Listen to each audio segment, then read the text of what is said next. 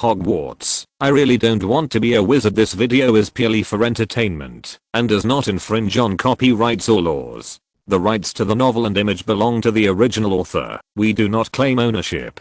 Don't like waiting and want to listen to this fanfic in full now? Subscribe to our Patreon, where you'll find the best fanfics. Chapter 76 Remarks on the launch. I took a look at the previous reviews and found that they were really messy. Just delete it and keep it simple. Thank you all the book lovers for your love. Thank you to the editor for your great support. It's on the shelves. Please order first. Chapter 77 Don't lie. Don't waste your coins in the transitional chapter. It is recommended to skip. Chapter 77 Don't lie. Don't waste your coins in the transitional chapter. It is recommended to jump to Goblet of Fire. 2 in 1. It was hard to tell whether it was because wizards couldn't stand the slow owl postman, but Grete received 4 reminder messages in 1 week. In order to ensure continuous supply, the price of mobile phones was once raised from 50 gold galleons to 200 galleons, but even so, demand still exceeded supply. The shops in Diagon Alley are bustling with people from morning to night, leaving little time to stop and rest. They say you have to become famous early. Last time, Gretel became the youngest recipient of the Order of Merlin. Gretel has already gained a lot of fame in the British magical world. With the release of mobile phones, Gretel once again entered the public eye. Various publications all praised Gretel as the founder of a new era. His inventions made the wizard civilization take a big step forward. This raging fire of cooking oil continued until the magazine Wizards War published an article, and it came to an abrupt end. McGarrett, this hateful plagiarist, will lead the wizard to the abyss. This article does not hide its disgust towards Gretel, a Muggle-born wizard. Wizards War is a well-known anti-Muggle magazine, and is popular among wizards who respect pure blood ideals. During the period when the Dark Lord was raging, the Wizarding War was the main public opinion position for the Death Eaters. The article mentioned that Gretel had plagiarized technology from Muggles, and also focused on the history of the development of mobile phones in the Muggle world. At the end, the article also made alarmist predictions that Gretel, a Muggle-born wizard, had evil intentions. He just wants to use this shameful little trick to assimilate the wizards, so that everyone will be paralyzed by the new technology, and finally kill all the wizards in one fell swoop. Faced with this accusation, Gretel laughed out loud. It seemed that he was doing the right thing. In order to refute him, even the anti-Muggle pioneer War of Wizards magazine was forced to understand Muggles. In fact, even if the Wizarding War didn't pop up, Grete himself would anonymously submit articles to major newspapers and periodicals to make the stagnant wizarding world boil. Only when there is excitement can there be topics. Only with topics can the new thing of mobile phones break out of England, break out of Europe, and rush to the whole world. A world of stagnant water is never conducive to the spread of new things. If Gretel, an outsider, had not appeared in the wizarding world, and if it developed for another 100 or 1000 years, wizards would not necessarily be willing to cast their sights on Muggles. As the Wizarding War launched the first shot against Gretel's monopoly, the British wizarding world seemed to have suddenly awakened, and anti-Greta winds arose everywhere. Not only that, every few days, a store will appear, claiming to be the inventor of mobile phones, and launching the mobile phones they made. In Gretel's team, starting from the veterans like Pinello to the new members, everyone is in panic. Of course Gretel knew why. After the holidays, in order to free this core group from the heavy hoarding work, Grete hired many assembly line workers. Many of them were children of various families, and Pinello strongly requested that, after signing a contract with them, he would teach them how to assemble the configuration. In the end, Gretel refused. For this reason, Pinello was sulky for a long time and almost earned herself the title of a cold-faced witch. Until February 19th, Pinello smiled at others for the first time in a long time. February 19th, 1993. Was a Friday. Since the morning, Grete had been keenly aware that something was going to happen today.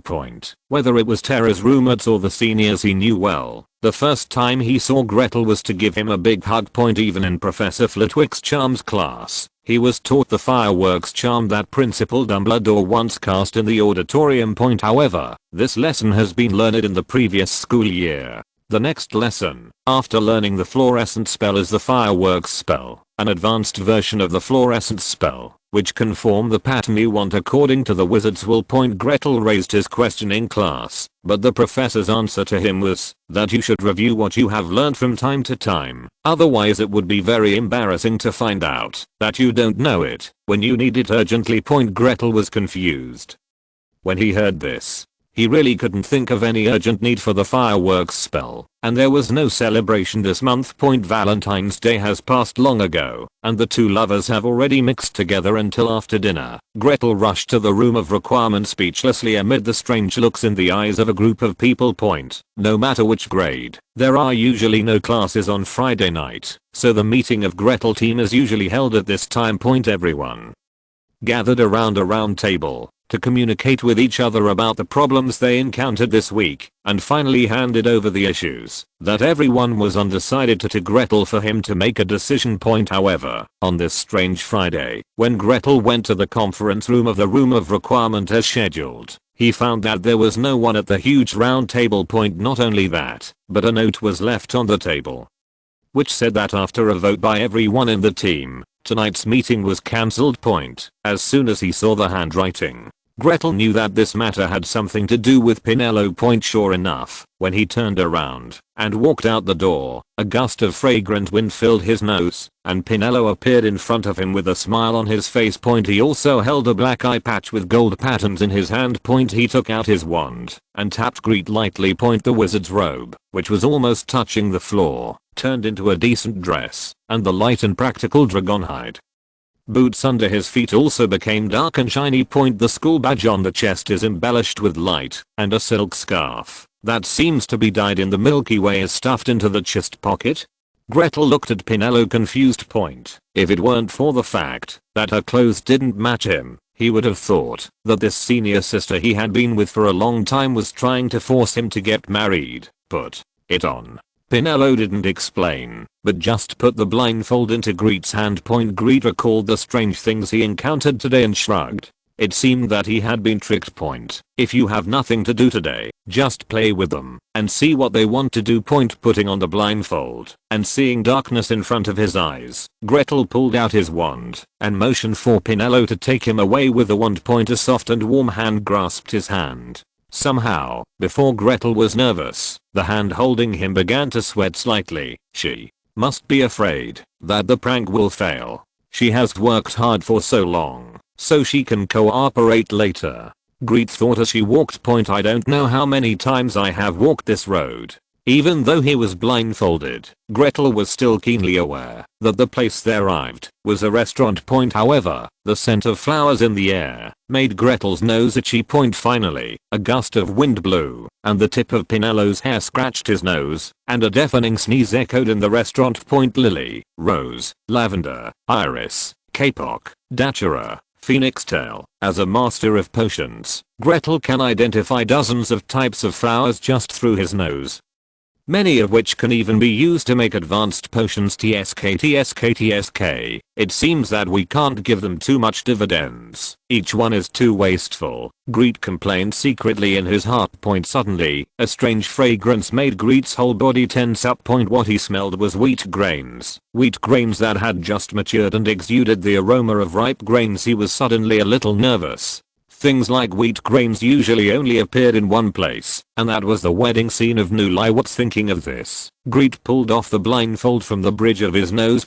Terry, this guy, was shaking a handful of wheat grains next to his head. Look, I said, Gretel will definitely be fooled. Fireworks shot up into the sky following the ones of the group, mixed with Gretel's image and the words happy birthday. Pinello held a bouquet of flowers and delivered it to Gretel, then whispered into his ear, happy birthday, Chief Gretel. After the generous hug, Pinello withdrew, and immediately Sini rushed up with a group of people, lifted Grete up, and threw him into the air. To be honest, it's no wonder that Gretel can't remember his own birthday. With the conditions of St. Mary's welfare home, let alone celebrating birthdays for every child, even groups of children cannot afford to celebrate them collectively. So, since traveling to this world, Gretel has not celebrated her birthday. At most, during lunch on February 19th every year, you will find an extra piece of fried egg or meat in the bowl. But he had never even eaten this piece of meat.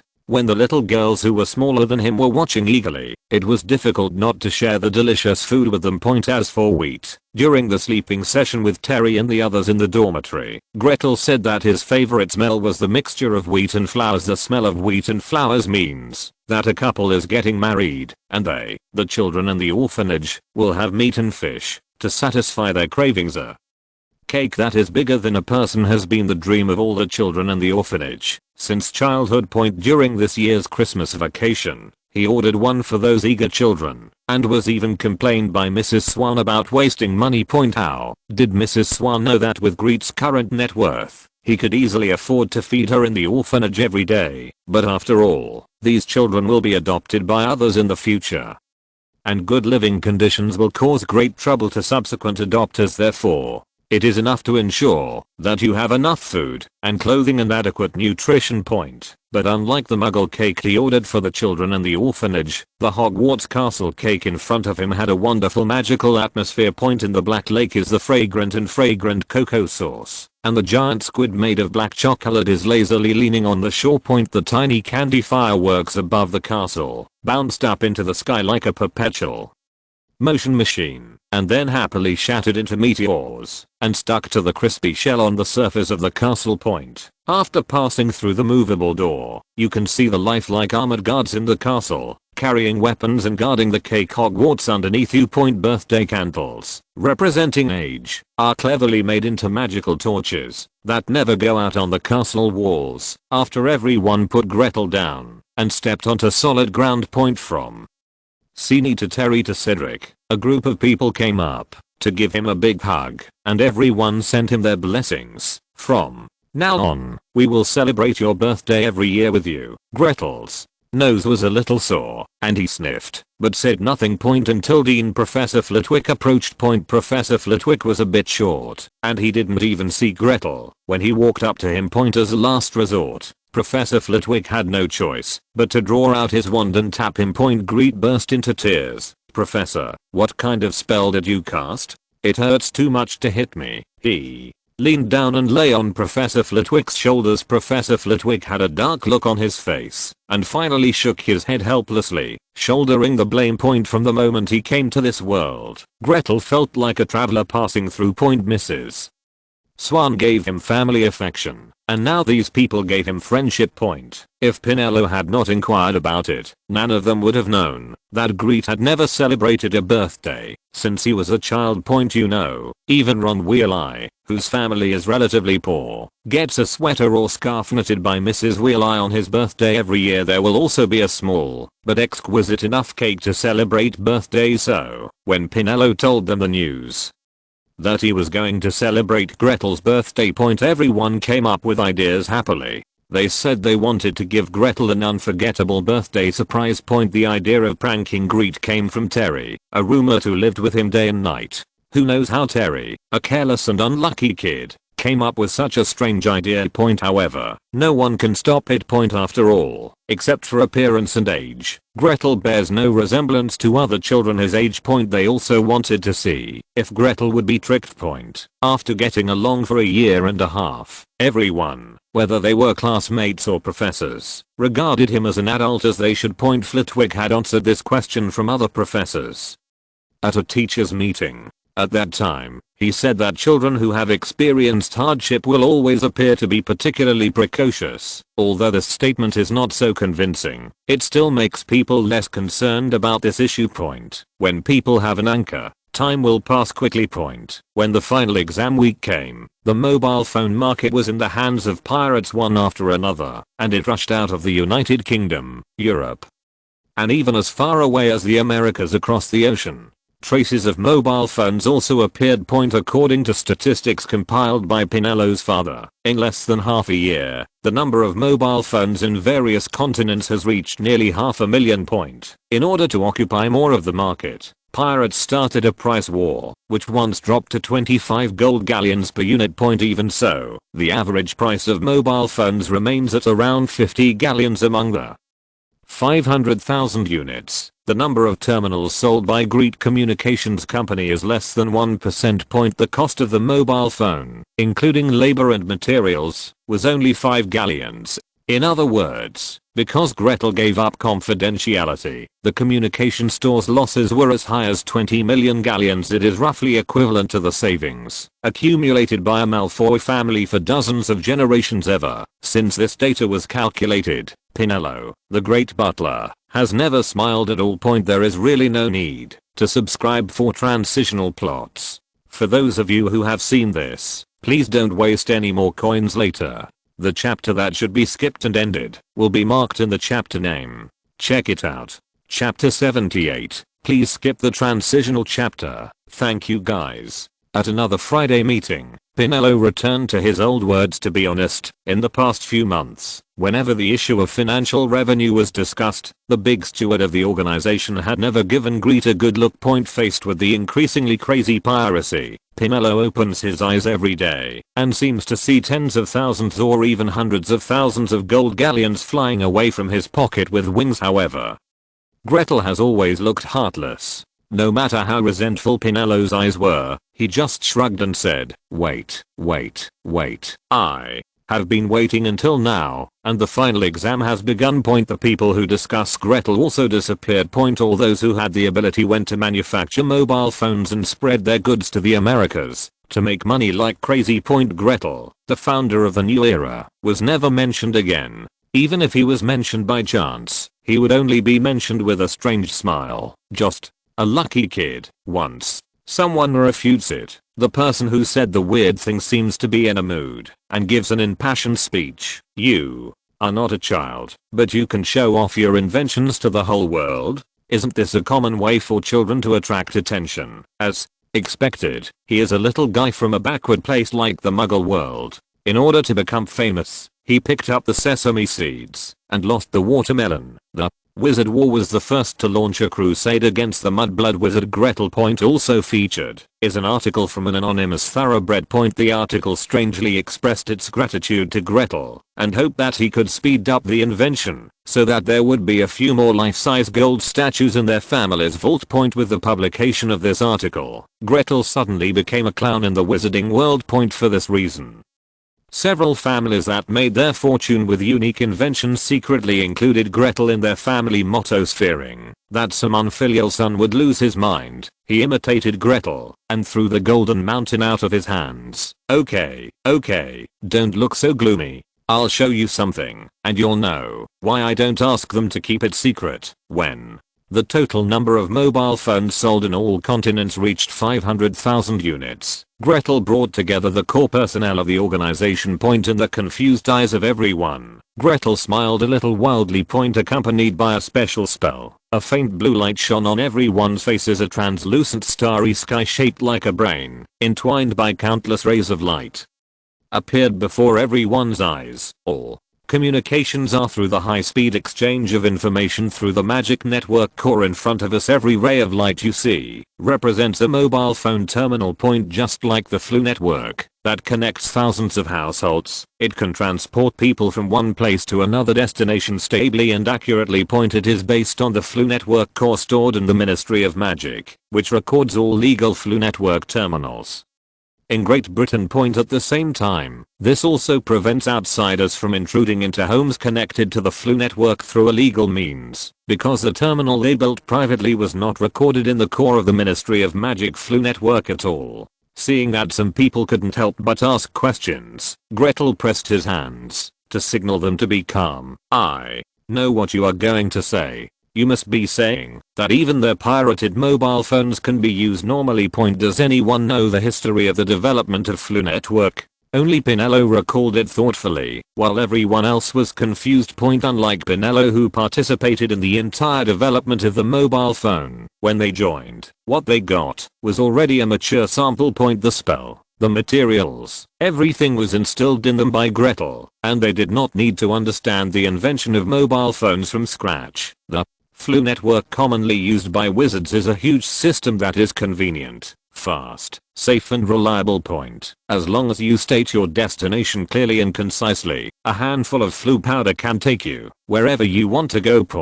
As long as your destination is connected to the flu network, a complete system, and the owner of the fireplace allows you to arrive. However, in the 13th century, when flu was first created, It was not as popular as it is now. At that time, wizards had only a few ways to travel: flying broomsticks, portkeys, or apparating. After Ignatius Wildsmith invented flu powder, it was ignored for a long time until people discovered that the flu network was extremely safe compared to flying broomsticks. People who are afraid of heights don't have to worry at all, and they don't need to be highly skilled or even a wizard. Coupled with the price of 2 silvers per scoop, it has the advantage of being economical and has completely become the most accessible mode of transportation in the wizarding world. As for apparition, even in our Hogwarts, there are still many people who have not been able to obtain legal licenses many years after graduation. This mode of travel has turned away a considerable number of people who need to travel. There are also dorkies. Anyone who has had the experience of a dorky will never want to use it a second time if it is not necessary. Not to mention using it as a daily travel method. Flu network is such a brand new transportation and communication network that is friendly to the people. It took many years to spread across the UK. If we switch to our mobile phones, how many years will it take for them to spread, regardless of R/U 0,02060 costs, and only labor and raw materials? Each mobile phone costs a glittering 5 galleons on our own. We may not be able to see such a hot scene until the day we die of old age. Pinello suddenly laughed. His eyes seemed to sparkle with golden light, and the smile on his face was particularly bright. Whenever a fireplace is connected to the flu network, the Ministry of Magic can easily kick it out with a simple spell. So, Gretel, you left a secret door in your phone, right? Pinello's expression was particularly excited as she seemed to see the mountain-like golden gallon flying back again. Gretel took a deep look at the butler, who was gradually becoming a money-obsessed man, and nodded heavily. Do you still remember the number and positioning configuration you asked about at that time? I didn't explain it to you at the time, but you can read it now. Following Gretel's movements, the starry sky brain in front of him gradually unfolded into a plane, enveloping everyone in this entangled starry sky. Each light point on the floor plan represents a mobile phone, but as Grete operates, the light is gradually covered with different colors: horrifying blood red, gorgeous deep purple, bright golden. Different terminals emit rays of light and are connected to other terminals. It is the owner of the mobile phone communicating with relatives and friends under Gretel's command. A vibrant emerald green burst out with dazzling light, but its scope only surrounded London. Even the counties surrounding London rarely see green. Everyone knows that this vibrant green represents the mobile phones produced by their own communications company. After all, when piracy was rampant, Grete had already dismissed the assembly line workers it had hired. Only these people were still producing from time to time for sale in Grete Communications Store. Because the terminals of Grete Communications Store never accept price reductions, the store is basically empty at present. This is also the reason why the butler Pinello has been worried. Lowering prices can at least increase sales. If he insists on not lowering prices, the finished products that have been produced will only fall into his own hands. Facing Pinello's excitement, Grete said calmly, "It's time to take back our market." Grete had made such a plan long before he decided to enter the communications market. Point-to-point communication is actually not difficult to achieve. Grete can do it by himself without Pinello's help. A twin spell can make the same handwriting appear on two unrelated pieces of paper at the same time. Point-to-point communication is completed. The hard part is to form them into a network, which is why Grete has sought help from so many people. Even risking his own life to be in the same room with Professor Tom. The wizard's brain, which is the core of the magic network, was completed by Gretel at that time. He took apart all the details and mixed them into different questions to ask Voldemort for advice, just to prevent others from seeing through the secret door he had left. However, through the intuitive projection of the wizard's brain, Grete noticed that within the coverage circle of the magic network formed by the mutual communication between terminals, there was still a small shadow that was difficult to crack. Looming. He was immediately sure that it must be the communication spell independently researched by Professor Voldemort. Only he could bypass Gretel, the inventor, and establish his own independent communication system. But it seems that Professor Fu did not take advantage of this trend to expand his market. It is really difficult for Grete to understand that a rebel leader would let go of the gold mountain that was at his fingertips. However, even if Voldemort ends, it will have no impact on Gretel. Because he knew that Voldemort would never be willing to give up his things to others like him. Of course, Grete is not willing to give it up, but who makes the communication magic just a bait? If it weren't for enough sweet bait, I believe there wouldn't be so many pirated copies. There are even many people selling their products just to catch this smooth sailing boat. Go to the Americas on the other side of the ocean to dig into the gold mountain that has not been explored much and make a pretty rich gluttonous feast for your family. Gretel ignores rampant piracy because he has thunderous means in his hands that can easily turn the tables at any time. There is no need to take risks, no need to worry about sales, and no need to pay costs. Just a magic spell flowing out of Grete's hands helped him expand the market to the Americas. By the way, in the past 6 months or so, these stubborn wizards have become accustomed to convenient communication and the existence of mobile phones. The moment of harvest has arrived, and in front of a group of people, Gretel ordered the core of the communication network, the wizard's brain. After disconnecting all the mobile phones sold by non-Grete communication stores, the colorful galaxy brain instantly went dark. There are only those strips of green light, strong and firm, traveling in the communication network. At the same time, everyone seemed to hear screams in their ears. They are pirated users who are used to advancement, but are forced to fall back to the original, and are used to convenience, but are forced to return to hardship. It was also the screams of pirates who had swallowed the bait and now had the barb hooked in their throats. Next, let the bullets fly for a while. Gretel, along with everyone present, laughed loudly, and all the months of grievance seemed to be released in an instant. Among them, Pinello was the most excited. His face was red, his breathing was rapid, and his eyes were full of aggression that was about to be exploited in a big way. 3 days, just 3 days, the pirates who tried every means but failed to appease their users attacked Ravenclaw's dining table with an army of owls that covered the sky. Gretel, who was well prepared, formed a group utopia and protected everyone present. Countless shouting letters almost destroyed the entire restaurant. You hateful mudblood, disgusting troll, despicable gal, because Grete refused to accept the letter. The roaring letters were shattered into pieces of waste paper in the incompetent rage. After the owl army left, Grete knocked on the dining table gracefully, and a whole table of new food was quickly delivered to the table by the house elf. Watch what I do. Eat. Gretel shook the spoon in front of Terry's eyes and took the lead in eating. Oh my gosh, I never thought a howler could be so vicious. After a long time, Terry took a deep breath and started chatting excitedly with the people around him. Just now, he saw with his own eyes that a goblet in front of Gretel was blown into pieces by the roaring letter. Gretel, it turns out that the power of sound is so powerful.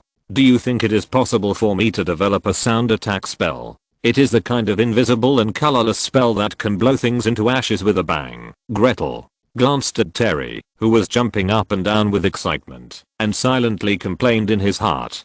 Fortunately, Terry was not sorted into Gryffindor. Otherwise, one day in the future, I will definitely be able to blow up the entire Hogwarts with Seamus, that explosion genius. After that, Gretel was attacked by howling letters once a day for a week before gradually calming down. The pirates who fell into the sinkhole did not give up. But they found that this language threat had no impact on Gretel at all.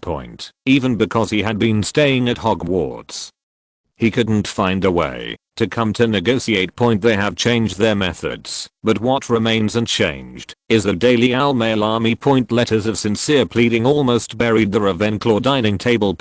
If Gretel hadn't been holding up his wand, threatening the owls, anyone who dares to throw the letter on the dining table without his consent will definitely let the eagle taste what is called a hot, peeled, washed, and grilled set meal. No matter how touching the pleading letter was, and how miserable their situation was described, Gretel was not moved at all. He is not a man with a big stomach. These pirates may be the same people who scolded him for being stupid in the newspapers while eating the gluttonous feast that flowed from his hands a few months ago. Besides, could empty pleading with white teeth make up for the 20 million that slipped through his fingers? Also, if you step back 10,000 steps, even if Gretel's brain and cerebellum fail at the same time, you can accept their apology and pleading. Pinello, the butler, would not let go of her sharpening hand. No one can stop a woman who has been depressed for months because of a problem, not even Merlin's resurrection. In particular, those golden gallons that almost grew wings and flew away also included her generous dividends. That was Pinello, the money she got from selling herself completely, such as the chapter name. I beg you guys to jump in and order. I'm really not good at writing transitional chapters. I haven't seen that the small theater is gone now.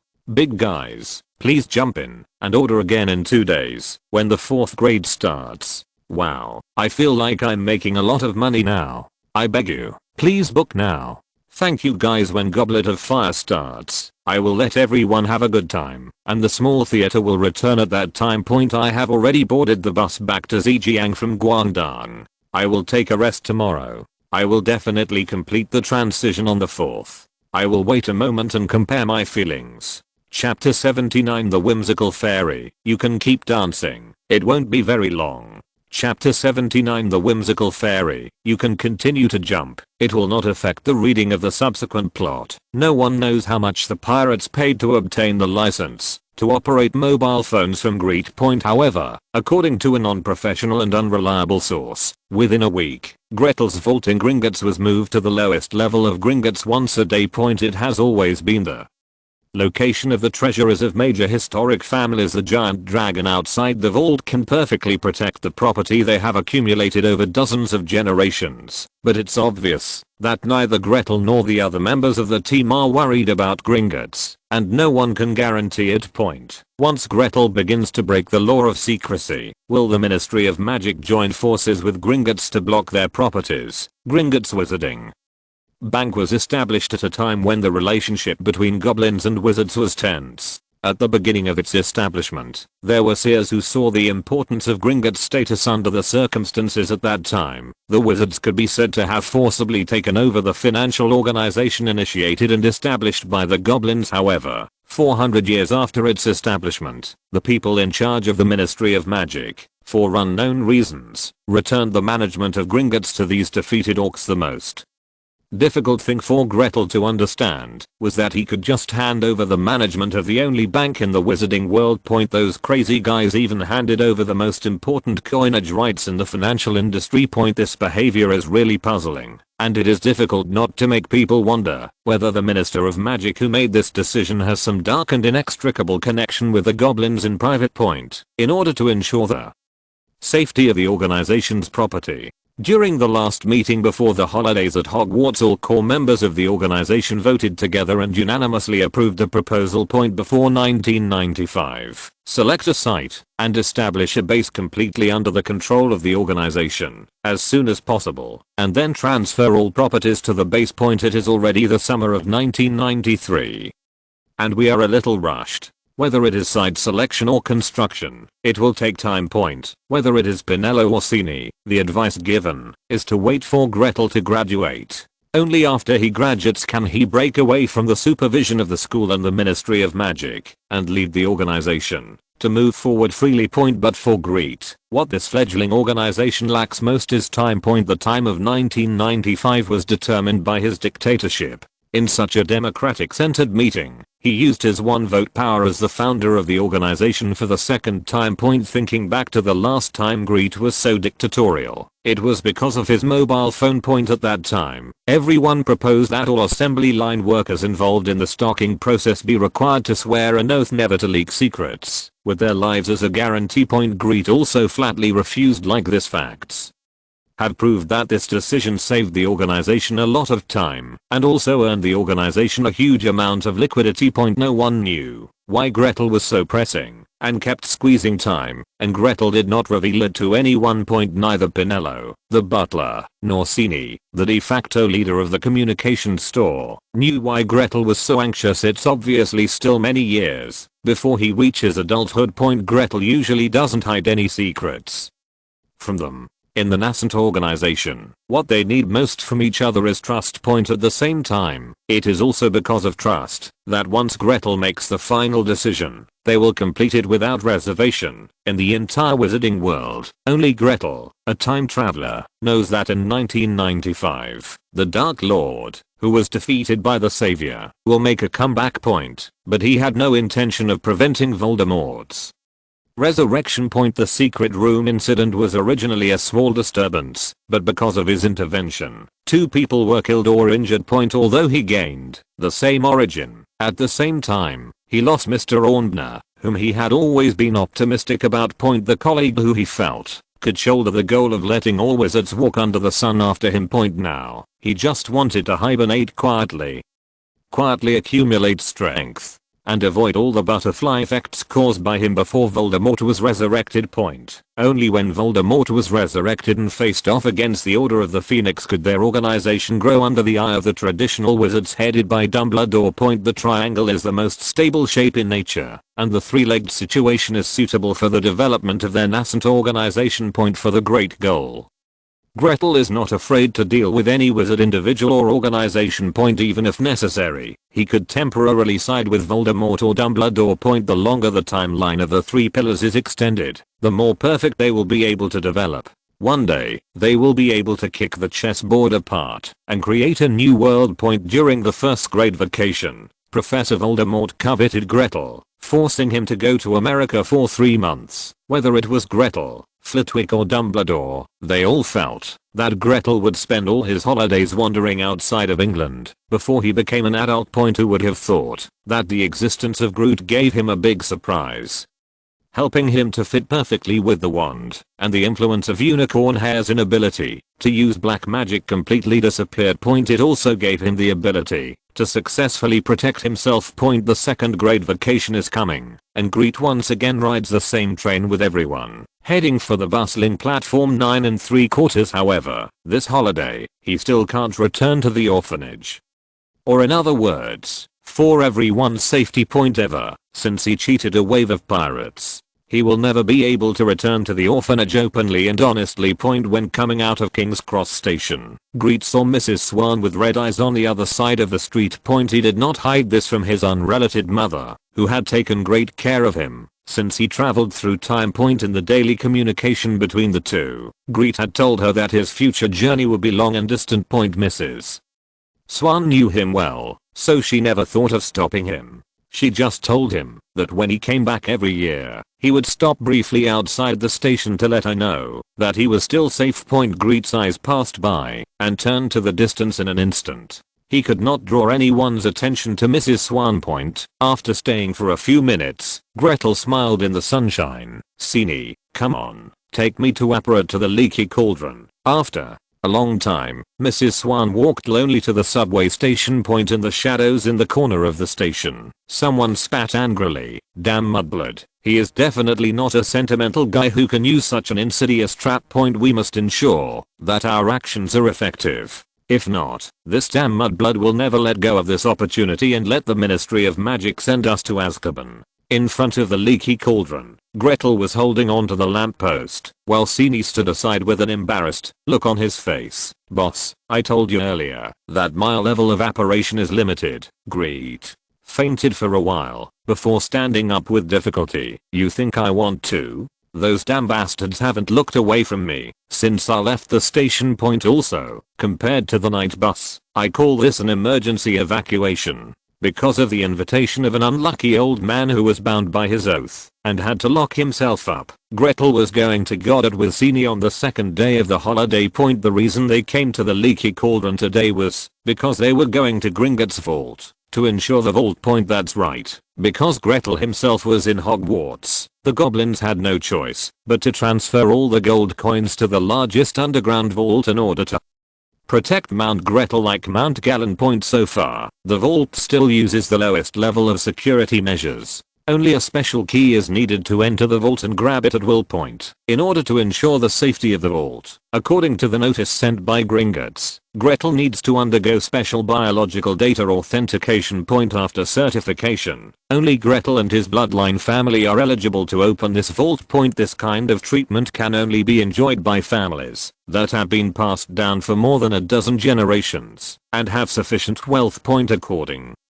to Gringotts records, all the families that obtained the lowest treasury had accumulated over hundreds of years. If it weren't for the contributions of thousands of pirates who had been cheated, Gretel would never have had the opportunity to see the safest vault in Gringotts. For some reason, when Gretel appeared in the Gringotts office hall, all the goblins stopped what they were doing and looked at him with fiery eyes until a half-bald goblin with a pair of gold-rimmed glasses on his nose who looked particularly shrewd came up to him. "Hello, Mr. Wizard McGarrett. I'm your account manager Sherlock." Sherlock a Bagan Grandad. Listening to this goblin self-introduction, Gretel chewed her teeth. Sherlock, a Bagan, and Grandad are famous misers, big capitalists, and loan sharks in the history of literature. If we add Plashkin, a goblin who calls himself an account manager, we have assembled the four great misers in the history of literature. Seeing Gretel's silence, Sherlock, who had already investigated Gretel, straightened his collar confidently. "I changed this name myself. Judging from your silence, I must have read Muggle Gadgets. I have to say that I really like these characters. Their views on money coincide with those of us fairies." Gretel was even more silent. He had long heard that goblins were a group of creatures that had nothing to lose. A Gryffindor sword made at the request of its owner actually announced that after his death, he deprived the owner of the sword and asked Hogwarts to return the swords of the goblins. This had to make Grete imagine, what if he fell on the way to the new era and he left no descendants? Does that mean that the goblins will declare that the Gretel family's treasury will be owned by the goblins from now on? As the owner of the treasury, he only has the right to use it and does not have ownership. Judging from Sherlock's values, this hypothesis is likely to be true. Sini, as a wizard who grew up in the magical world, obviously does not have this sense of crisis. In other words, the traditional understanding of the entire wizarding world is that the Vault of Gringotts is the safest place in the entire wizarding world. It's as safe as Hogwarts with Dumbledore in charge. Sherlock was obviously very confident and kept talking. "So, please believe that fairies who uphold this belief will definitely protect the properties of all wizards." Grete nodded absently. Whether the goblins are greedy for the wizard's property or not has no impact on him now. Anyway, the money will be moved to the organization's base soon, and their own people will guard it. By the way, Mr. Gretel, do you have any intention to discuss a business deal with Gringotts? When the car heading to the vault rumbled past the chained dragon, Sherlock suddenly turned around and said. Gretel took out his wand and looked at him with his arms folded. "You don't need to be so cautious. We at Gringotts have no precedent of harming customers. I just want to discuss a mobile phone business with you on behalf of Gringotts." After a moment, Gretel figured it out. It was obvious that Gringotts was one of the early pirates. In other words, he cheated this group of fairies, who are known for their shrewdness. No wonder, when he stepped into Gringotts, all the goblins stopped what they were doing to observe him. After the goblins took back control of Gringotts, no wizards could take advantage of them anymore. They have always had the opportunity to make money from wizards, and there is no possibility for wizards to make money from them. Except Gretel. "We can use 100 million gold galleons to buy control of the communication spell in your hands." Sherlock's face was full of confidence. They had cleared the deposits in Gretel's vault, and even now there was still a steady stream of gold galleons deposited into his vault. But so far, Gretel's assets have not exceeded 20 million gold galleons. 100 million galleons was the amount set by the general meeting of Gringotts. They didn't think any wizard could keep calm in the face of such a huge fortune. 100 million. That's a lot of money. It seems that Gringotts is very optimistic about my communication charm. Gretel's voice was not as eager as the goblins imagined, and even Sini had a calm face, with the corners of his mouth slightly raised. He knew however, that the market Gretel was targeting had never been the wizarding world, which accounted for less than 1/1000th of the world's population. The group of muggles who forced the wizards into remote areas and hidden places were the final market for the business empire described by Gretel. Not to mention 100 million, even 1 billion, Gretel would not give this magic spell that can create a mountain of gold to anyone. Not mentioning the economic value, just talking about the intelligence system developed by relying on the wizard's brain. It cannot be bought by a mere 100 million. Besides, according to the price negotiated by Pinello and the major pirates, it is 100 million.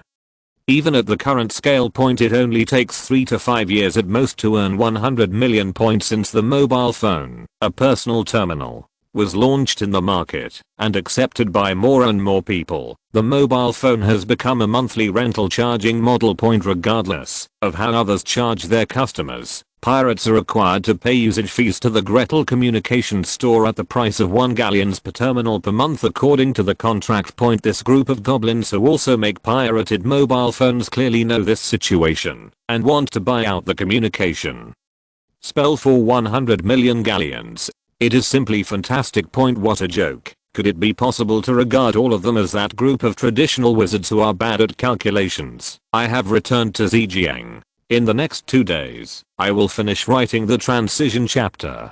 Then I won't have to dance anymore. The small theater will return when I don't have to dance anymore. Let's compare our feelings. Chapter 80. The Ministry of Magic comes looking for trouble. You still need to skip about 4 Chapter 80. The Ministry of Magic comes to look for trouble. It takes about 4 chapters to skip a 5,000 word chapter. Goblins are an intelligent and mysterious race. They not only exist in the magical world, but also have their own unique society and culture. However, just as wizards are full of distrust of goblins, goblins have never trusted wizards at all. The relationship between the two has been full of tension since ancient times, especially after the Lich War. Even after defeating the huge goblin empire, the wizards did not relax their vigilance against the goblins until now. Goblins have not been able to have a legal wand of their own. Fortunately, goblins are different from wizards. Their natural magical talents prevent them from relying on the help of wands like wizards. It is difficult to say whether it is because of this talent that wizards feel threatened, which makes wizards wary of goblins. The difference between goblin culture and wizard culture is undoubtedly huge, such as the concept of property rights involved in the Sword of Gryffindor and the metal currency produced by the goblins in the wizarding world.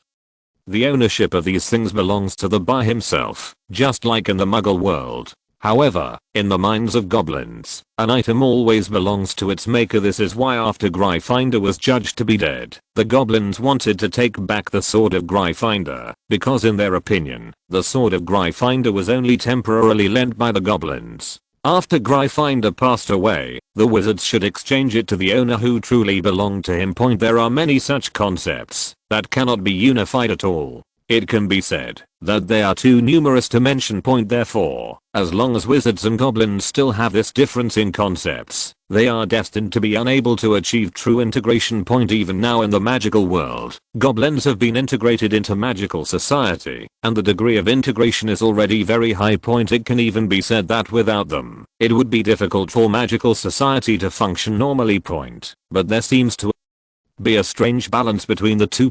Differences often lead to tensions between the two groups, and because they are inexplicably wary of each other, they have to compromise and barely bridge the gap. Both groups again seem to be taking advantage of the other as much as possible. This mutual utilization relationship sometimes seems not so strong. Ultimately, Gretel feels that it is, because both parties lack real respect for each other. Gretel felt this strong sense of tearing when learning about the literature on the relationship between wizards and goblins. They agreed to the goblins' request to integrate into the wizarding world normally, but were unwilling to give them the treatment they deserve. This kind of discrimination seemed very unreasonable.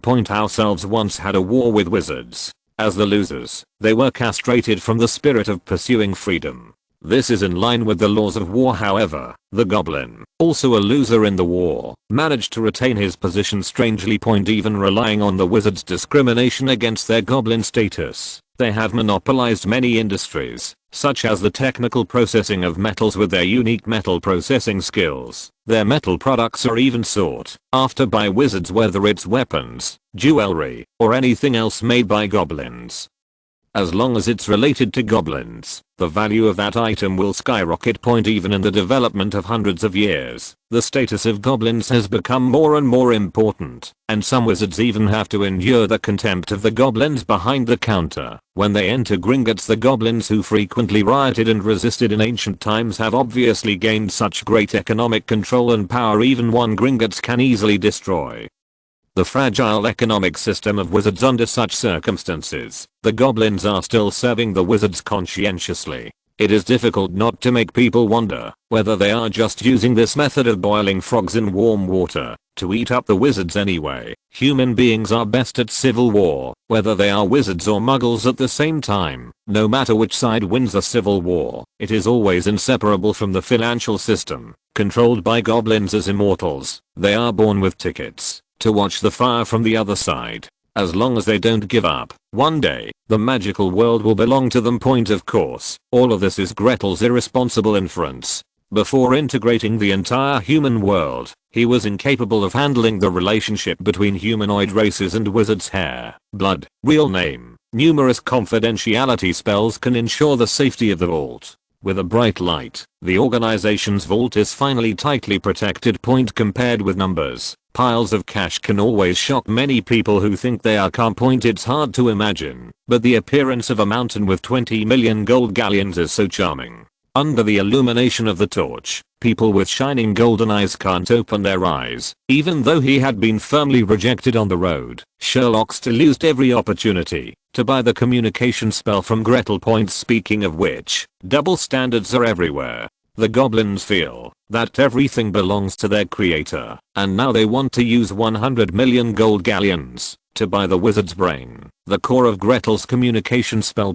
You don't need to think about it to know that what they bought is definitely not the right to use the magic spell. Gretel did not speak, but smiled slightly sarcastically. After half a year, Gretel came to Godot Town again. Because he had already been to Godot Town and was led by Senadilgo, Gretel finally didn't have to climb over the wall. In the past 6 months, Gretel has been communicating with the current mayor Estragon. Gretel knew that he regarded himself as the heir to their unfinished business. The hunched old man in front of him had devoted his whole life to liberating wizards. Even though he had failed, his fiery heart was still not extinguished. In the first half of the year, the mobile phone market was stirred to the craziest level by pirates, and everyone went crazy to smear Gretel. The fiery old man almost stormed out of Gordo with his wand in hand. Fortunately, he was detained by Grindelwald before taking action. After learning the news, Gretel wrote a sincere and confident letter, which dispelled the old man's idea. Not to mention that he didn't need help. Even if he really needed it, he didn't dare to let this old man who had been fighting for his whole life stand up for him. The saint's reappearance in the wizarding world was something he couldn't bear now. The old man sitting firmly in Hogwarts would definitely not miss this news. If Estragon goes to the wizarding world for Gretel, Dumbledore will definitely temporarily put aside his pursuit of Voldemort and start killing the saint who once brought trouble to the entire wizarding world. By the way, Gretel, the culprit, is imprisoned in Ermengarde, or simply Azkaban. Gretel's main purpose in coming to the town of Gordo was to express his gratitude to Estragon and the old people who had worked so hard to help him.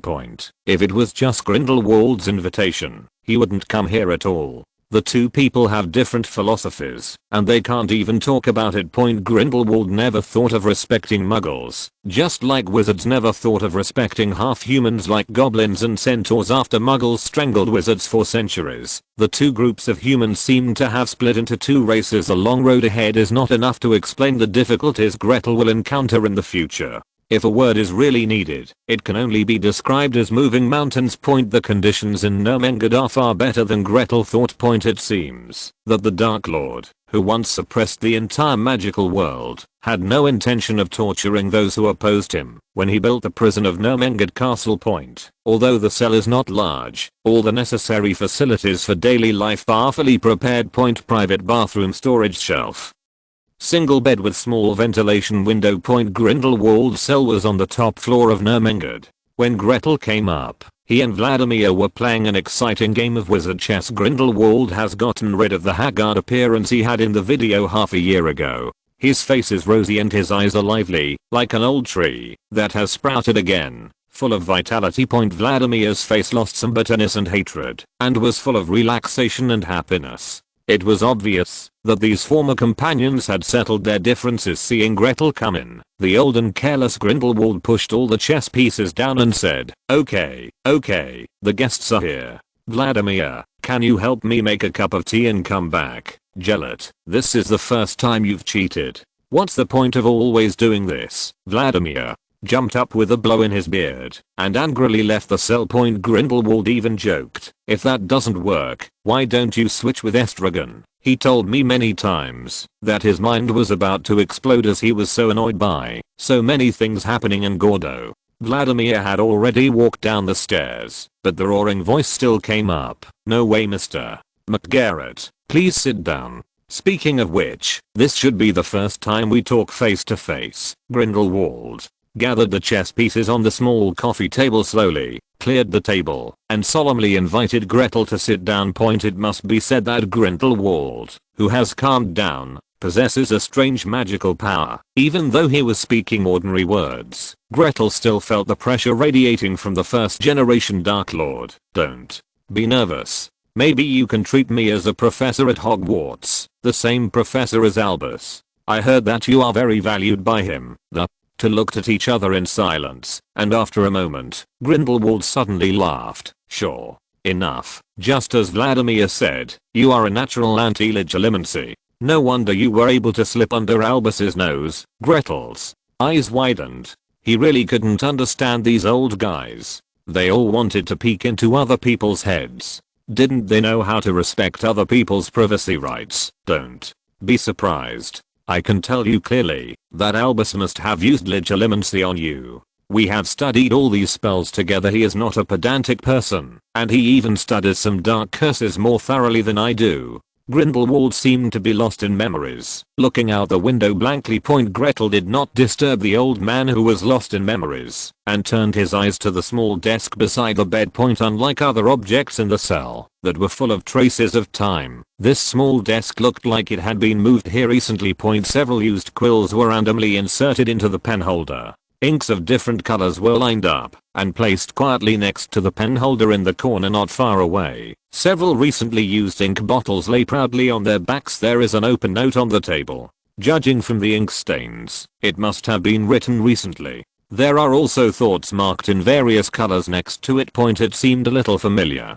Grete looked closely and vaguely saw many familiar configurations. Very interesting thing. Gretel was still observing when the old man who recalled the past finally came to his senses. Seeing that he was a little curious, Grindelwald picked up the notebook and handed it over. Gretel's feeling was correct. He should indeed be familiar with it. What was recorded in the notebook was the communication spell that earned him his first pot of gold. Last time I heard Estragon say that your curse was leaked, and he asked me to see if I could help you improve it. After I got this magic spell, I knew those people were going to suffer a big loss. It seems that my guess is correct. Someone who can add so many complex configurations to prevent deciphering has no reason to make mistakes in keeping secrets. As if by chance, Grindelwald rubbed his index finger across the edge of the core information processing configuration. There is a configuration specially installed by Gretel to receive and release information. Without this configuration, the mobile phone can improve its efficiency while bypassing the wizard's brain to transmit information. But this also means that Gretel will lose its biggest weapon to threaten pirates. Grindelwald had been observing Gretel's expression, and when he saw Gretel's brows twitching, he laughed instantly. This is indeed the trap you dug for them. Mike, you don't mind if I call you that? Grindelwald was talking to himself, leaving no chance for Gretel to interrupt. Mike, there is a saying from that mysterious ancient eastern country. Tation collapses in front but remains unchanged. Elk rises to the left, but does not blink. I think a master must have such a magnanimous attitude. In fact, I haven't been able to decipher your spell. I'm just making a guess, but obviously, you are not good at nourishing key. A simple test allowed me to determine the research direction point, but it is understandable that no matter how young and mature you are still just a child point. If you really don't change your face, then I will praise you for being confident in your design point. Or you can only wonder if you are an old guy who has rejuvenated point. If you have the chance, you can learn more about the mysterious East Point, although they also have confidentiality laws. Their way of getting along with muggles should be very inspiring to you. When Gretel left Nurmengard Castle, he took a stack of notebooks with him. Unlike Dumbledore's vague statement about giving him notebooks, Grindelwald clearly told him that these notebooks contained the same thoughts he and Dumbledore had when they were young. He has figured out many ideas over the years, and those extra notebooks are the analysis he recorded while passing time these days. At the same time, he told Gretel that he didn't have to worry about anyone trying to break his spell point in today's wizarding world. There is no one who dares to risk his life to decipher other people's spells, except for Gretel, a newborn calf who is so stubborn. When receiving the invitation, Gretel thought that Grindelwald wanted to teach him his failed rebellion experience, and even prepared a full set of counter-arguments for this. Who would have thought that he would be provided with a lot of research information? He flipped through it roughly, and there were many bold ideas in it. For example, Dumbledore tried to combine quick recovery and recovery, trying to create a magic spell that could quickly help people recover from injuries. Of course, it was obvious that they failed. The poor mouse used as experimental material was stabbed into a sieve by the swelling bone stubble. When the curse reached its body point, the combination of the rapid growth and the raging flames almost melted the cave they lived in into lava. Of course, the two of them also produced many achievements, such as the improved version of the Traceless Stretch spell point that was the crystallization of their wisdom point. Even because Dumbledore didn't get Grindelwald's consent, he gave this spell to Newt, causing an intended disaster to Freckles. It's hard to say whether it was fate or not, but Grindelwald eventually fell into the hands of Newt and Dumbledore. Gretel stayed in Goddard for a month and then left. The reason was that in August, a vicious prisoner escaped from Azkaban. All shop owners in Diagon Alley are subject to routine questioning by the Ministry of Magic, especially Gretel Communications Store, which started out as a communication store. It is necessary to assist the Ministry of Magic and monitor prisoners' communications without thinking. Grete knew that it was the pirates who coveted the communication core again. There is not even a hint of suspicion. Looking at the history of the wizarding world, there has never been a situation where businesses were required to help the Ministry of Magic catch prisoners. No matter how stupid Sirius was, he would never show up in a place where wizards gathered like this. This group of idle ministry officials are undoubtedly the white gloves of some well-connected pirates, but since he still wants to live in England, he cannot ignore the demands of the Ministry of Magic. Gretel had to leave Goddard, who was isolated from the world, and return to the messy England. In the leaky cauldron, Harry was dangling his feet proudly while doing his homework, feeling a freedom he had never felt before. He never thought that one day he would get up whenever he wanted, carefree, and go wherever he wanted, as long as he did not leave Diagon Alley. Gretel opened the door from the bar and hurriedly asked Tom for a glass of ice water. He really hated the night bus. Saney, the store manager, accepted the management of the communications store in early July. If Saney was here, Gretel wouldn't have to suffer the torture of the night bus. Although his apparition skills are not very good, it still depends on who he compares to. At least compared to the night bus, it is definitely comfortable. Harry didn't expect that he could meet acquaintances while living in a bar. He thought that he would only be able to enjoy this kind of freedom by himself before school started. He knew that Boss Tom's niece was on the same level as him, but the two of them really didn't know each other well. Unlike Gretel, they were going to be friends forever. He had thought so since the day he met Gretel. Chapter 81. The third grade begins. 5,000 chapters. The book friend is too rebellious. Chapter 81. The beginning of the third grade. 5,000 chapters. The book friends are too rebellious. So okay, I beg the book friends to subscribe more. Gretel had a flashback when he saw Harry. This was when Harry blew up Maggie into a balloon and escaped from the Dursleys. Luckily it was Harry who made things difficult for Maggie.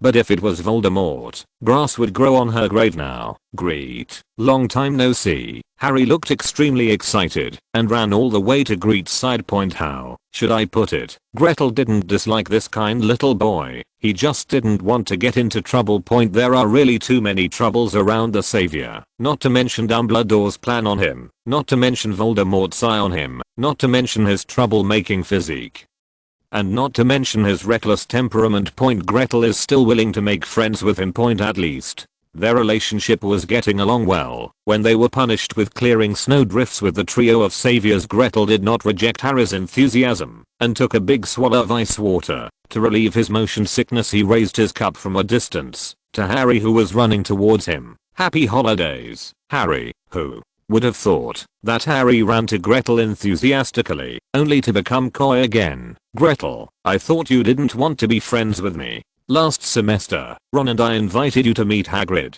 but you never came. Ron also said that you are very rich now, probably richer than Malfoy and his family, and you will definitely not want to play with us. To be honest, Gretel really didn't have this idea. I didn't play with Harry. First, I was busy. I had to think about the market trend of mobile phone charms every day. In addition, I also had to complete schoolwork and work on the next invention. The second reason is that after the Chamber of Secrets incident, for some reason, he felt that Dumbledore's attitude towards him had changed, and it seemed that he was not as harmonious as before. Harry is the most important link in Dumbledore's plan to defeat Voldemort. In order to avoid unnecessary suspicion caused by frequent contact, Gretel has reduced his contact with Harry. Besides, if they really stay together, they will inevitably be affected by the savior's disaster physique. Gretel took another sip of ice water and asked back, Harry, do you think I'm the kind of person Ron said? How is it possible? Harry jumped excitedly. The Malfoy family is so rich, and you haven't made friends with them. After saying that, Harry lowered his voice again. Ron just said it casually. He didn't mean anything else. Gretel, don't think blindly. Gretel looked at the cautious Harry and became a little silent. If Harry was not the savior, or maybe his own ideals are not that lofty, and he should become a true friend with this kind and sincere little wizard. There was no silence for too long. The ice water in his hand was drank down in one gulp. Gretel laughed and nudged Harry's shoulder. It's okay, that guy Ron. He is just afraid that I will take away his only friend. Don't you know that? Gretel winked mischievously, and Harry understood instantly and spread his hands with a wry smile. Ron had always been unnatural when it came to Gretel, and he'd noticed it a long time ago. By the way, Grete, there is a delicious cold drink shop in Diagon Alley. I will treat you to ice cream later. Harry shook the small pocket on his waist proudly. It looked so heavy that he must have been browsing the Potter family's vault. Okay, but it might have to wait. I have to go to my store to take care of some things. I'll come find you when I'm done. Gretel turned to leave, but Harry pulled him and asked him hesitantly for a long time if he could go with Gretel. After so many days, freedom was freedom, but in fact he still felt lonely. Suddenly he saw a friend, and he really didn't want to be separated from Gretel. Especially when Gretel barely said a few words to him last semester. He was afraid that he was a perfunctory child. Gretel thought for a moment and saw Harry becoming pitiful. He had seen that look before. When he sneaked out of the orphanage to earn money, those little guys had this look on his face. They were afraid that he would never come back. Okay, if you're not bored. Harry became excited almost instantly, quickly ran to the table, gathered up a pile of summer homework, and threw it into the room on the second floor of the bar. As Grete had expected, the person who came to investigate was not an aura from the Ministry of Magic, but two men, one tall and thin, and one short and fat, from an inconspicuous development department. Grete felt the stench of bureaucracy when he saw the two people. The two men held their necks high and carelessly moved to chairs to block the entrance. Sani held back his anger, held his wand, and smiled in apology. Gretel's arrival did not make Sani feel relieved. All he could feel was intense humiliation. Humiliation from this group of disgusting bureaucrats from the old era. Harry followed him almost at a trot, while Gretel's steps were fast and heavy. As he got closer to the store, his face became more serious. No one wants to be targeted by the Ministry of Magic, especially those in the development office. Everyone knows that once they are targeted, they will either face a lawsuit or suffer heavy losses in their pockets. If this is the attitude of the British Ministry of Magic, then our great communication store would not mind moving to France across the channel. Before the Gretel arrived, a loud voice entered the store. He suppressed the anger in his heart. More than a month ago, before leaving Diagon Alley, he and Sini came to the store. After experiencing piracy and being sanctioned, many people want a genuine Gretel mobile phone. Even the prices at Gretel's store are barely reduced. It could be said that it was crowded at that time. If it weren't for the back door, Gretel and Sani would hardly be able to enter the store. But now, there is no one around, and the two big guys from the development office sit here, as if they have tied up two vicious dogs. Let alone anyone entering the store to make a purchase. Even when passing by the door, they have to stay far away and stick to the wall on the opposite side of the street. Gretel's words were not a threat. He did have such considerations. He was about to enter the 3rd grade, and once Peter Pettigrew defected, Voldemort's return would not be far away. When the time comes, everyone will be in danger, so how can they have the heart to come here, to shop and take care of his business? In addition, the Investment Promotion Office of the French Ministry of Magic has sent an invitation, welcoming them to open a branch in Rue Louis, France. Rue Louis, like Diagon Alley in England, is the commercial street of French wizards, but compared with Diagon Alley, it is a little bit depressed. The two officials from the development office were dangling their feet and sipping cold drinks bought from the Florin cold drink shop. After hearing Grete's words, he instantly became nervous. They just want to help their past partners as backers, and if possible, make some money for their own wallets, but I never thought about forcing Gretel communications store away from Diagon Alley. If Gretel really moved the store from Diagon Alley to Louis Street in a fit of rage, their superiors would skin them without anyone else. In Diagon Alley, if other shops are making a lot of money every day, the income of Gretel Communications store is millions of dollars. In addition, no store pays taxes on time better than Grete Communication store. Such large taxpayers have long been on the Ministry of Magic's commendation list, and they even plan to give Gretel's shop the honor of being the best merchant at the end of the year. In the past 6 months, before Sirius, a felon, escaped from Azkaban, Minister Fudge had never stopped smiling. Others don't know. How can they, who come from various families, to hang out in the Ministry of Magic, not know why? Of course, it is because of the continuous taxation that the operation of the Ministry of Magic is freed from the influence of major families with ample tax balance. Fudge no longer has to lose face and collect annual donations from major families it's said to be collecting, but in fact it's just to torture these old nobles until they kindly gift a political donation. When they thought about having such an important store moved to the other side of the strait, because of their own troubles, the Ministry of Magic was afraid of killing them.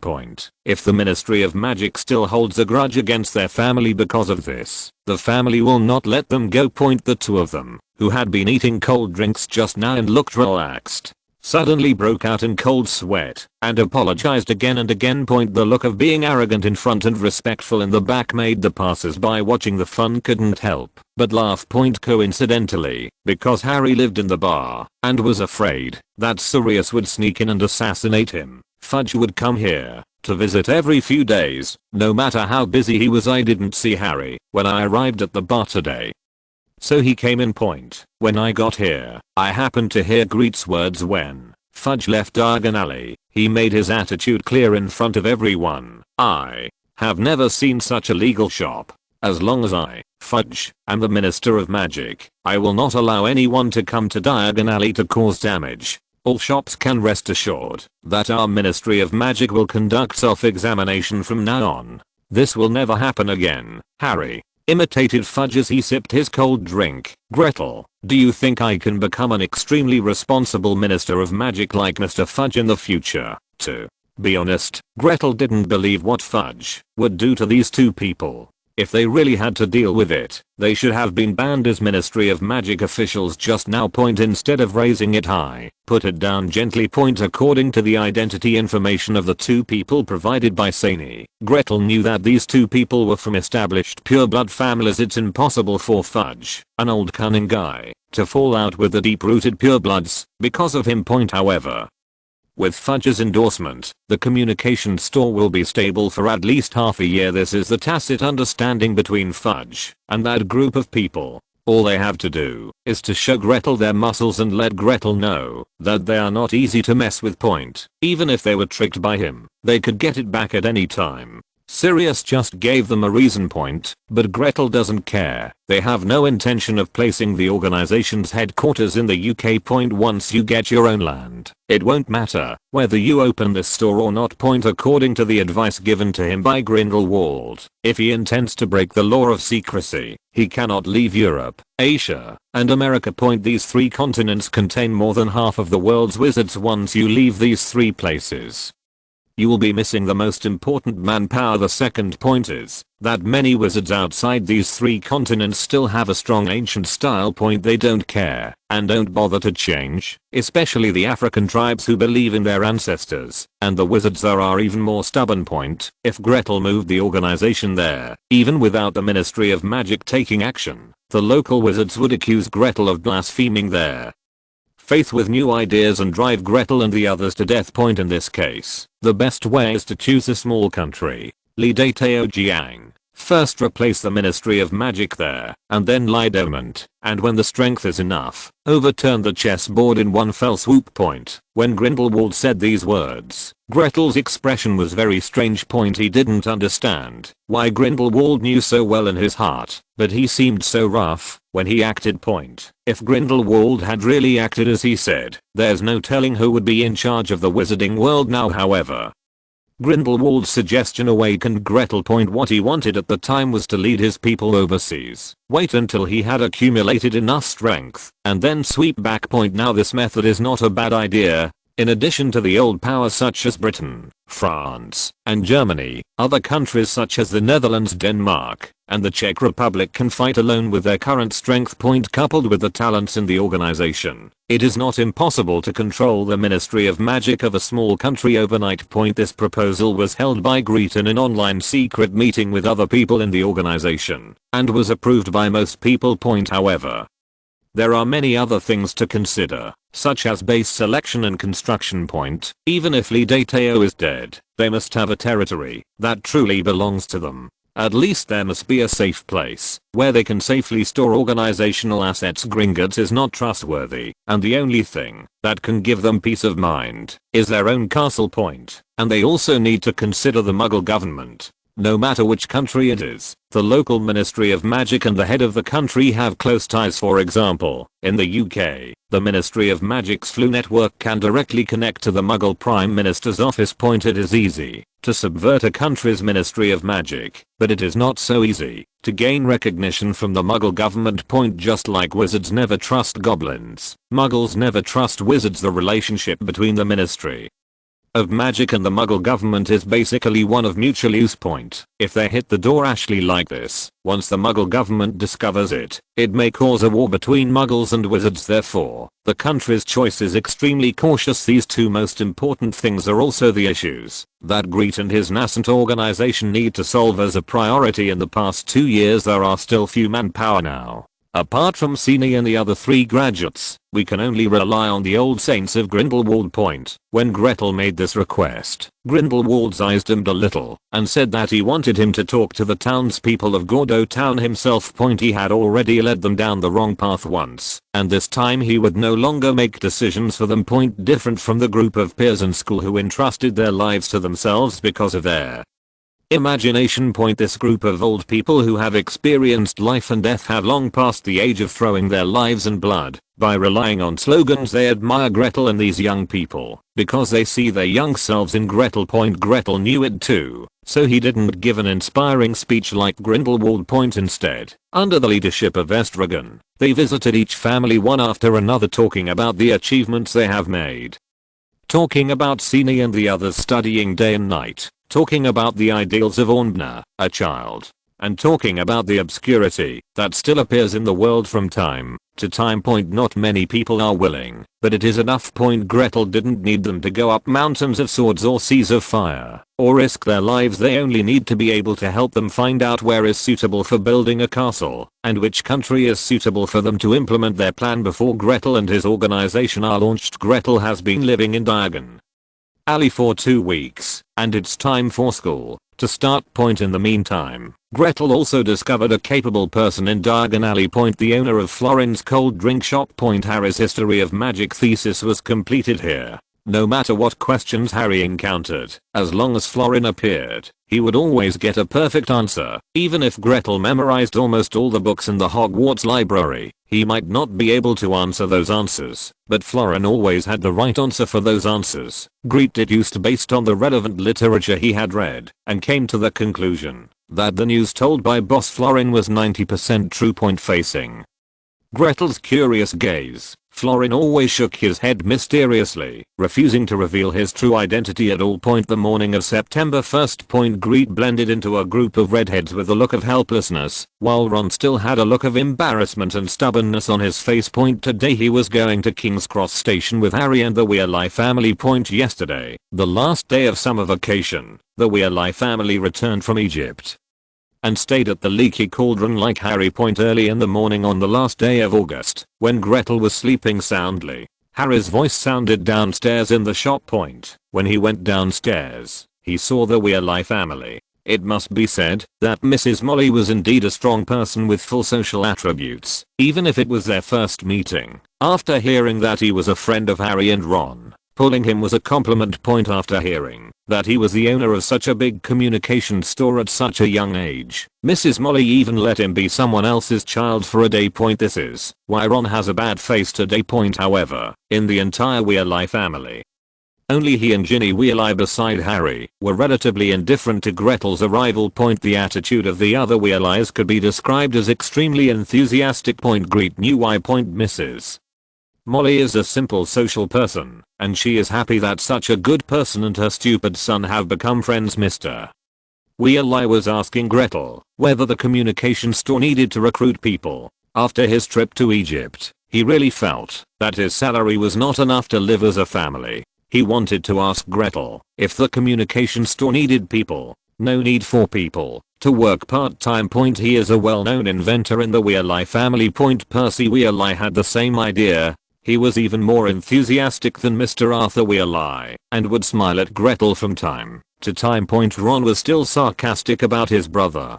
He said he remembered Percy saying that he would work in the Ministry of Magic after graduation, and that he would become the most powerful person in the Ministry of Magic. The Weasley twins nodded in agreement, not caring at all about Percy's face turning dark. The enthusiasm of the Weasley twins is also different from that of their parents and brother. They have long planned to open their own shop in Diagon Alley after graduation. Gretel, a successful person, is here, and of course they have to learn from this young genius thanks to Uncle Chen, a book friend who was born in 1991, for his monthly support.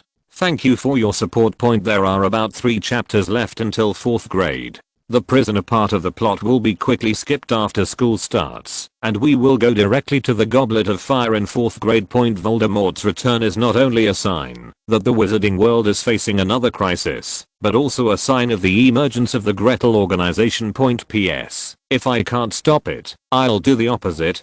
Please, I'll skip it this way.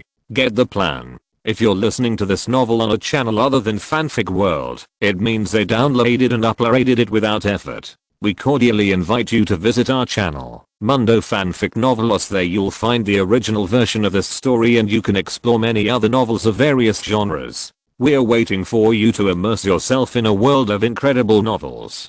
Chapter 82, You Can Be the Rumored Boyfriend, a 5,000 word chapter, and Chapter 82, You Become the Rumored Boyfriend, 5,000 words long chapter. One more chapter to go. Thanks to traveling with Harry, Gretel was spared the ravages of the night bus. The Ministry of Magic sent several black cars and several auras wearing green fleece jackets to escort them. Ginny was supposed to be traveling with Harry's 3 little ones.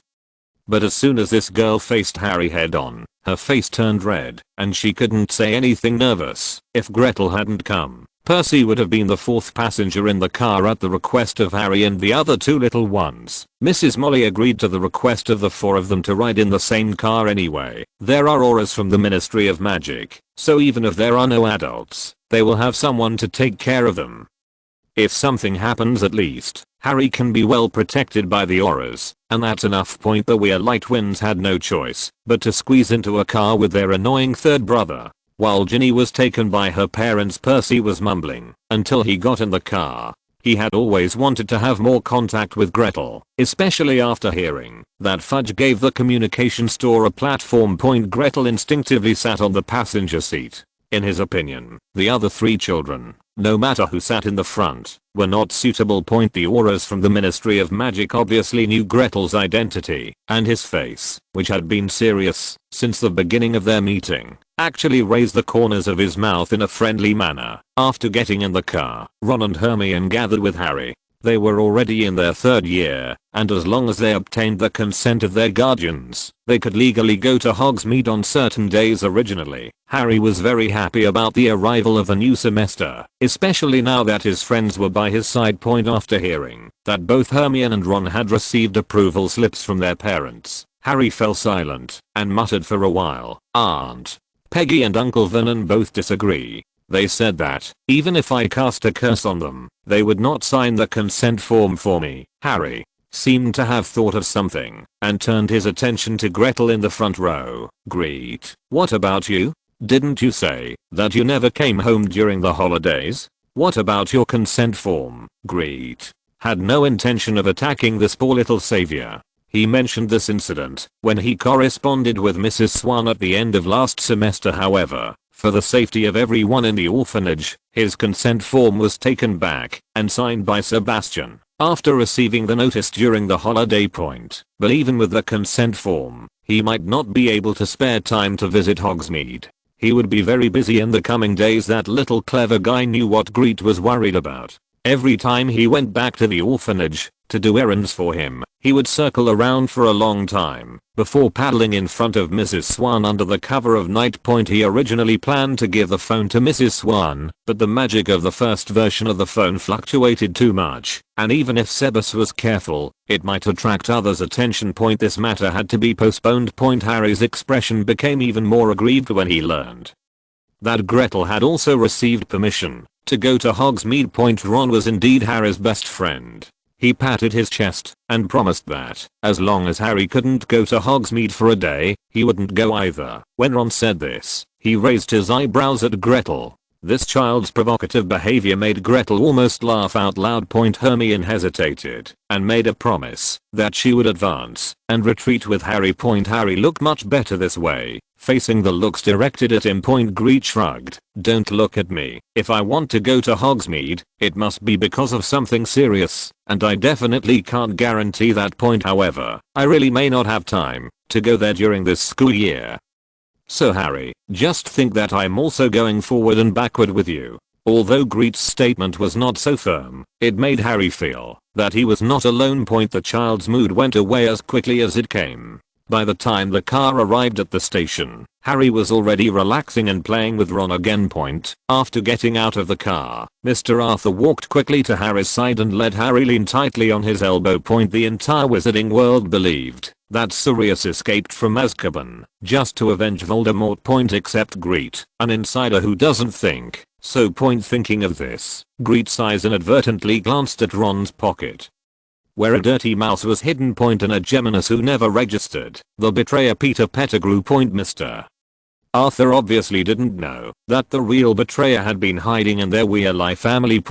If he hadn't won the lottery, the family hadn't traveled to Egypt, or their picture hadn't been published in the newspaper, Sirius must still blame himself and huddle in Azkaban to atone for his sins until he dies with regret. It's a familiar first day of school, a familiar platform 9 3/4. This year's little wizards seem to be much more numerous than Th's. Many little ones are huddled next to their parents, peeping out at the big iron monsters around them. Young wizards from Muggle families will also look at them curiously, but most of their expressions will be a little uneasy. Entering the station, Grete saw a familiar person. It was Pinello. This was her second year as prefect point. After getting familiar with the daily work of a prefect, she will serve as Ravenclaw's welcome person this year. Going to the station to welcome new students seeing Grete arriving, Pinello pointed to the car, indicating that she had already taken her seat and would meet Grete in the car later. Gretel got on the car and looked around. He knew that in the 3rd grade, there would be Dementors breaking into the Hogwarts Express. Harry was even targeted by these guys because of his savior nature and finally fainted point at that time. If Remus Lupin hadn't accepted Dumbledore's invitation and happened to be on the same train with Harry, it would have been difficult to guarantee that Harry would not have his soul sucked away by the Dementors. However, after searching around,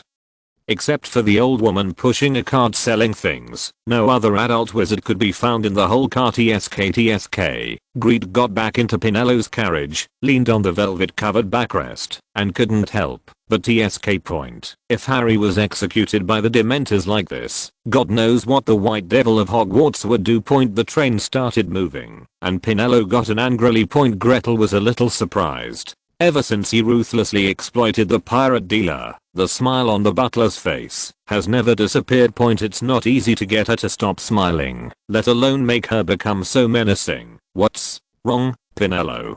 Grete asked curiously. He wanted to know who was so capable of making Pinello so angry in just a short while. Point. Pinello didn't care about his image at all, so he hit his seat with a bang. Not yet the prefect of Gryffindor, the redhead of the Weasley family. Point. He confessed to me last school year, and I had clearly rejected him, but just now he still kept staring at me. Gretel realized that in another timeline, Percy's girlfriend was from Ravenclaw, and her name seemed to be Pinello. Point. After carefully recalling it, it seems that there is really no second person named Pinello in Ravenclaw. Point. Thinking of this, he suddenly couldn't help laughing. Point. His laughter made Pinello instantly embarrassed. He picked up the pillow and photographed Gretel several times. You're still laughing, and I'm almost annoyed to death. Gretel huddled in the corner and begged for mercy while giving Pinello some advice. If it doesn't work, just say you already have a boyfriend. His words seemed to wake up Pinello, and Pinello finally stopped. Point. After a while, he threw away the pillow in his hand and sat back down again. That's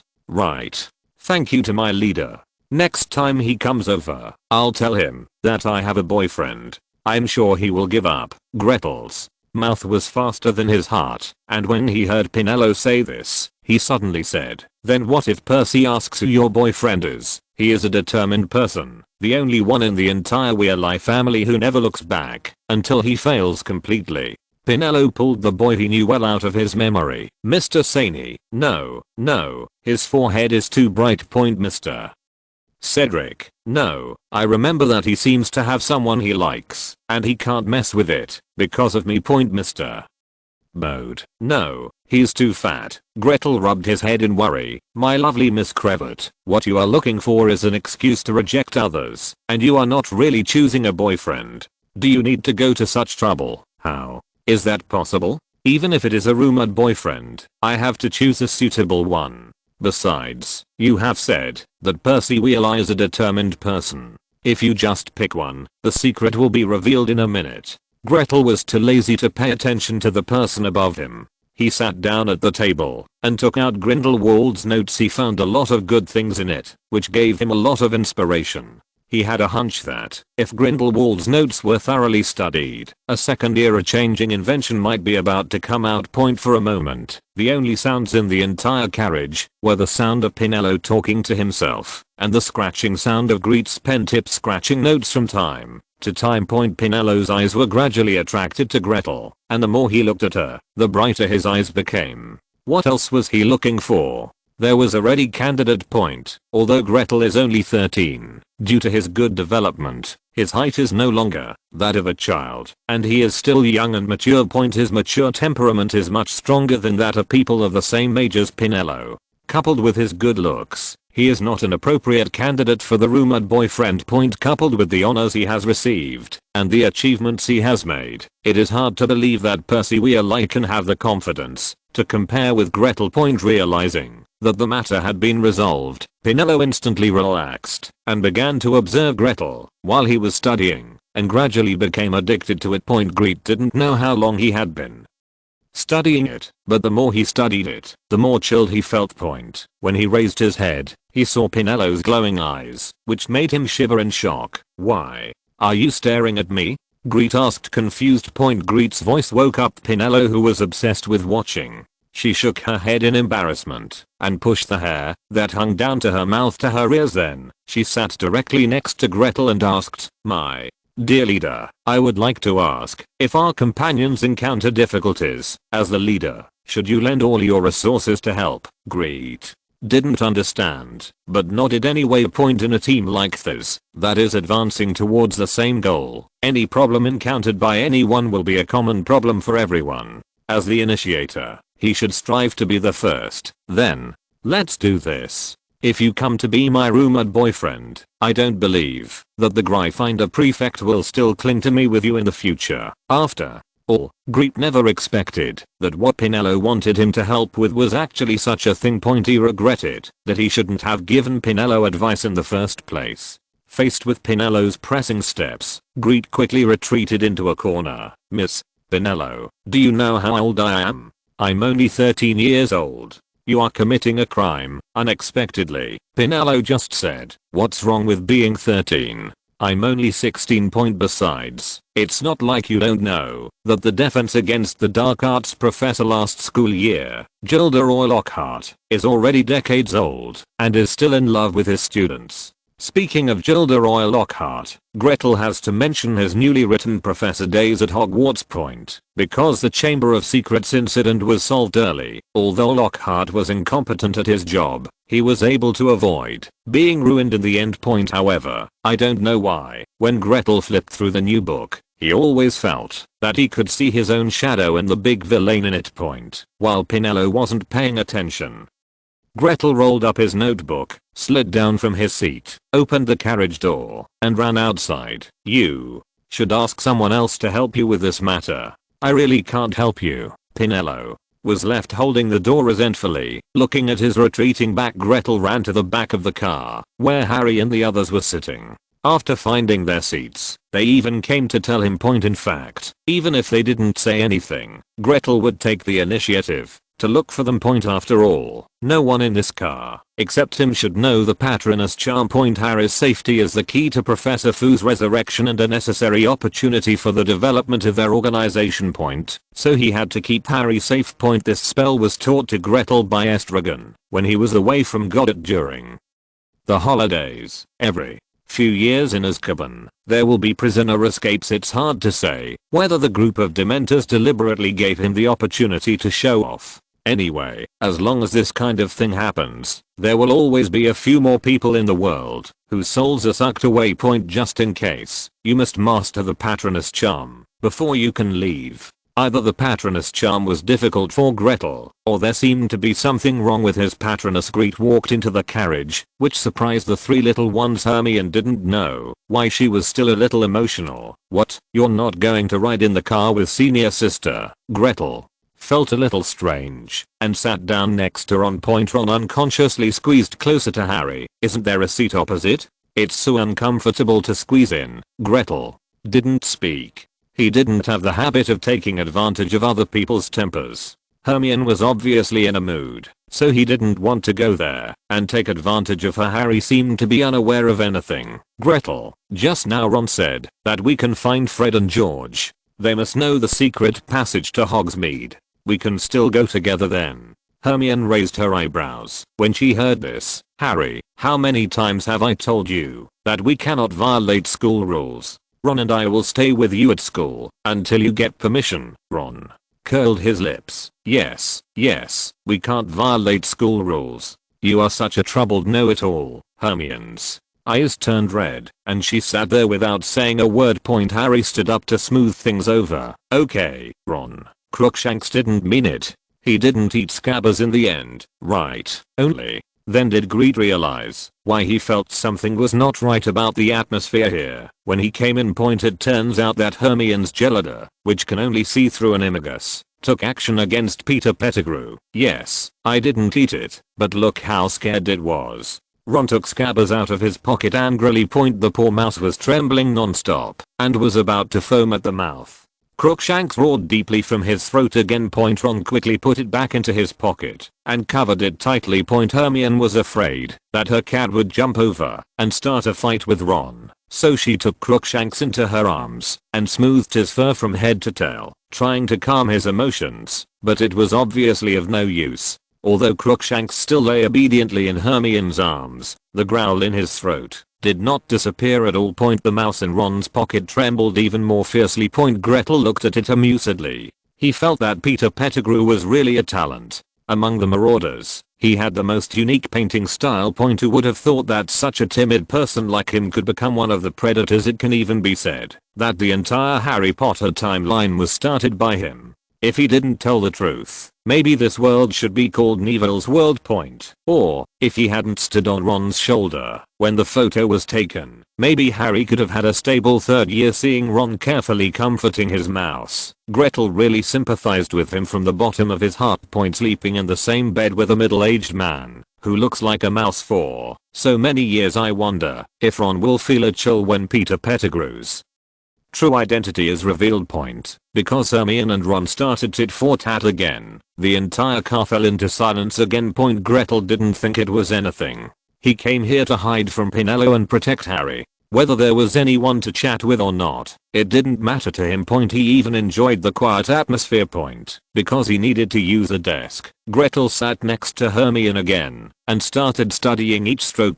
Harry looked at it curiously until he felt dizzy, and then he reluctantly took out a book to pass the time. Hermione also came closer, even more fascinated than Gretel, but it could be seen from the frown on her face. The lovely know-it-all started to feel like she was lacking in knowledge again. Ron also wanted to come over, but for the sake of face, he finally leaned against the wall and chose to be alone in a daze.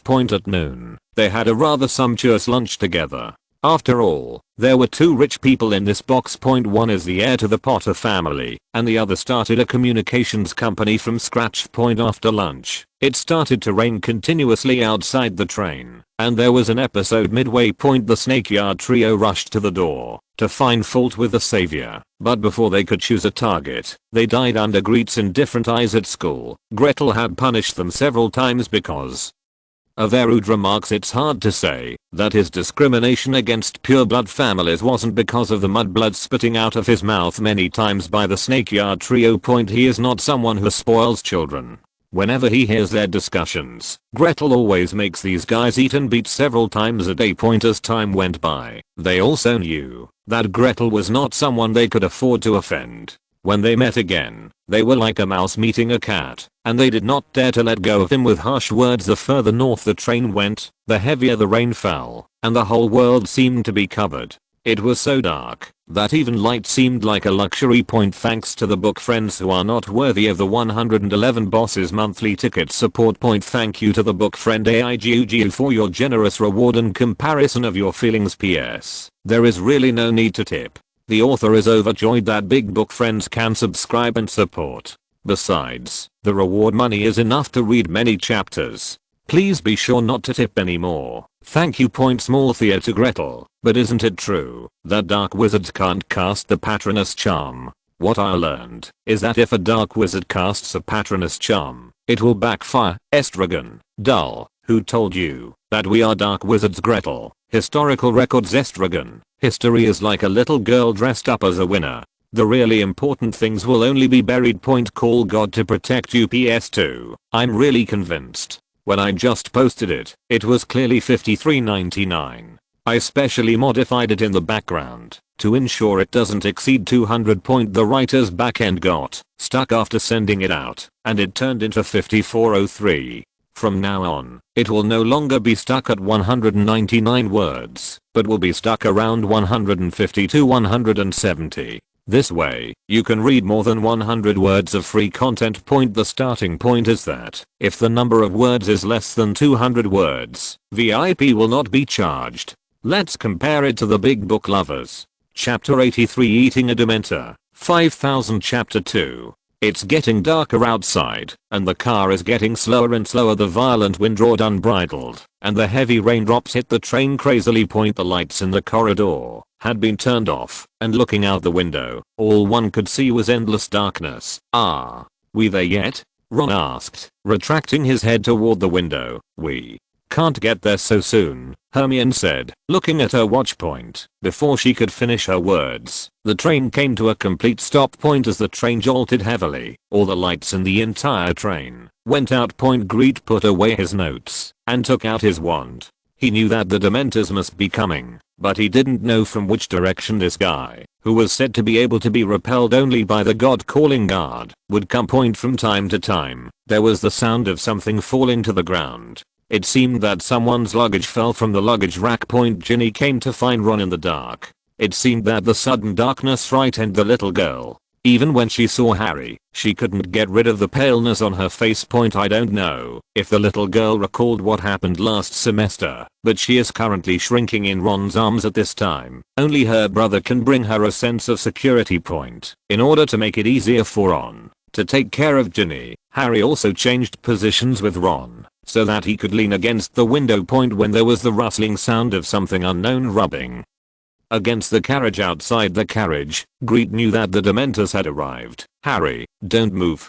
Don't open the door. No. One knew how urgent Gretel's voice was, but Harry, who was overly curious, opened the carriage door. Before he could finish listening. Under the illumination of the fluorescent spell, Harry saw a man tall enough to reach the ceiling, wearing a shabby coat with a hood. The hands exposed from under the coat were shining, but the light looked extremely pale. The outstretched arms were covered with scars and looked extremely grey, as if they had been soaked in water, which made people feel particularly uncomfortable. Hermione and Ginny also saw the monster, and screams echoed throughout the carriage. Ron was stunned, but he still grabbed Ginny with his hand and tried his best to push Ginny into his arms, as if this could protect her. Harry looked at this monster whose entire face was covered by a hood and regretted not listening to Gretel's words. The thing inside the hat, I don't know what it is breathing long and slowly, as if it is trying to absorb something, but it is definitely not the surrounding air. A strong chill surrounded the entire carriage.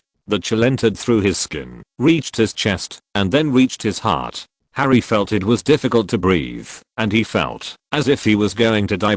His vision gradually blurred, and a sharp pain like needle pricks hit the scar on his forehead. He had a headache that felt like it was about to burst. He was struggling in the cold. His ears rustled like water. He seemed to be being dragged down, and his roar became louder. He wanted to struggle. He could hear screams in the distance, screams coming from far away. He wanted to help, but he couldn't muster the strength at all. Gretel noticed that as the Dementor sucked, Harry seemed to be sucked away from the color, and his skin gradually became as grey as the Dementor. When Harry felt that he had no way out and was about to fall into the endless abyss, Gretel took action. He stood up, pulled Harry back, and stood in Harry's position. I don't know why, but when he saw the Dementors, the panel seemed to be very excited and kept flashing in his field of vision. Except for him, everyone in this carriage had difficulty breathing, and everyone had fear on their faces.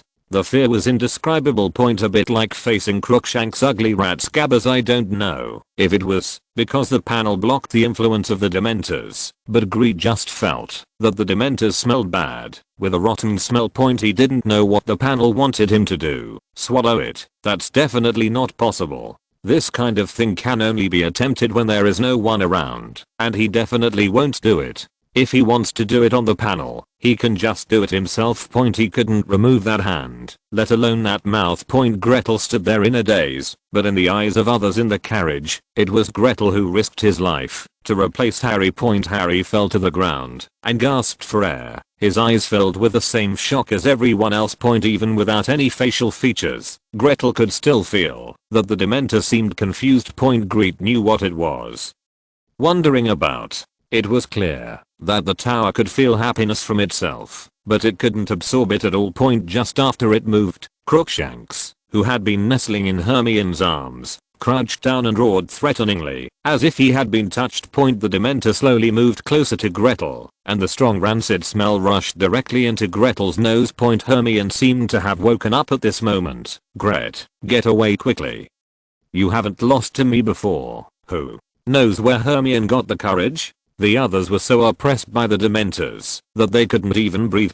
Seeing that Hermione was about to rush forward and knock Gretel away, Gretel finally recovered, calling, God to protect. If he didn't do anything, the stupid beaver would stuff himself into the Dementor's mouth. A gentle yet dazzling silver light emerged from the tip of Grete's wand, gradually transforming into the image of a rabbit. It's just that this rabbit looks a bit sinister. It stands like a human and even holds a luminous object that looks like a brick in its hand. The Patronus charm is a powerful tool to expel Dementors. The moment the silver light gushes out, the Dementors have to stay away from Gretel. The coldness in the room was also expelled from the Dementors. Gretel felt the unwillingness and anger of being expelled by the Patronus spell. Seeing that it was about to retreat, Gretel's patron saint seemed to be stimulated by its eyes and rushed towards the Dementor. Grete slapped his head. He knew it would be like this when practicing the Patronus charm in the town of Gordo. Estragon's Patronus was also beaten by it in this way. The Dementor never thought that one day it would be chased and beaten by a patron saint.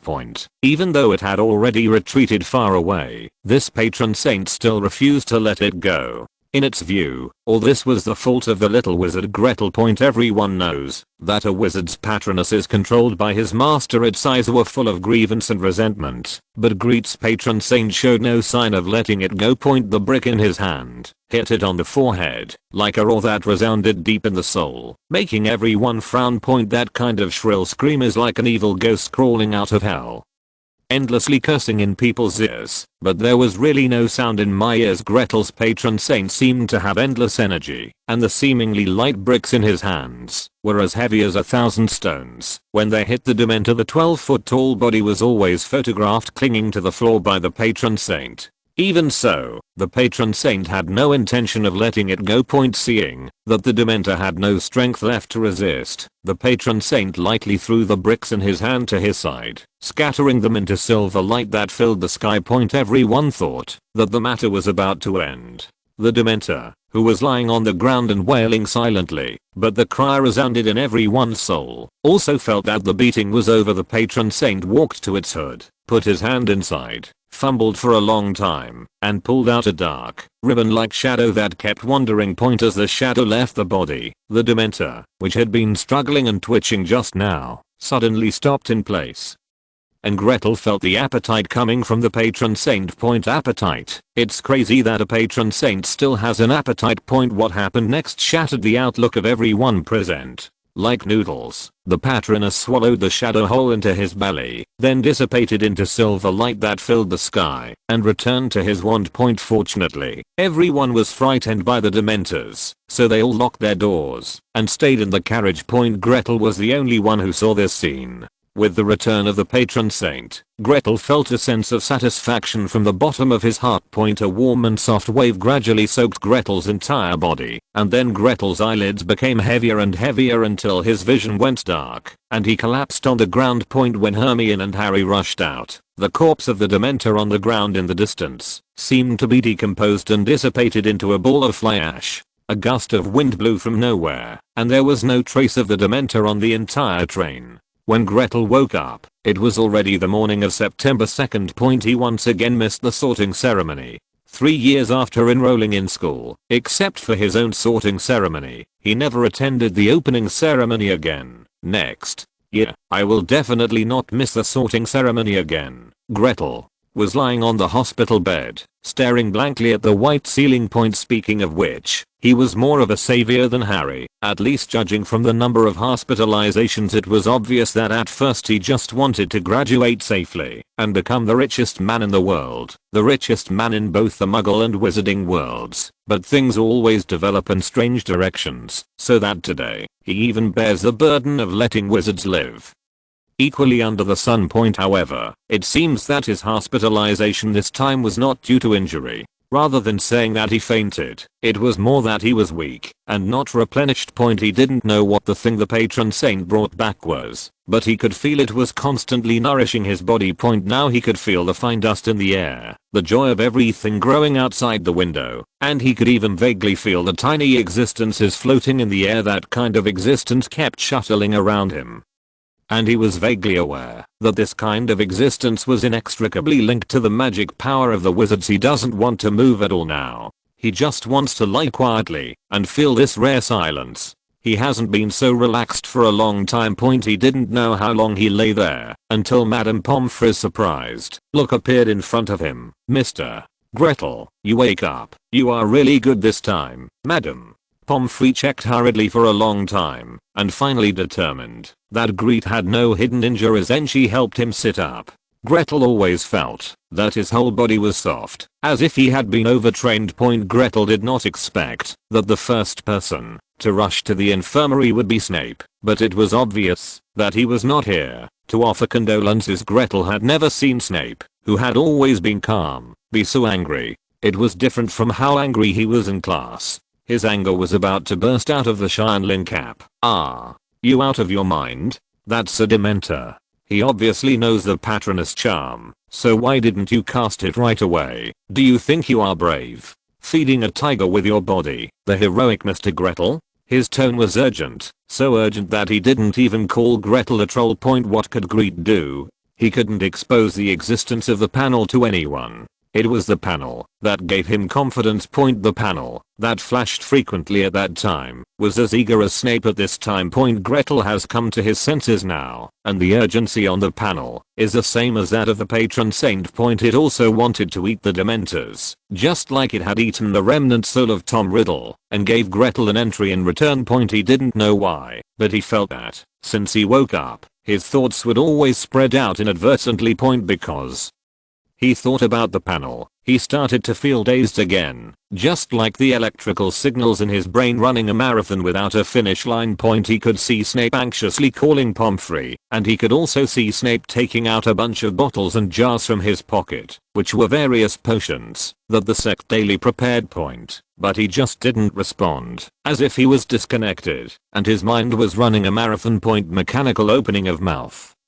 Swallowing, elation potion, awakening potion. If Pomfrey hadn't stopped him, Snape would have even wanted to give Gretel a bottle of Felixy. Professor, don't worry, I'll be fine. Gretel's brain finally reconnected and took control of his body. Who's in a hurry? I'm just worried that the dose of medicine will be too high for one person to handle. Grete's words were like poking a hornet's nest, and Snape spit out denials like arrows, but Grete still noticed the worry in his eyes. It was not until Madame Pomfrey assured that Gretel had no hidden injuries on his body, and that it was just that his mind was hurt, that it seemed dull, that Snape left hesitantly. But unlike Madame Pomfrey said, Gretel didn't feel any hidden hurt. He felt more like he had eaten too much and needed to digest. So he seemed extra sluggish. After lunch, many people who cared about Gretel rushed to the infirmary, even though Madame Pomfrey refused, because she was mentally damaged and should not see too many people. Still unable to stop the influx of people, in the end I had no choice but to agree to send a few representatives to visit Gretel for a limited time of 5 minutes. Not many people came in, only 2 from each college. Of course Pinello came from Ravenclaw, as well as Gretel's roommate Terry. From Gryffindor came Harry and Hermione. However, Miss Carroll obviously didn't get along well with Pinello. When they entered the door, the two of them even fought over each other and locked eyes with each other. At the door from Hufflepuff came Mr. Cedric and the bar owner Hannah. Everyone's hands were filled with gifts, which were piled on the bed next to Gretel with a bang. The expressions of several people were also different. Harry's eyes were moved, and Hermione's eyes were adoring. Cedric and Hannah were full of compliments, while Terry's eyes were full of "you are awesome." Only Pinello had eyes filled with reproach and worry. But everyone was silent, not knowing who would say the first thing. It wasn't until Cedric stood up that the conversation started. "How are you feeling now? Is there anything you want to eat? By the way, Professor Sprout said that when you get better, she will treat you to a newly transplanted sand fruit. She went to the desert to find it. It's been a long time since I found this rare species." Harry came closer, and as soon as he sniffed, Gretel decisively stopped him. "Don't shed tears. I'm not dead yet." As soon as these words came out, the solemn atmosphere was instantly broken, and Pinello slapped him angrily. "Gretel, you are my lifelong friend, best friend." Grete's eyes almost widened. Well, it's impossible to get along well with Ron in this life. Before several people could say a few words, they were kicked out by Madame Pomfrey.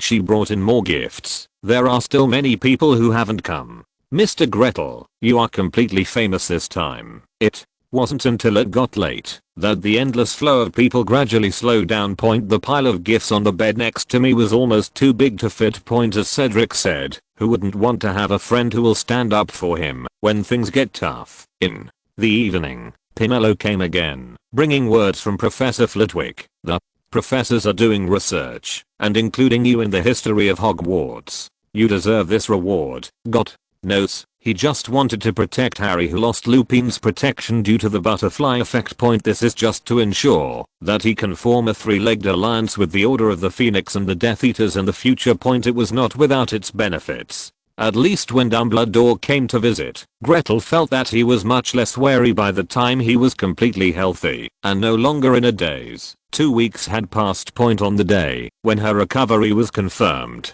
Grete walked out of bed and found that she seemed to have gained a lot of weight. There was nothing I could do about it. Gretel really stole the show this time. Every day, many people tried to find ways to deliver food to him in the infirmary. All kinds of weird stuff from all over the world. Many of them were letters sent from home by classmates, just because Gretel stepped forward to protect Harry this time. Grete Communication Store has cleared out another wave of warehouses. Although Madame Pomfrey's infirmary did not have an unpleasant smell of disinfectant, Gretel could only look out through the small window every day, which almost made Gretel's bones rusty. In order to avoid attracting others' attention, Grete put on a hood when leaving here. Fortunately, many people had heard and seen Gretel, but were not familiar with him, which allowed Gretel to return to the tower without alerting anyone. Grete, you smell different. Luna was the first person to notice Grete. In other words, Gretel caught Luna's attention the moment she entered the common room. Smell. Gretel was startled for a moment and sniffed himself uncertainly. No. Even in the infirmary, he made sure to clean himself every day. How could it smell like that? I'm not talking about this smell, but a feeling. The smell before was not so fresh. Now you smell like a flower or a tree in nature. Luna's eyebrows were almost squeezed together. Gretel had never seen her as happy as she was today. Thanks to book friends Silver Moon Lone Wolf and Prince 24 for their monthly support.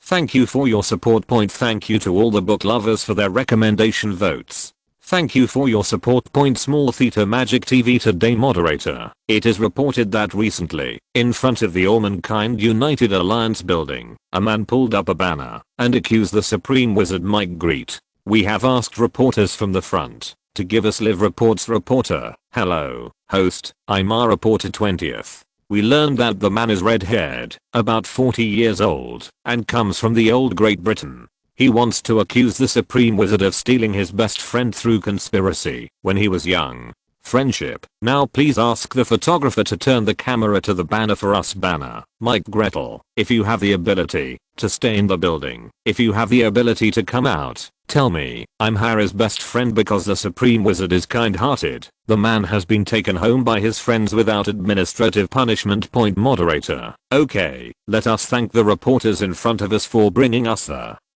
live situation. The moderator would like to remind you that, although the right of reputation is small, the infringement is huge. Audience friends, please do not learn this wrong behavior. At the end of the show, let us praise the kindness of the Supreme Wizard.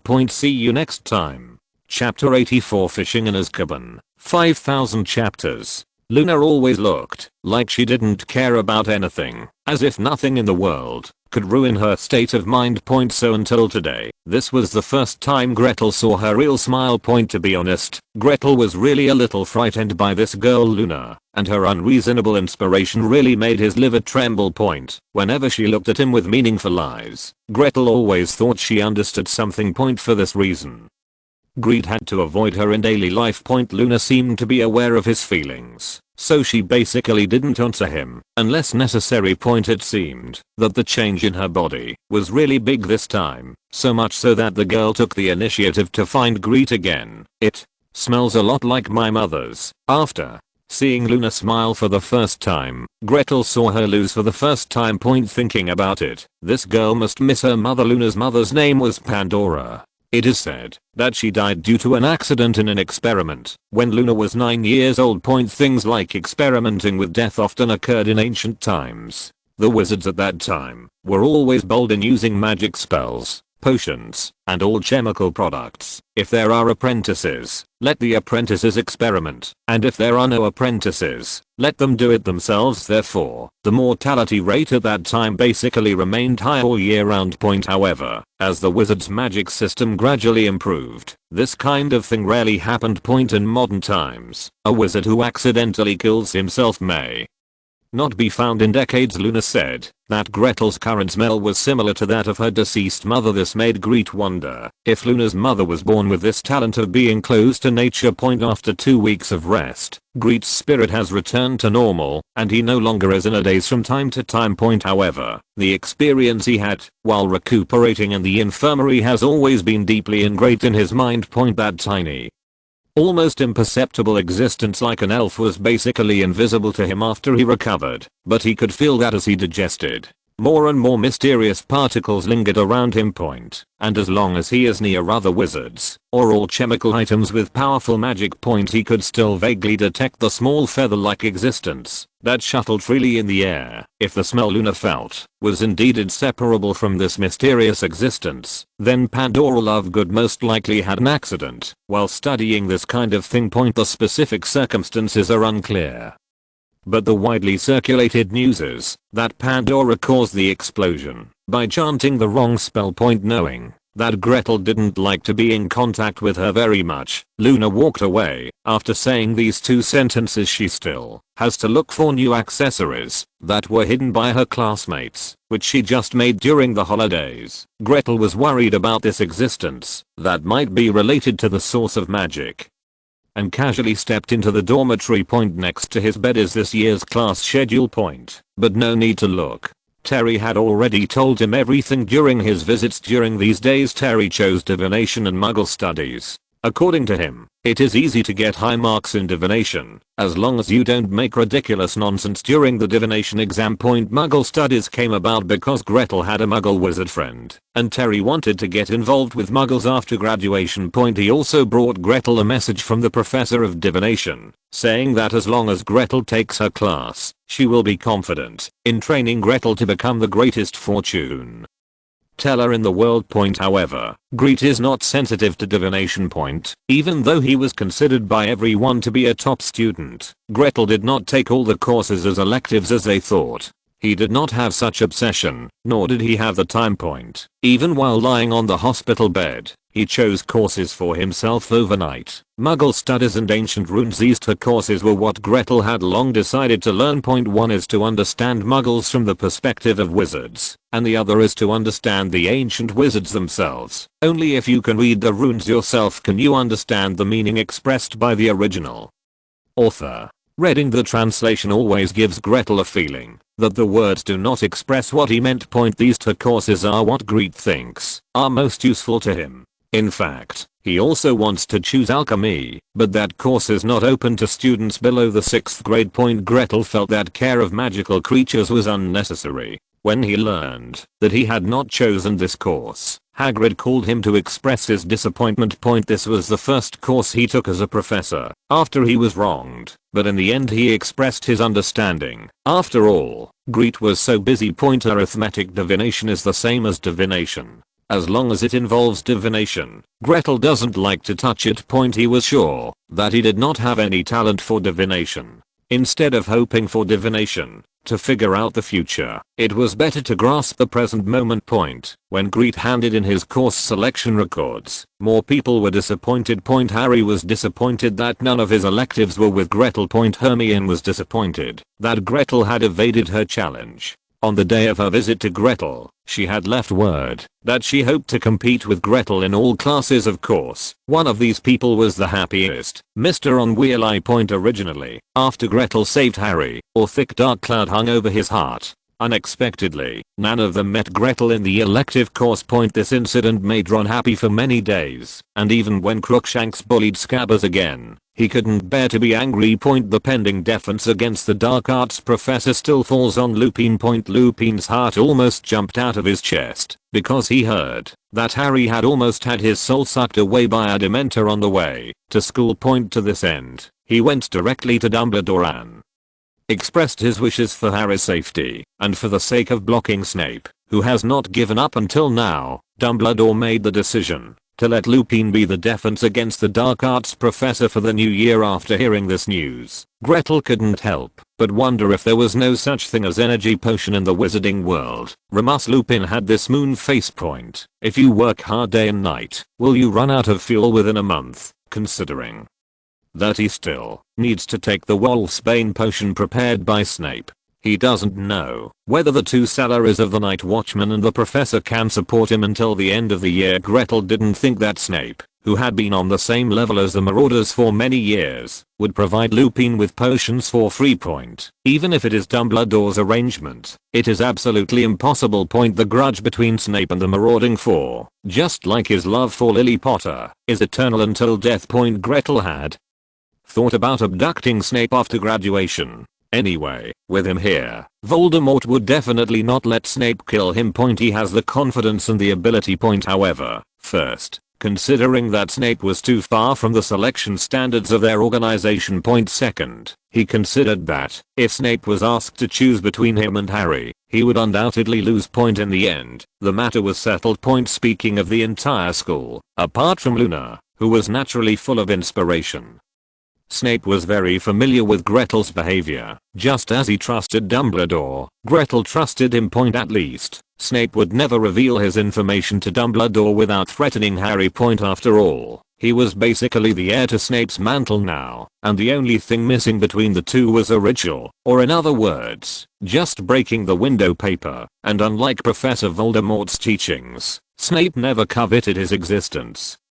nor did he want to drag him into any weird organization. On the contrary, one day, Gretel may encounter danger, Voldemort may sit back and watch, and Snape will definitely reach out to take advantage of him. This is why he occasionally reveals his true nature in front of Sri Lanka. In front of Voldemort, no matter how much Voldemort admired him, Gretel was still suspicious. After making up his mind not to get involved in any messy things, Grete found that time passed so quickly. For most third graders, this semester seems to be lacking some excitement. In the first and second grade, they were all driven back to the lunch point, but this year, except for meeting a Dementor on the train at the beginning of school, nothing strange has happened so far. Oh, by the way, except for Gryffindor, they encountered something. On October 31st, the portrait of the Fat Lady of Gryffindor was cut to pieces. Everyone thought that the adventure of the new school year was finally about to begin, but until the end, everyone just slept in the hall all night, and no other strange things happened. Harry was very worried. He felt that the omen of death was about to come true, and Black came to kill him. In order to avenge his master, Harry didn't sleep well all night. He felt as if he was being hung and flying in the strong wind. Hogwarts went off alert the next day, and so far this school year there had been only one victim, the Fat Lady. Harry was an easy all day, and he even sneaked in one day when Grete was taking a Muggle studies class. Under the pretense of joining the class, Gretel, I'm really worried. Do you think I will die? Professor Trelawney said that she saw from the imagery that my life would be in danger. Gretel didn't turn his head at all. He just stared at the blackboard, moved his lips slightly, and squeezed out a few words. Professor Trelawney's prophecies are ineffective most of the time, unless they are related to that person. Grete's words seemed to poke Harry's smile. It seemed like this. Professor Trelawney kept making prophecies to others every day. But the most accurate ones are often related to Voldemort. It seems that she is the special noble phantasm for Voldemort. In other words, if Voldemort failed, half of the credit would go to Professor Trelawney. If it weren't for her prophecy, Voldemort might not have taken action against either Harry or Neville at all. Perhaps the outcome of death was avoided. Gretel's words made Harry relax for a while. At least during class, his frown that had been frowning since the beginning of school finally relaxed slightly. However, when get out of class was over, he began to worry again. Gretel didn't want to be too troublesome, so he just tried to persuade him not to be too anxious. In fact, Harry, who believed in Gretel so much, could save Harry from his anxiety as long as he revealed a little bit of information about Black. However, Gretel couldn't do this. This school year, as long as there was no butterfly effect, no one would die at all. It would just keep Harry worried for a while longer, but once he got the word out, there was no need to think about how to explain the source of his information. Speaking of Harry alone, he definitely couldn't keep a secret. At least, he would open it up to Ron and Hermione. Ron knew, which meant Scabbers knew, that people like Peter Pettigrew would never put themselves in danger. Gretel believed that he would not mind bringing a big gift to his master when he ran away to find him. Therefore, he would only give verbal comfort, but other than that, he would not participate in Harry's third grade life. Grete has never looked forward to the Christmas holiday as much as this year. It's like he has never lived such a regular life like this semester. He goes to class on time every day, goes to the room of requirement whenever he has time, and organizes new people in the church. He has developed his own unique magic spell. The assignments in Muggle studies were easy, and the assignments in ancient runes were even easier. The former also requires Gretel's independent thinking, while the latter requires translating a piece of literature from runes into modern writing in accordance with the professor's requirements. During this period, he consulted countless materials and corrected many historical facts that he had misunderstood. Because of reading translations, the more he knew about history, the more Gretel felt that Mr. Florin, who opened a cold drink shop in Diagon Alley, had a mysterious identity. Because even the detailed history recorded in runes is not as detailed as Mr. Florin standing aside while Harry was doing homework during the holiday. However, when he left the station, he did not go to Diagon Alley. After all, a monk could run away, but he could not run away from the temple. The communication store was not far from the cold drink shop, and Sini kept an eye on the mysterious Florin for him. Gretel left school this vacation just to go to Azkaban. Yes, Azkaban, which everyone in the British wizarding world revered, was the Azkaban that Arthur Weasley went to once and was so frightened that he couldn't recover for a long time. Of course, he was not going through the enrollment procedures in Azkaban. He was targeting the Dementors that the wizards had no choice but to expel. This semester, he tried every means, but no longer observed that mysterious substance that might be related to the existence of magic power. In addition, after the patron saint ate the Dementors at the beginning of school, he found that his spirit was much stronger and his spell casting was much smoother than before. Based on the belief that leaving resources into shade would be a waste, Gretel headed straight for Azkaban. After leaving the station, he was going to Azkaban to fish in mine. Azkaban is located in the cold waters of the North Sea. Because of its magical cover, it has never been marked on Muggle maps. Ordinary wizards only know that Azkaban is in the North Sea, and few people know its specific location. However, for the group of old saints in Godot who almost overturned the entire Europe, nothing can be called a secret in this land, where they were born and raised and determined to reform. The saints didn't know what Gretel wanted to do in Azkaban, but since Gretel was in need, they would naturally provide generously. After all, everyone in Godot Town knows that Gretel's patron saint is very fierce. With the protection of such a fierce patron saint, those soulless demons will never cause any trouble to him. As for whether Gretel will release those heinous criminals, the saints didn't care at all. All they cared about was whether Gretel could let them see that wizards could live as equals in this world before he died. Since we are going to Azkaban, we must not cause anyone to record it. To this end, Gretel even rode on the hated magic broom. The Ministry of Magic never monitors the fluctuations of such magical creations. They don't have the energy. Even if the firebolt can fly at 150 miles per hour, it will only take about 5 hours to fly to Austria. Azkaban, located in the North Sea, is far away from the British mainland, but it is certainly not as good as flying to Godot. Grete flew for more than 3 hours and saw the eerie and dark outer wall of the castle. The predecessor of Azkaban was not a prison, it was a castle where wizards studied black magic. Dementors are his creations using black magic. In those years of barbaric development of wizards, countless Muggle sailors and merchants fell here. The island that Azkaban joins is not very big. After a castle is located, there is not much free space. But this is just convenient for the wizards to build this place into a prison, surrounded by the sea and far away from human habitation. They believe that no one can escape from here. This group of Dementors that cannot be eliminated have become natural jailers. The wizard made an agreement with them that, as long as they don't run around, the prisoners on the island will do whatever they want.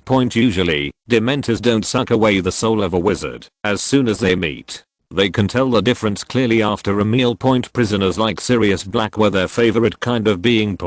Even if they come to suck the happiness out of him every day, he can still maintain his sanity and even develop new happiness soon. This joy radiating from the soul of a living person attracts them more than the soul. Most people will gradually lose their minds and the sense of happy memories within a week of arriving in Azkaban. And life is worse than death for them. This kind of prisoner, after being judged by the dementors as unable to regain his sanity and produce happiness, will have his soul robbed and become a walking corpse with only the body still alive. If Sirius had not been obsessed with revenge, he would not have been able to maintain his sanity. He should be thankful that he had never fantasized about the happiness after a successful revenge. Otherwise, even this obsession that guaranteed his sanity would be sucked away by the Dementors wizards. No, it should be said that humans, the happiness deep in the human soul, is the most precious delicacy in the world for Dementors. Gretel also used this method to attract the attention of the patrolling Dementors. Dementors can communicate with wizards, which is common sense for wizards, but they are only willing to communicate with the Ministry of Magic or wizards who are too powerful for them to offend. The Patronus charm is the best bait for fishing, but he must control it so that only beautiful emotions are emitted from his body, and the spell must not take effect. Otherwise, he can't guarantee that the Dementors will not be driven away by him due to the characteristics of the Patronus charm, or that his Patronus will jump out and kill the Dementors. Thanks to the book friend Ding Wang for his monthly ticket support. Small theater Grete. Harry, you don't want to cause you or on any danger because of the butterfly effect, so don't think about it, just have your nightmare. Honestly. Harry, I'm telling you my heart, and you're playing tricks on me?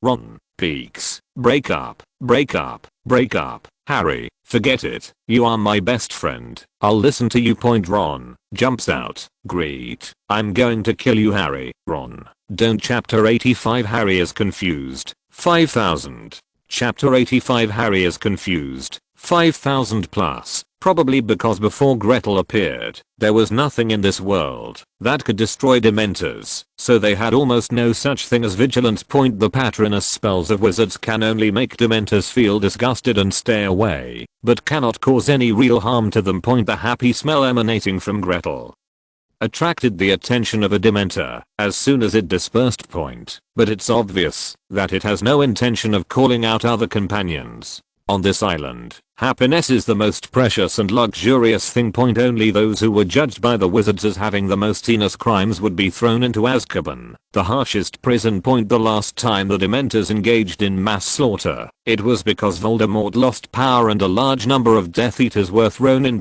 After so many years, those who deserve to be tortured have been tortured to the core. Even those who have not been driven crazy, there is not much happiness left to squeeze out of them. The Dementors who came following the smell didn't know how long it had been since they had felt this wonderful feeling. The position closest to the prisoner in the prison can only be held by the most powerful Dementors. Like it can only blow the sea breeze on the outside and do work that is better than nothing. So Gretel just seduced it slightly and separated it from the patrol team. The closer they got to the big rock where Gretel was hiding, the more delicious the Dementor felt. The beauty that emanates from the depths of the soul activates the almost rusty brain. However, when he walked around the boulder and saw Gretel, his non-existent facial features showed a hint of panic. The rabbit holding the bricks was a savage monster, and it pounced on him without any explanation. This was not the first time he saw his patron saint, and Gretel had given up struggling now. Last term, after he had recovered, he had sought the help of Professor Flitwick in an attempt to understand the strangeness of his patronus. However, I don't know if it was because the patron saint had not been digested yet. No matter how much he used the summoning god to protect him, he could only summon a ball of silver light, which could not form the appearance of the patron saint at all. Seeing his distressed expression, Flitwick thought he was worried that the patronus had become insubstantial, so he comforted him by saying that it was extraordinary for a wizard of his age to successfully use the patronus charm.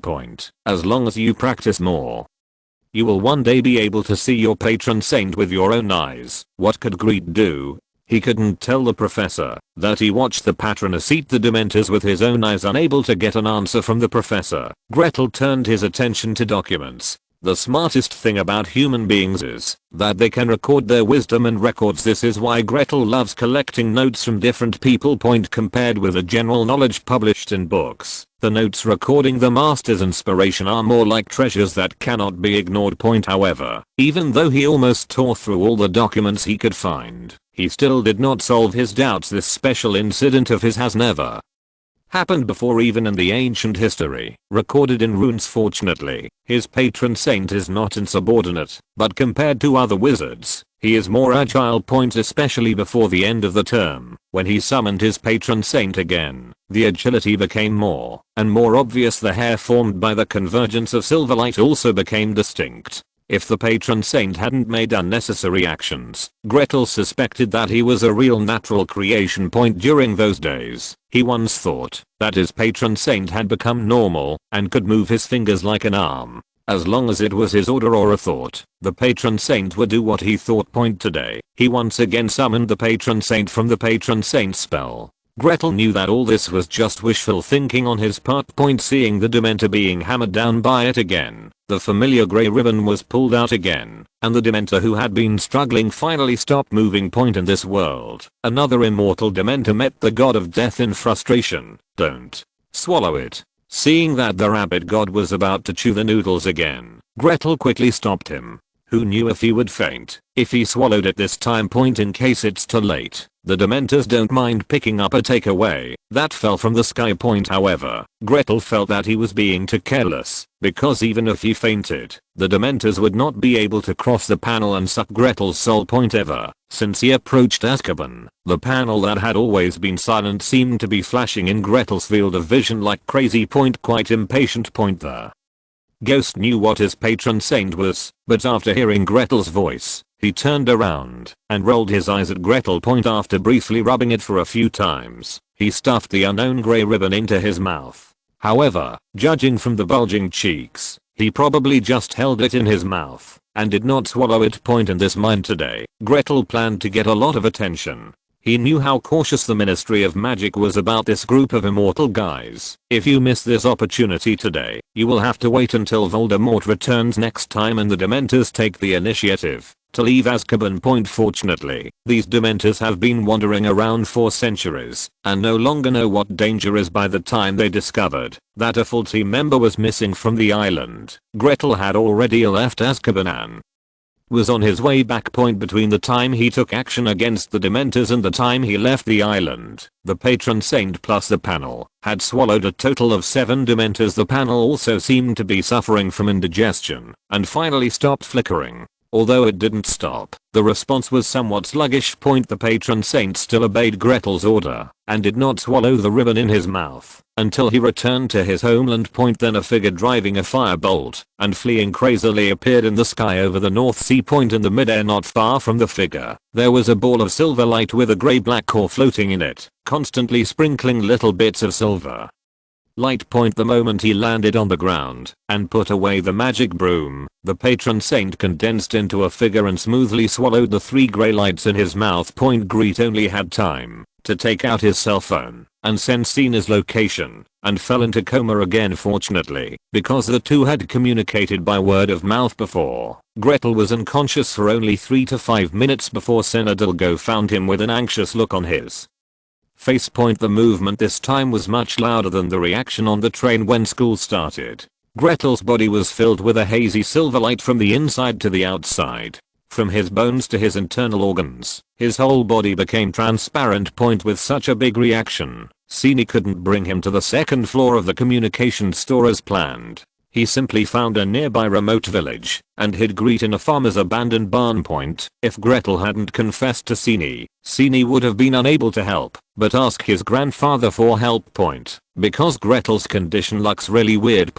When he first rescued Gretel, although the person had become transparent, he could still distinguish the bones and internal organs. But in the middle of the night, when he looked back while watching the wind, Sina's whole heart couldn't help but panic. Grete, who was lying on the straw, had become completely transparent at some point. Only the silver light that traveled around his body from time to time barely maintained his human form. Sani even felt that even a few ghosts from Hogwarts would be more energetic than Gretel's current state. Fortunately, as time went by, Gretel gradually became normal, and his bones, internal organs, and muscles became solid little by little. Only when the few stars in the sky were gradually covered by the skylight did Gretel wake up from his coma. The moment he opened his eyes, Sini seemed to see a sword-like silver light shining directly from Grete's pupils. Sini, what time is it now? Grete's voice brought back his sense, and Sini, who had been extremely nervous just now, instantly calmed down. It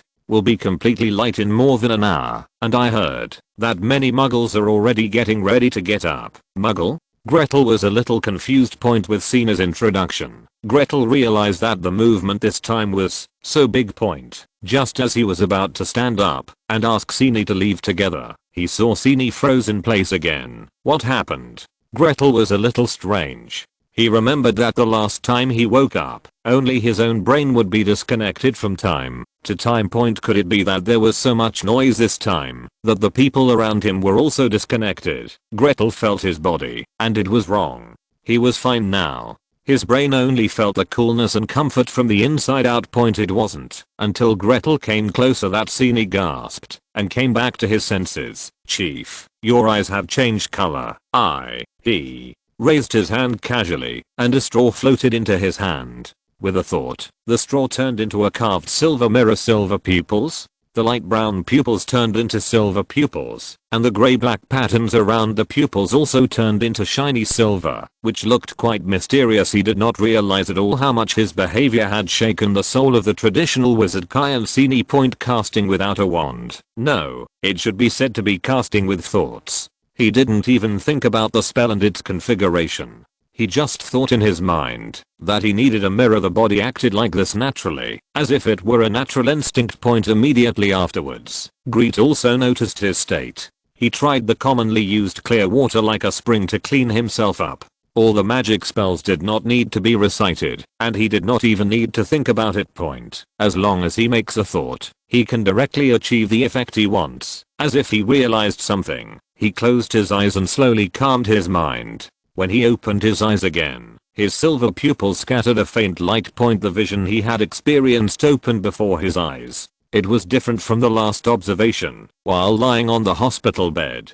This time, the vision was as if through a lens, and every ray was exceptionally clear. Even the mysterious existence that was unreal when observed last time. This time the veil of mystery was removed in front of his eyes just as he guessed. This existence is inextricably linked to the magic power of wizards. Right in front of Gretel's eyes, spots of light on Sina's body jumped towards his body with excitement. Looking at himself, the dense spots of light almost formed a waterfall, washing over his body crazily. In this state, Gretel always had the feeling that everything was rhythmic with his fingertips. Even though he knew that all this might be his imagination, he still stretched out his finger and tried the spell he had considered. His fingers crossed the void, and countless silver light spots rushed over crazily from his body and from nature. In this sealed barn, a strong wind formed that was difficult to ignore. As the finger fell, a ray of light appeared in front of the two people. The space was like a door curtain, which was pulled open bit by bit, and gradually turned into a door. Sani was shocked to find that on the other side of the door was the second floor of the communications store. The notes on the desk were still the same as when he left. Grete's voice was a little dry, with a hint of exhaustion. Before he had time to think, Sini was pulled over by Gretel. Sani just took a look at the surrounding environment, but he didn't have time to confirm whether this was really the second floor of the communications store. Boom. Grete, who had only woken up for a few minutes, suddenly fell down again. Reckless. Gretel only had time to think of 3 words in his mind before he suddenly fell to the ground. Sini was still shocked by Gretel's power and didn't even notice that his leader was almost exhausted. It wasn't until the thumping sound reached his ears that Sini saw the leader lying on the ground. Fortunately, Grete's face was pale, but his breathing was smooth, and as time passed, his face became rosy at a speed visible to the naked eye. Sini was not at ease.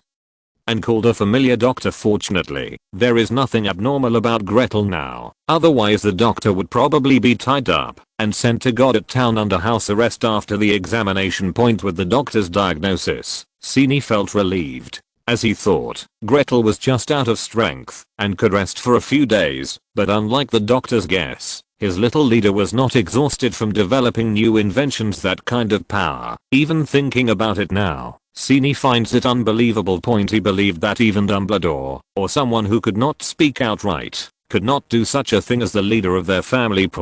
That was not a power that humans could possess. In his opinion, it was simply a miracle. Rarely. Sina's eyes were filled with enthusiasm. He believed that under the leadership of such a leader, their career would never be like Grindelwald, which set off a storm and then collapsed. Gretel woke up much earlier than Sini expected, and he hadn't even spent 24 hours after waking up. Gretel sheepishly apologized to Sini. He was too confident.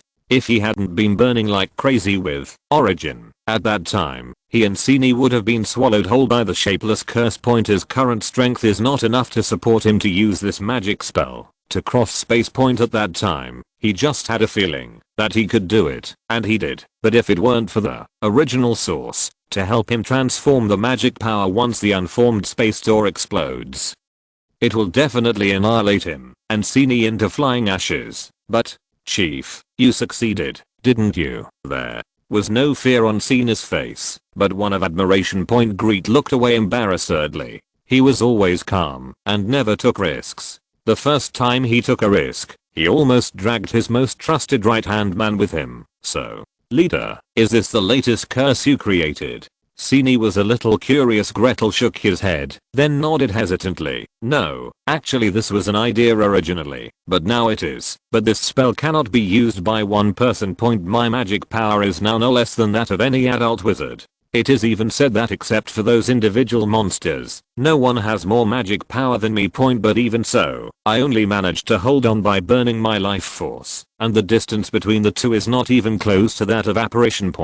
So I plan to apply it to alchemy items, but I don't know when the finished product will be ready. Sini hesitantly asked his question. So, leader, what is your current strength? Gretel didn't say much, just smiled mysteriously and said a few words, probably not enough to be beaten to death by Dumbledore. Of course, Sini knew that their organization had to face the Ministry of Magic of various countries, but they were not the biggest obstacle. The biggest obstacle should be the Wizengamot Council, represented by Dumbledore, who is obsessed with staying in a corner in the past. They knew that Gretel was very strong, but there was always Dumbledore on his head. This made them somewhat less confident, and now they learned about Gretel's true strength for the first time. This made Sini somewhat relieved. At least, he no longer had to worry about whether his leader would be exposed and thrust into Azkaban by Dumbledore one day.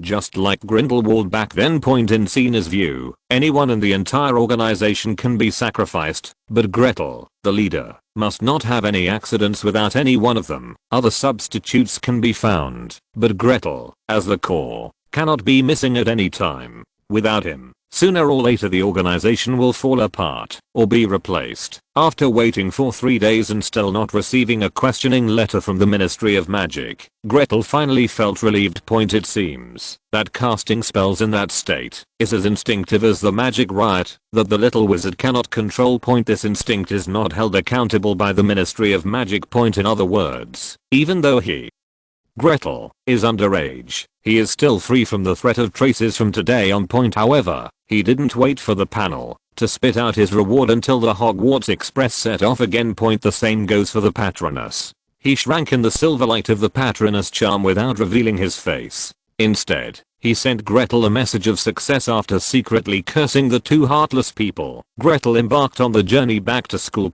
However, something happened in the past few days. Harry received a gift from Sirius, a firebolt, a letter of consent, and a mobile phone sold by Gretel Communications Store. Harry didn't have a mobile phone before this. Even if he had a mobile phone, he didn't know who to contact. Ron's was because of his family background, while Hermione's parents were Muggles. Otherwise, Harry's trust in Gretel had reached its peak point. Even if Sirius explained in every possible way in the letter, His existence could not be exposed. Harry still called Gretel. Gretel, I'm a little confused. Thanks. To book friends Prince24 and Zinga for their monthly votes. Thank you for your support. PS. Well, at present, Gretel has completed the initial accumulation of settling down. The next step is to find a reason and take the right path to break the confidentiality law.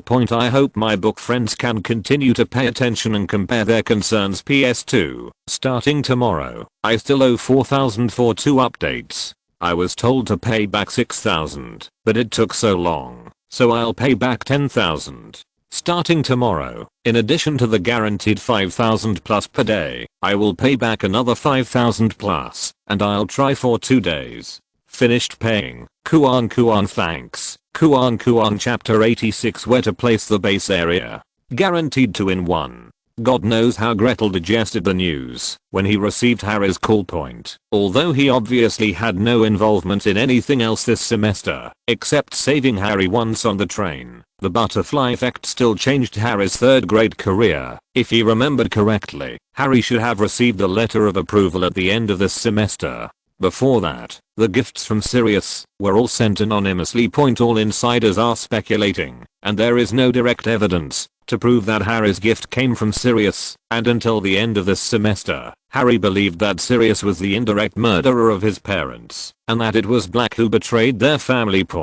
If he hadn't caught Wormtail at the end and learned the truth from him, Harry would still think so. But now, Blake and Harry are in touch via video. Gretel, I really don't know. Everyone says that he took refuge in the Dark Lord and betrayed my parents. I should hate him. But what he said was that it was Peter who betrayed my parents. By the way, you know, he said that Ron's rat Scabbers was Peter, but there is no way to prove it. Crookshanks had swallowed Ron's mouse on Christmas Day, leaving only a pool of blood on the floor and a tuft of cat hair. I might be crazy, and I shouldn't believe him, but he really doesn't look like a bad person. The look in his eyes was exactly the same as when Uncle Vernon and Aunt Petunia looked at Dudley. Harry spoke urgently, as if something was rushing him. Until Professor McGonagall's voice came from the phone. Mr. Gretel, I'm sorry, your chat with Mr. Potter may have to be paused for a while. We need to carefully test the gift Mr. Potter received. Grete thought for a while. If he remembered correctly, Miss Know-It-All might have to be complained about by her 2 useless men for a while. One lost his beloved pet, the other his Christmas present. Although one is due to the misunderstanding caused by Peter Pettigrew's use of fake death to escape, the other is to protect Harry's life. Of course Gretel knew that Sirius was innocent, but he had no obligation to help him clarify. Considering his relationship with Snape, it was considered kind and merciful of him not to add insult to injury. Fortunately, Harry didn't come to Gretel for help, he just needed a listener to talk out his doubts. Gretel is happy to appear in Harry's world as a listener. After all, he will do nothing else. After searching all over Hogwarts, Harry could only confide his doubts to Gretel. After all, the professors would not allow him to have such an unconventional idea. A child actually thought that the prisoner who indirectly killed his parents was a good person. Ron and Hermione wouldn't understand. They would just think that Harry must be controlled by the imperious curse. Only Grete would not misunderstand him. In Harry's heart, Gretel is not like a child at all. He can see everyone's heart just like Dumbledore. Just as he thought, Gretel did not stop him from thinking wildly, nor did he preach to him. Harry, do what you want. No one's life should be limited to a framework. No one can dictate how others should live. Gretel actually admired Harry and changed him to live the same life as Harry. If he didn't have such mature thinking as he does now, he will definitely not be as sunny as Harry. Whether he is born with a life and death hatred or the cynicism of his unlucky relatives, it will turn him into an unscrupulous person. Harry is different. He is reckless, but he is passionate. He is impulsive, but he is kind. It seems that since meeting Harry, Gretel has never seen him complain about anything. Perhaps what Dumbledore valued was Harry's inner heart that never succumbed to darkness. Ministry of Magic. What do you mean by disappearing? Those were 7 Dementors. Counting the news from Hogwarts, we have lost track of 8 Dementors so far. What does it mean to investigate the little wizard who expelled the first Dementor? Do you think that a third year wizard can get rid of the dementors that so many generations have been unable to deal with? I think you guys have been at peace for too long, little wizard. You might as well tell me that he opened his mouth and swallowed the dementors one bite at a time. Everyone go out and investigate. You know how much trouble dementors can cause. Sirius, your eyes are used to vent your anger.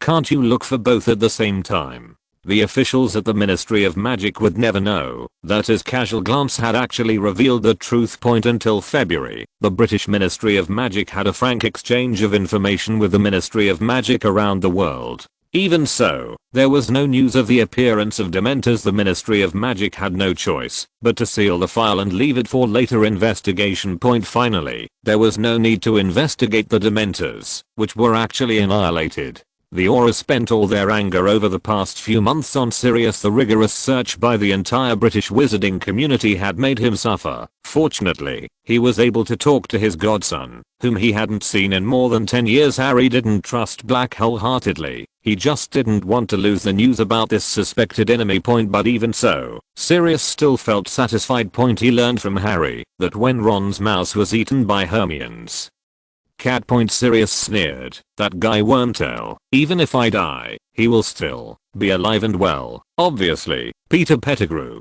who had faked his death once, could no longer use the same trick to get rid of Sirius, who had returned from hell only for revenge. When the end of term comes, Terry lay on the bed and sighed. Gretel really confirmed this time that the sorting hat had assigned Terry to the wrong house. He has no desire for knowledge, let alone working on subjects that interest him. Just talking about his personality, Gretel felt that he was more suitable for Gryffindor. Terry's complaint was that this school year had been so boring and nothing exciting had happened. But little did he know that this would be the most comfortable school year he had ever had. At Hogwarts, thinking about the pink flies that followed, Gretel couldn't help but shudder. He will definitely find a way to drive the pink flies out of Hogwarts. When he thinks that Umbridge will become his professor, Gretel can't help but feel unlucky. I don't know how Professor Fu could accept cooperating with her, but after thinking about it, after Professor Fu returned, those half-humans who were even worse than mudbloods in his heart successfully joined the Death Eater army. Umbridge is still just one of the partners. Presumably Voldemort couldn't stand her pretentiousness, so he kicked her to Hogwarts. In fact, this semester is not without its share of thrills. During the Quidditch match between Gryffindor and Ravenclaw, 3 Dementors appeared. If Lupin hadn't taught Harry the Patronus charm in private, there would have been some trouble in this game. Whether it was the Dementors attacking Harry, or Harry falling off the firebolt when he was frightened, it would not be a pleasant thing. Either Hogwarts was under Dumbledore's control at all times, or he was worried about drawing the Ministry of Magic's attention to the school again. Gretel will definitely catch up and sap him, so that the patron saint will be full again. Speaking of the patron saint, until now, his patron saint seems to be broken and cannot be summoned at all. After casting the spell, all that came out of the wand was a shapeless silver light, barely proving its identity as a Patronus charm. The same goes for the panel. He didn't know what was brewing, but there was no response. If he hadn't been able to continue to increase his skill proficiency, he would have thought he had swallowed a Dementor, causing the machine to be poisoned and shut down. Exam results come out on the last day of the semester. Because Hermione learned all the lessons, she defeated Gretel and became the outstanding student of the 3rd year. She didn't lose her smile almost the entire day, and she spent the whole day looking for Gretel, but couldn't find him. It wasn't until the next day that she saw Gretel beside the express train leaving Hogwarts and heard the congratulations from Gretel's mouth. Congratulations, Miss Granger, you defeated me and successfully became the 1st place. I don't know why, but after hearing Gretel's words, Hermione was not so happy instantly. She also felt strange. Obviously, before seeing Gretel, she was already so happy that she was about to fly. But after hearing these words from Mengmenqiu, I felt a little disappointed. Especially after Gretel turned around and left, leaving only his back. Gretel, I will continue to defeat you next year. She only saw Gretel raising his right hand and waving it in the air without even looking back. When the express train left Hogwarts, Hermione, why don't you look happy? Harry asked tentatively. It's Nothing. I should be happy, right? I've already defeated him. Point by the way, I decided to drop out of a few classes, and I also handed the time turner back to Professor McGonagall. Hermione tried to cheer up her tone. I will probably never be as good as Mr. Grete. Except for the courses he didn't choose. I lost to him in all the other courses. Gretel actually didn't care who was the best student. He was just thinking about which country he should choose as his base point. The Saints have been touring Europe for a whole year, and they have traveled to all the small countries according to Gretel's request. They investigated the local nature, politics, business, and most importantly, the Ministry of Magic point, because what Gretel has to do is not only replace the Ministry of Magic, he also has to make good contact with the Muggle government point. He can only choose a small country, preferably a small country that is poor and troubled point. The Ministry of Magic of a small country is basically isolated from the rest of the world. Only when it needs to receive aid from other countries will it complain about the poverty of the Ministry of Magic of a big country point. Gretel's organization does not need help from others, or from a financial perspective. No one in the Ministry of Magic in the world can match Gretel's net worth point. In this way, the possibility of exposure is basically eliminated from the source point. News has come from Goddard Town. According to Grete's request, they selected 2 more suitable countries, the only ones that can meet Gretel's requirements are Moldova and Albania point. The remaining countries are either not poor, too chaotic, or too geopolitically important point. Both the Muggle government and the Ministry of Magic are keeping a close eye on those places. Albania is the Albania where Professor Fu has been squatting for more than 10 years, waiting for someone to come and find him point. However, compared with when Professor Fu was taken away from the forest by Chilo, Albania is now poorer and more chaotic point. A Ponzi scheme has taken over the entire country, which is now in turmoil point. According to the news, Albania's Ministry of Magic has fallen apart, and all local wizards have given up here point. Everyone chose to move away from that hopeless place point. Albania's government is even more chaotic, with no order at all point. According to the Saints, this country is suitable for them to stir up troubles, because no one will come to interfere. After the local wizards move away, they can do whatever they want in a place that lacks extraordinary control point. Although Moldova also meets the requirements of Gretel's poverty, its geography is obviously not suitable for Gretel's trade needs. Moldova's territory is tightly surrounded by Romania and Ukraine, which are immediately adjacent to it point. Not a single gap was left point. Moreover, although this country is poor, there has been no unrest. After the raid on the Ministry of Magic, negotiations still need to be carried out with the local Muggle government point. Therefore, there are far fewer people recommending this country than Albania point. Grete didn't know much about Moldova, but he knew Albania very well point. In his world, Albania, from the government to the people, was world famous for its poverty, and laziness. No matter who helps Albania, the end result will not be good point. It is the norm in Albania to eat with a bowl and scold your mother when you put the bowl down point. If every country has its own patron saint, Albania's patron saint must be the white-eyed wolf point. Gretel didn't think that such a country, government, and people could promote his career. Recommended saints in this country, no doubt, hawks among saints. According to his idea, such a country is suitable for using thunderous means to kill a group of people, suppress a group of people, and pull a group of people away point. Without the Ministry of Magic, they can add appropriate magic control and hold Albania firmly in their hands, and his idea was recommended by most people point. Grete pondered for a long time and finally figured out why he felt something was wrong point. Everyone in Gordo Town is a fanatic who once swept the world point. This kind of method that seems bloody to him may be a rare tenderness in the eyes of the saint. Fortunately, when Gretel invited them, he asked them to make a record so that he could make a choice easily point. Over the past few days, he had been thinking about this important event in his mind point. Even when the panel woke up, I didn't bother to check it point. Thanks to bookfriend 2020061222272878 and bookfriend 201909101600254009 for your monthly support. Backquote. Compare your feeling small theater. Grete, I think, why don't you just pick a country at random and consider so many strange issues? Author, Parallel World, Gretel. Otherwise, you've been researching geopolitics for a whole day and still can't decide. Author, let me ask the book friends first. PS. Sorry. My book friends, I originally planned to settle in Albania, but who knew when I checked, Albania turned out to be a white-eyed wolf. Then the author got into trouble and searched many small European countries. Time was wasted, and the base area was not decided. I wonder if my fellow book friends have any countries that they would recommend. If there is no recommendation, the author will just choose one at random. Parallel time and space has nothing to do with the current time and space. PS2, I will postpone the update for one day and pay it back tomorrow. HHHHH. Please forgive me. Tomorrow's update is finally in 4th grade. Career starts chapter 87. The Squib.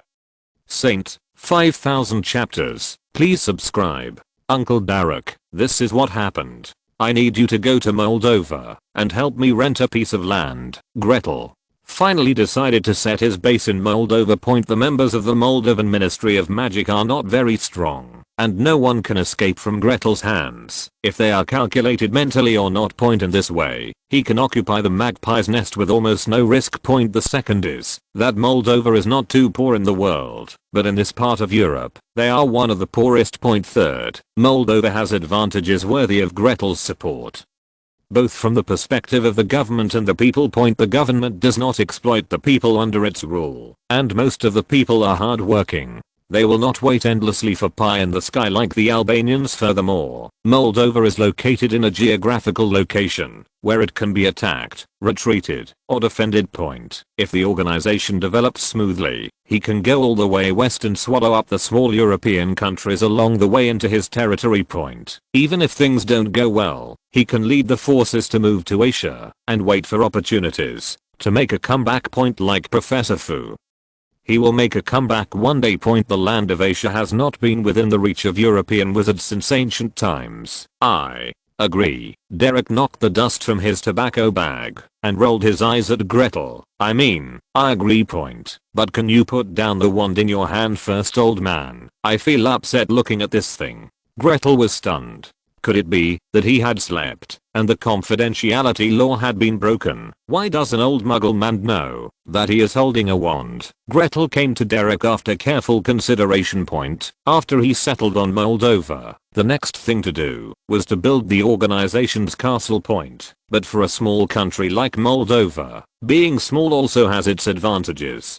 Being small means that it is impossible for various regions to escape the control of the authorities. Moreover, there is little discord between the Ministry of Magic and the government in Moldova, compared with the relationship between the Ministry of Magic and the British government in the United Kingdom. They can be regarded as a mess. It is impossible to bypass the capital for such a major matter as land sales. If the capital knows, it means that the Ministry of Magic knows. Taking a closer look at his relationships, whether in Hogwarts or Gordo, they are all wizards. However, if a foreign wizard wants to buy land in another country, he will be directly targeted by the Ministry of Magic in Moldova.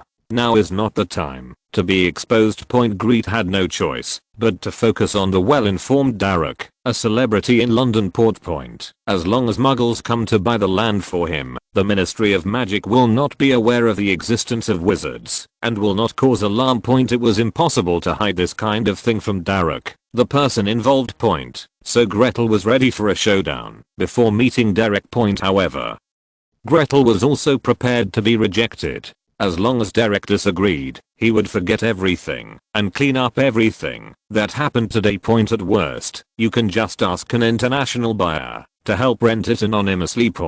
After introducing the situation, Gretel pretended to take out his wand casually. He believed that Derek, an old Muggle man, would not be able to recognize the wand in his hand, even if he met him again, because of the secrecy law. Who would have thought that what happened today was completely beyond his expectation. First, when he came to the door, Derek looked at him with a look full of scrutiny.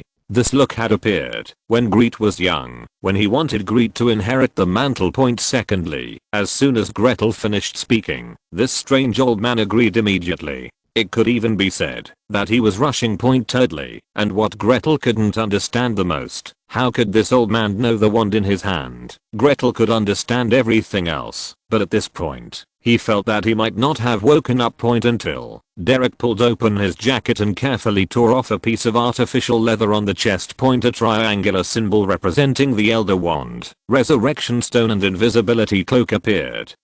In front of Gretel. The old man laughed heartily. "Old man, I'm a proud saint." With these words, Grete's brain completely shut down. Seeing Gretel's dull look, Derek sat down with satisfaction. As he told the story, Gretel learned his true identity. Contrary to what Gretel thought, Derek was not a Muggle, nor was he someone who had slipped through the secrecy laws. He has been a part of the magical world from beginning to end, even though he is an abandoned existence. As a squib who left the wizarding world at the age of 12. To seek life in the Muggle world. His family was not even willing to wait until he came of age. Fortunately, although he has no magical talent, he has inherited his family's ability to live long and has a strong body, which helps him survive well in the Muggle world.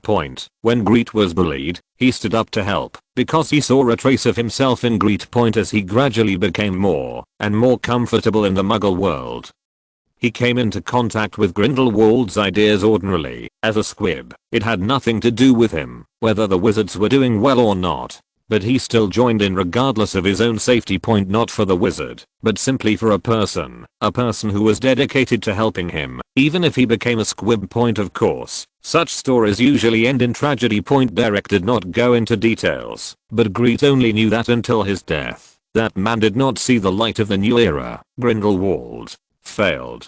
I'm a squib. Naturally, no one will care about my whereabouts. I will pretend that this never happened. Grindelwald cares so much about Muggles. How could he not attack in many ways? A squib like Derek was naturally suitable to be his spy among Muggles. However, all this came to an end after that duel. In 1991, when you first entered school, I went to the orphanage to ask for help. Swan said you went to school, and I asked which school it was. One look at her clumsy expression made me suspect that you went to school at Hogwarts, but the reason for determining your identity is because of this thing.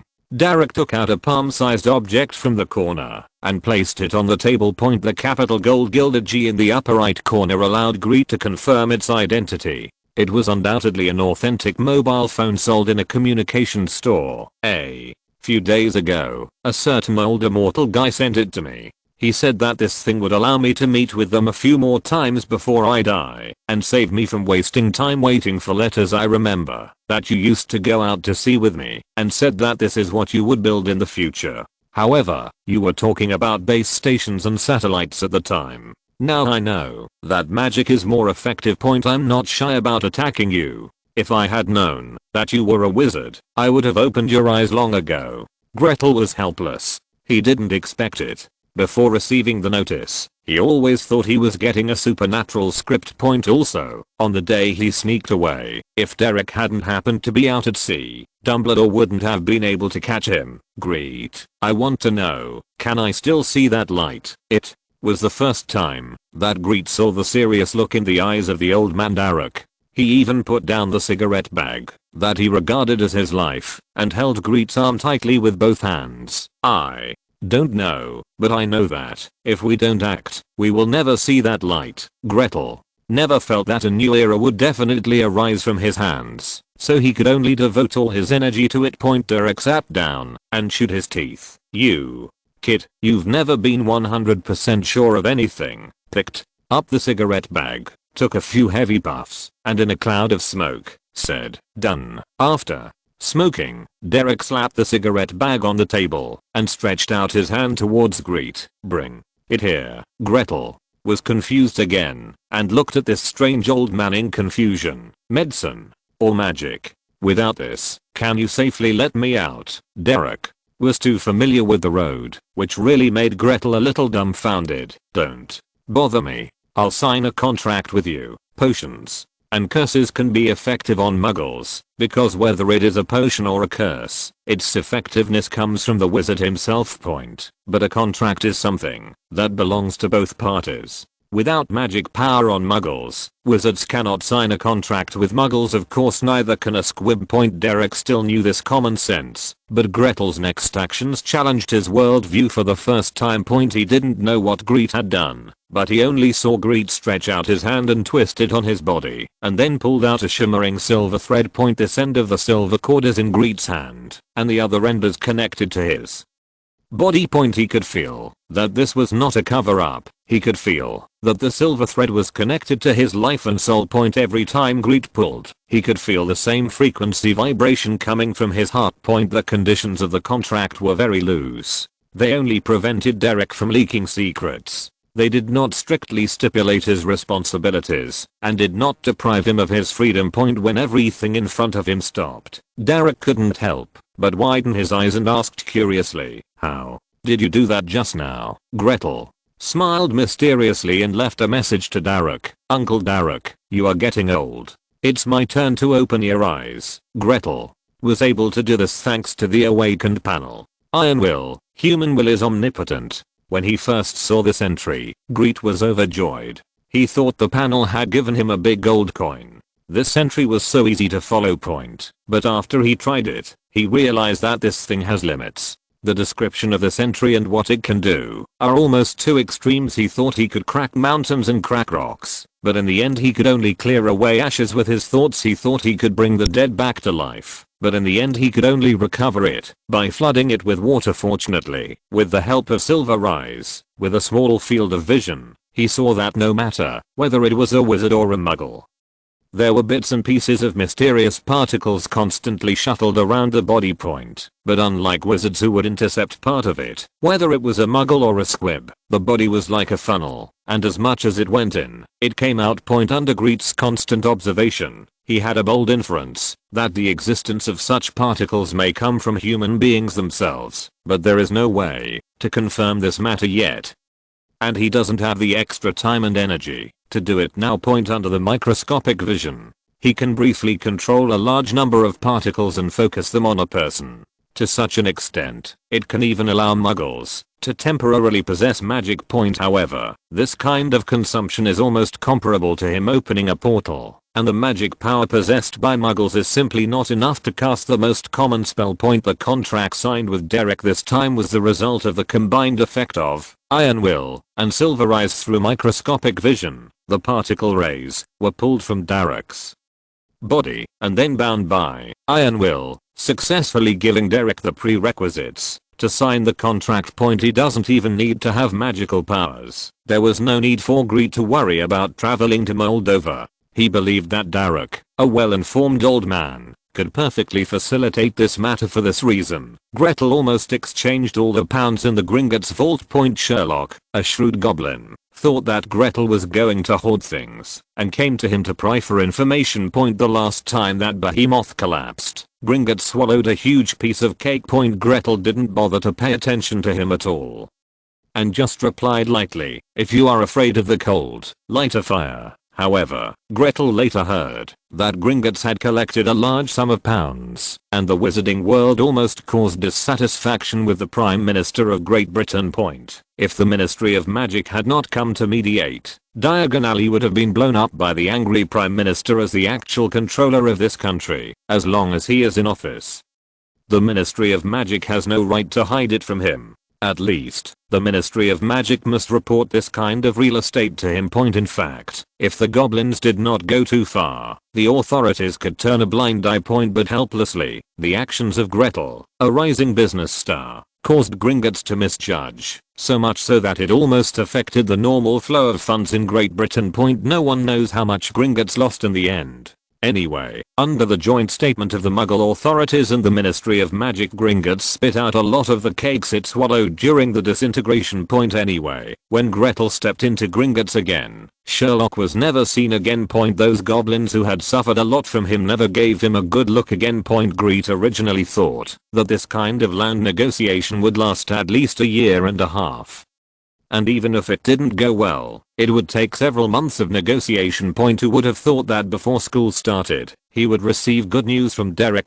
Derek successfully negotiated Mount Berenist in Codrenisperin. Of course, it's not the whole mountain, just a few small hillsides that hide people's eyes. Derek's reason was that he was attracted by the unique oak forest here and wanted to breed here. It is impossible to say whether we will build several complete production lines in the future. Upon hearing this plan, after the negotiation, the local municipal government almost gave him some forest land, half sold and half gifted. Building a magic castle on your own land will not trigger any contractual reaction from the local Ministry of Magic. Grete never expected that things would go so smoothly. So, when he informed the members of the organization, the group almost went crazy, searching for the exact location of Moldova on the map. A group of people were holding a map of Mount Berenist, scrambling to express their opinions on the slopes that already belonged to the organization. The east side is better. The terrain is higher and there is sunlight. I chose this woodland in the north. It is shaded by woods. Even if the Muggle banishing spell accidentally fails sometimes, they will think it's because they were dazzled. None of them are right. The valley in the south is better. It is surrounded by mountains and rivers. When we get old, we can go there to retire. Gretel smiled as he watched them fight. This group of energetic members, like their organization, were like a rising sun. When Grindelwald heard the news about Gretel, he even complained to him a few words, saying that he had to go to that small country to spend money to buy land when there was a ready-made castle. It would be great to use the spare money for future expansion. Gretel just took a picture of the lively discussion atmosphere and blocked his complaints. What we want to build is a headquarters, not a prison like Nurmengard. We need to have our own land, or else the descendants of the landowner will collect taxes from us in the future. When Grindelwald hung up the phone with a dark face, Gretel heard Vladimir and Estragon laughing. Next time, don't let my companions go investigate for you, you heartless brat. At the end of August, when Gretel was about to become a fourth-year student at Hogwarts, the castle in Moldova successfully set up its landmark on a low hill. The week before, a shocking thing happened at the Quidditch World Cup. The Death Eaters, who had disappeared for more than 10 years, appeared at the World Cup venue and openly released the dark mark into the sky. When Grete saw the tragedy of the scene from the newspaper, he suppressed his excitement and held a secret meeting with the members of the organization. The meeting reaffirmed Sina's status. Before Gretel graduates and leaves Hogwarts, Sina will serve as a supreme commander of existing members outside Hogwarts and secretly spread the organization's ideas to the wizarding world. And gradually absorb people with common ideas to become peripheral members of the organization. After Penelope graduated, the communications store in Diagon Alley was handed over to her, and the galleons were gradually transferred from Gringotts's vault to Moldova. Pinello and Eric will work together to gradually expand the business territory from the wizarding world to the Muggle world, and Gretel will provide corresponding technical support. He was confident that with the help of the new entry and Silver Eye vision, the mobile phone could break through wizard detection, bypass the secrecy law, and become the first key to intervene in the Muggle world. Welcome, our hero, McGarrett. I was worried that you wouldn't be able to attend the back-to-school dinner this year. After not seeing each other for a holiday, Terry and Grete hugged each other passionately, pounding each other's bodies that were getting stronger. Stop, it hurts. By the way, Grete, I didn't see you on the train today, and I thought you wouldn't be able to attend the dinner again. After all, Gretel was stronger than Terry.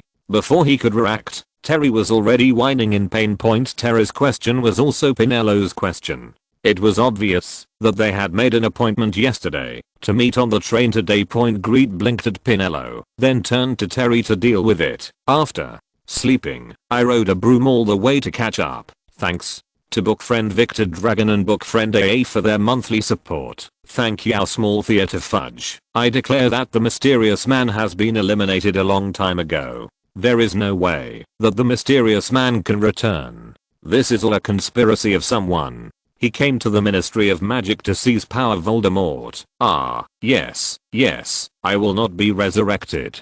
Please stand for me, Minister of Magic. PS. I'm in 4th grade. Spread the flowers. PS2. Ahem. Sorry, I'll postpone it for another day and get a discount. Chapter 88 Goblet of Fire. 2-in-1. Sort out the plot behind it. Chapter 88 Goblet of Fire. 2-in-1. Sort out the subsequent plot. In front of the professor's chair, the shabby sorting hat began to sing again. It starts counting silently every year after the freshman sorting is over, and looks forward to singing a song at the sorting ceremony in the coming year. For this reason, after the ceremony is over, it will start to meditate on the lyrics for the next year. On weekdays, it would stay in the corner of the principal's office and eat dust. If it didn't have the more precious sword of Gryffindor hidden in its body. It should be dropped into the Hogwarts warehouse, where magic items are stored.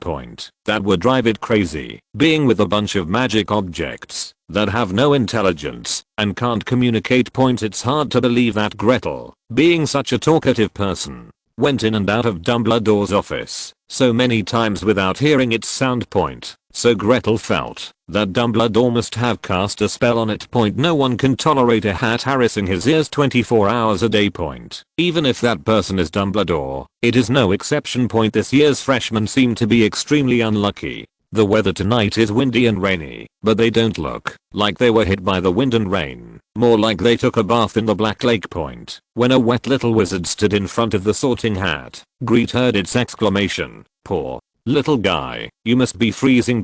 Take me up quickly, and you can warm yourself up with the hot broth after the sorting is over." The first guest of the sorting hat this year was a little wizard named Curly, who was sorted into the wise Ravenclaw. After taking off his hat, the young man was shaking with excitement, and the senior students of Eagle Academy also sent their blessings at the right time. "Gretel, look at this child. He is so excited that he is about to faint." Amid the celebrations, Terry leaned close to Gretel and whispered. Grete tilted his head. Why did he feel that the little guy was frozen? The child's lips were a little white. When a Curly passed by quickly, Grete took out his wand, waved it gently, and gave the child a water removal, dehumidification and warmth. This kind of little trick can be said to be readily available to Gretel nowadays. As the spell took effect, the color on the child's face finally struggled to come out. "Thanks." A Curly was stunned for a moment, and then under Terra's secretly pointing finger, he recognized the real person who helped him. It wasn't until Grete smiled and nodded imperceptibly that a Curly rushed to the bottom of Ravenclaw with gratitude. Grete didn't know how many similar little spells he had figured out when he was studying his own condition during the holidays. For him, there is no need for magic spells at all. As long as he waves his hand, the magic power will be completed according to his ideas. In the end, it was Penelotte's opinion, saying that learning more of Gretel's unique magic might allow members of the organization to draw parallels and realize something more useful. With the help of others, Gretel took time out during the holidays to summarize a lot of things. The fluctuation of the curse was surprisingly eye-catching on such a serious occasion. Whether it was the rostrum or the 4 major colleges, many people looked over. Dumbledore was neither sad nor happy. He took one look and then focused his attention on the little wizard in front of him again. Professor McGonagall paused for a moment before calling out the next name and asking him to come up and wait for the sorting. Professor Sprout and Professor Flitwick each gave Gretel a smile. Gretel also noticed his dean and quietly extended his thumb to give him a thumbs up. Professor Snape frowned and glared at Gretel hard. "Okay. I have to be criticized by the professor again for losing my brain." Gretel secretly sighed. Over the past 2 years, Professor Snape would remind him in subtle ways from time to time. Let him stop jumping around in front of Dumbledore's eyes, lest the White Devil free his hand to deal with him one day. Also, after Remus Lupin left, the post of Night Watchman became vacant, and a wizard with black hair and a hooked nose took over, but those can be called dry cheeks, making him look even thinner than Filch in the past. Sitting in the corner next to the rostrum, he impatiently played with the wand in his hand, his sinister eyes shooting straight along the dining tables of the 4 colleges. Grete felt that he was looking for a thorn in the side, so that he could use the first fire to establish his authority. In addition, the new defense against the dark arts Professor Mad-Eye Moody has a demonic eye swishing back and forth in his eye sockets. He is so fierce that he does not relax, even if he is facing a student. with Gretel setting an example. Many members of Gretel's team from the 4 colleges stepped forward. As long as these little guys who are about to be frozen can be warmed up as soon as possible, there is no problem in being a little exposed. Of course, they are not stupid. Those who stood up were all graduates of this year, just like Gretel mentioned in every meeting. After gaining the power to protect himself, as long as I don't officially carry the banner, even Dumbledore can't expel me from Hogwarts. At will point that person is about to return, and from now on, we must spread our wings appropriately. Not to mention the little wizard who was warmed when the 4 colleges came out from time to time with a whisper of removing water, dehumidification and warmth. Dumbledore was slightly shocked and turned his eyes back. After all, it was the principal. He had some moral integrity in him. He smacked his lips and ignored the movement around him. Professor McGonagall was somewhat affected, and her hands looked a little stiff when rolling the parchment. Professor Sprout was stunned for a moment, looked at Dumbledore, and simply didn't pay attention to anything. He watched with a smile as another young wizard rushed towards Hufflepuff's long table. Professor Flitwick looked at Gretel curiously. Anyway, he believed that Gretel would definitely not be a disaster. This was confirmed through 3 years of getting along with him. Snape's eyes were full of shock and reproach, and Gretel suspected that, if it hadn't been for the opening ceremony, he would have drowned himself in spit. Moody, played by Barty Crouch Jr., has a consistent frown, and no signs of revealing his identity. The new gatekeeper took a look at the expressions of the people present, and silently turned his attention to others. No longer focusing on Gretel, the dazzling target. Someone took action, and Gretel was willing to be left alone. Anyway, he just couldn't bear to see these little guys being cold. Strength is the confidence to speak. 2 years ago, he would have been trouble-free. At that time, he had no ability to jump out of the chessboard. Gretel, do you really not have to worry about Dumbledore? Forget it, we all support what you decided to do anyway. Let's talk about why you didn't catch the train today. After the opening ceremony, Gretel huddled on the bed in the dormitory and sent a message to Pinello. Early on the morning of September 1st, Gretel packed up his things and prepared to go to King's Cross Station. When he stepped out of Diagon Alley and was about to approach to the station, he saw the figure of the owner of Florin's cold drink shop. He looked a little anxious, very different from his usual calm demeanor ordinarily. In such a hurry, it is normal for him, an adult wizard, to choose a faster apparition. But he simply put on a disillusionment spell and rode on a magic broom. Gretel knew about Florin's ability to apparate. As a well-known Diagon Alley shop owner in Great Britain, he often used apparition to deliver goods to the door of his big customers. Today's unusual behavior caught Gretel's attention. Having long been curious about Florin's identity, Gretel simply put his things away and followed him straight away. I followed Florin all the way to the sea, to a small reef. Looking at the water stains above, it is obvious that this kind of reef will only show its small tip after low tide. Portkey, there is actually a door key hidden in a place like this. Gretel made sure that he was not exposed, but Florin confidently pointed at Gretel's position in the sky and broke his figure. After some conversation, Grete found out that Florin actually came from Kunlun, the most mysterious gathering place of extraordinary beings in the world. Perhaps, in order to get rid of Grete quickly, Florin gave Grete an identity certificate, a delicate bronze sword with the word Kunlun engraved on the sword. When you have time, you can come to Kunlun. You are already on Kunlun's invitation list. Kunlun. Pinello almost rushed to the door of the boys' dormitory and called Grete out of the dormitory. Gretel looked at Pinello with some surprise. He had only heard of Kunlun's name. He was introduced to it by Vladimir when he was in Goddard Town. Dawson's craftsmanship was perfected in Kunlun. However, in the entire town of Gordo, only Dawson is familiar with Kunlun.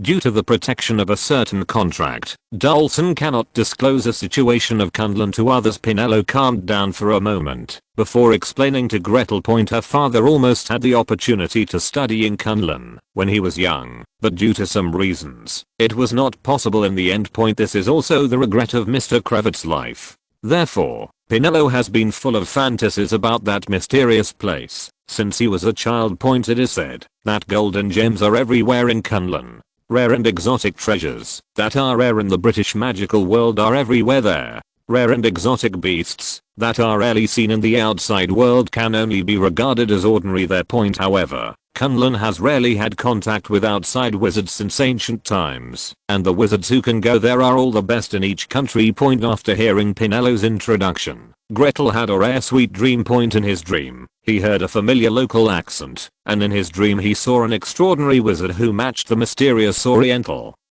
painting style. Point. However, why would someone ride a gourd, and why are there guardrails on the flying sword? After waking up, Grete shook his head strangely and threw this bizarre dream behind him. Point. After trying to figure out who was the undercover at the opening ceremony, Gretel thought he would be targeted. Point. At worst, Dumbledore would call him to have a heart-to-heart talk. Point. But nothing happened. No one gave him special treatment. Even those graduates met him without any taboo, and Dumbledore did not make any reaction. Point. Everyone seemed to have forgotten what happened that day. Gretel's daily life was to go to class on time, go to bed on time, and pull team members together from time to time for a detailed magic teaching. Point. Counting 4 school years, Moody, played by Barty Crouch Jr., is definitely the professor who best fits the identity of a defense against the dark arts teacher. Others, even Remus Lupin, were constrained by their status and rarely introduced the unforgivable curse to the students at Hogwarts. In other words, Dumbledore recruited Moody as defense against the dark arts professor because of his no-holds-barred temperament. Point. Gretel even suspected that, if the real Mad-Eye Moody were to teach, he might be more radical than Barty Crouch Jr. In less than a month of teaching. Moody successfully conquered everyone at Hogwarts, from students to professors, not to mention his personality, at least his wholehearted attitude in teaching conquered everyone. Point. Except for Severus Snape, the potions professor, who was angry with Gretel on a daily basis. He distrusted all defense against the dark arts professors except himself. When using Shen Feng Wuing, don't raise your wand so high. Are you afraid that the enemy won't know that you are going to attack him? Hidden, hidden. Hide your wand out of sight. While Snape pressed Gretel's shoulders and sprayed wildly, he took great pains to cover him up and use the blind spots in his sight to cast his spell on the enemy. Point. In the response room, in the corner of the huge training ground, the demon dolls cut into pieces by Shen Feng Wuing have almost piled up into a small mountain. Point. Gretel wanted to pull Snape's clothes and tell him that his strength was no longer what it used to be. Point. But seeing that even though Snape was furious, he still couldn't hide his worried eyes. He honestly raised his wand again. Point. The tip of the wand was slightly raised, and a hidden blade flew out from the wand,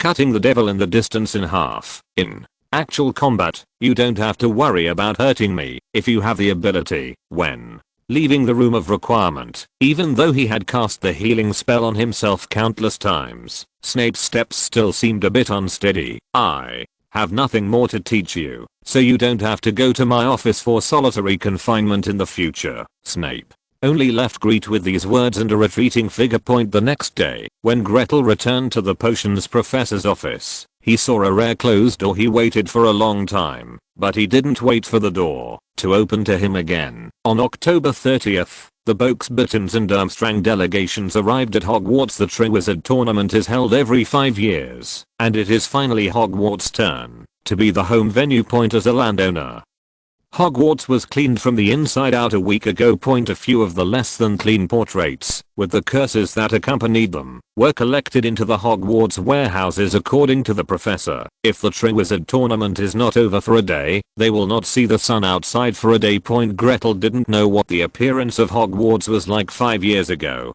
Anyway, he felt that both Box-Buttons and Durmstrang looked menacing. Point. First, Box-Buttons' huge aerial carriage landed at Hogwarts almost in a rampage. Point. Before a group of people could calm down, a large ship jumped out from the bottom of the Black Lake. Durmstrang raised the water mist with the large ship, almost covering the entire Hogwarts, announcing his arrival to everyone. Today's update, I need to sort out the plot behind it. Good night, all book friends. If you're listening to this novel on a channel other than Fanfic World, it means they downloaded and uploaded it without effort. We cordially invite you to visit our channel, Mundo Fanfic Novelos. There you'll find the original version of this story, and you can explore many other novels of various genres. We're waiting for you to immerse yourself in a world of incredible novels. Chapter 89. You don't want Professor Fu because you can't be resurrected. 5,000 words long chapter. Standing in front of Bogsbottom's carriage, Gretel felt as if he had arrived at Hagrid's hut. The wheel was even taller than him. You know, he is already drawing money, but in front of this wheel, he seems to be no different from a first year freshman. The huge, pink-blue carriage, pulled by 12 equally huge, elephant-like, golden horses with wings, began to swoop from the air, roaring towards the Hogwarts castle. Fortunately, Bogsbottom's was not the attacker. As a guest from afar, the carriage circled as it approached the castle, and finally fell to the ground with a loud noise. The horse's hoof, which was bigger than a plate, tapped impatiently on the poor floor tiles of Hogwarts when the headmaster of Bogsbottom's got off the carriage. Gretel noticed that Hagrid, who was looking at the big horse with interest, suddenly stopped stroking his beard. "Oh my god, I must be in love." Gretel irresponsibly voiced Hagrid with his arms crossed. This man named Alim Maxim must have also noticed Hagrid. He is so tall that he stands out from the crowd and has no hidden talent at all. Gretel silently thought about whether he should arrange a marriage for the good old Hagrid. A bachelor of several decades would miss this perfect partner and wonder when he will be single again. "Please tell that Mr. Hagrid that these horses only drink malt whiskey." God knows what Hagrid took from these words, but Hagrid looked like he was drunk when he walked up to take away the horses. His expression was tipsy and full of fantasy. Gretel really wanted to rush to Hagrid's ear and yell, "You can't lick a dog." As soon as the Bogsbottom's people here settled down, the surface of the Black Lake started to stir. Obviously, like Bogsbottom's, Durmstrang's School of Witchcraft and Wizardry also wants to give Hogwarts a big shock. The surface of the Black Lake, which is usually as calm as a gem, is agitated, and the movement deep in the center of the lake is getting louder and louder. A huge bubble cavity bulged up, and the waves violently hit the lake shore, stirring up the muddy wetland on the shore. Then a whirlpool appeared in the middle of the lake, like a bloody mouth, that preyed on people. Until the mast passed through the bubble and the cavity exploded, enveloping Hogwarts in a cloud of water vapor. Durmstrang's ship actually emerged from the bottom of the Black Lake. The ship slowly floated up, as if it was being driven slowly. It must be said that the moment when a behemoth slowly reveals its true face will always make people feel majestic. In particular, a Darkwind ghost ship that shines in the moonlight, as if it has experienced war, emerges from the bottomless Black Lake. As expected, he was Durmstrang, who studied black magic openly and honestly. Their flagship that sailed through the wind and waves looked like a huge skeleton. The blurry light in the porthole flickered like a ghost's eye. Finally, with a huge sound of water discharging, the ghost ship completely emerged. The surface of the Black Lake struggled for a while and finally became flat. The neat shouts made Grete suspect that Durmstrang's ship would not be able to reach the shore solely by manpower. Fortunately, Gretel's suspicion did not come true. That call sign should be some kind of habit of his. As the anchor chain splashed into the water, the ghost ship finally docked. The sensible wooden board flew up on its own and built a pontoon bridge in the shallow water. Different from the Bogsbottom's group of gentlemen and ladies who are almost the same as Hogwarts, the strong young man from Durmstrang has a strong Nordic style. Hogwarts has made sufficient preparations for the Triwizard Tournament. The entire Hogwarts has been thoroughly cleaned from the inside out, and all the less than decent portraits have been shrunk into a dark warehouse. Even the armor, that usually leaned blankly in the corridor, was polished during these days, and he was patrolling the castle with great vigor, grabbing his weapon. In several years, this was the first time Grete saw them moving. The hall, which is decorated for every important event, also received a comprehensive renovation. The golden lion stands on the long red panel, the golden eagle stands proudly on the blue panel, the black badger looks back on the yellow panel, and the silver snake spits out a letter on the green panel. The logos of the 4 major colleges are painted on 4 huge silk strips, hanging along the wall from the dome to the ground. Behind the staff chair facing the door, there is a huge curtain embroidered with the Hogwarts school emblem. Whether it is the staff bench or the student dining table, the tableau on the table has been wiped until it shines. God knows if the house elves who pursue perfection simply gave everyone a new set of tableau. Now Gretel probably knew why no one came to talk to him.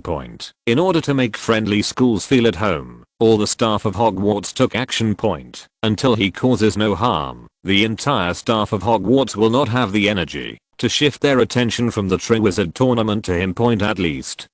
It seems now that he just shared some of his little magic spells with others as a big entrepreneur who created a multinational company. Before graduating. It makes sense to contact and select some graduates in advance for your career, right? No matter what others thought. Gretel, who was mixed in the welcoming team at Hogwarts, convinced himself this way. He had no intention of taking off his vest until the matter was settled and everything calmed down. What if my beloved Professor Fu accidentally failed because of the small butterfly effect? However, looking at the Moody with the magic eye twirling wildly not far away, Gretel felt that Dumbledore, who had everything under control, was probably going to be frustrated again. In fact, if it weren't for God's perspective, Gretel wouldn't doubt Moody.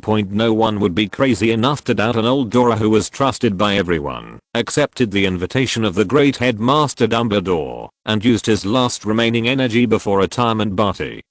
Crouch Jr.'s imitation has captured 10% of the essence of Mad-Eye Moody.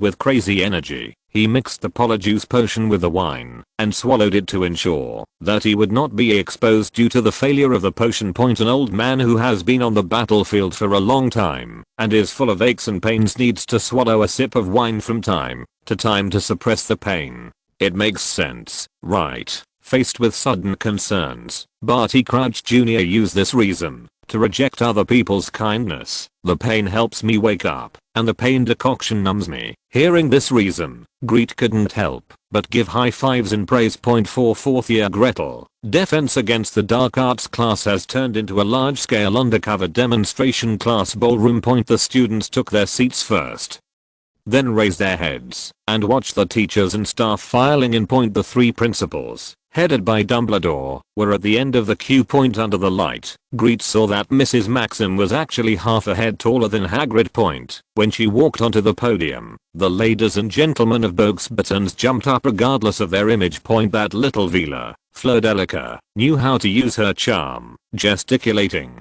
twirling her hair, and smiling. After cheering, she covered her mouth and blushed, causing many people to take a deep breath. The principal of Durmstrang Magic School, Igor Karkaroff, looks tall and thin, with short white hair and a goatee with curls at the end on his thin chin.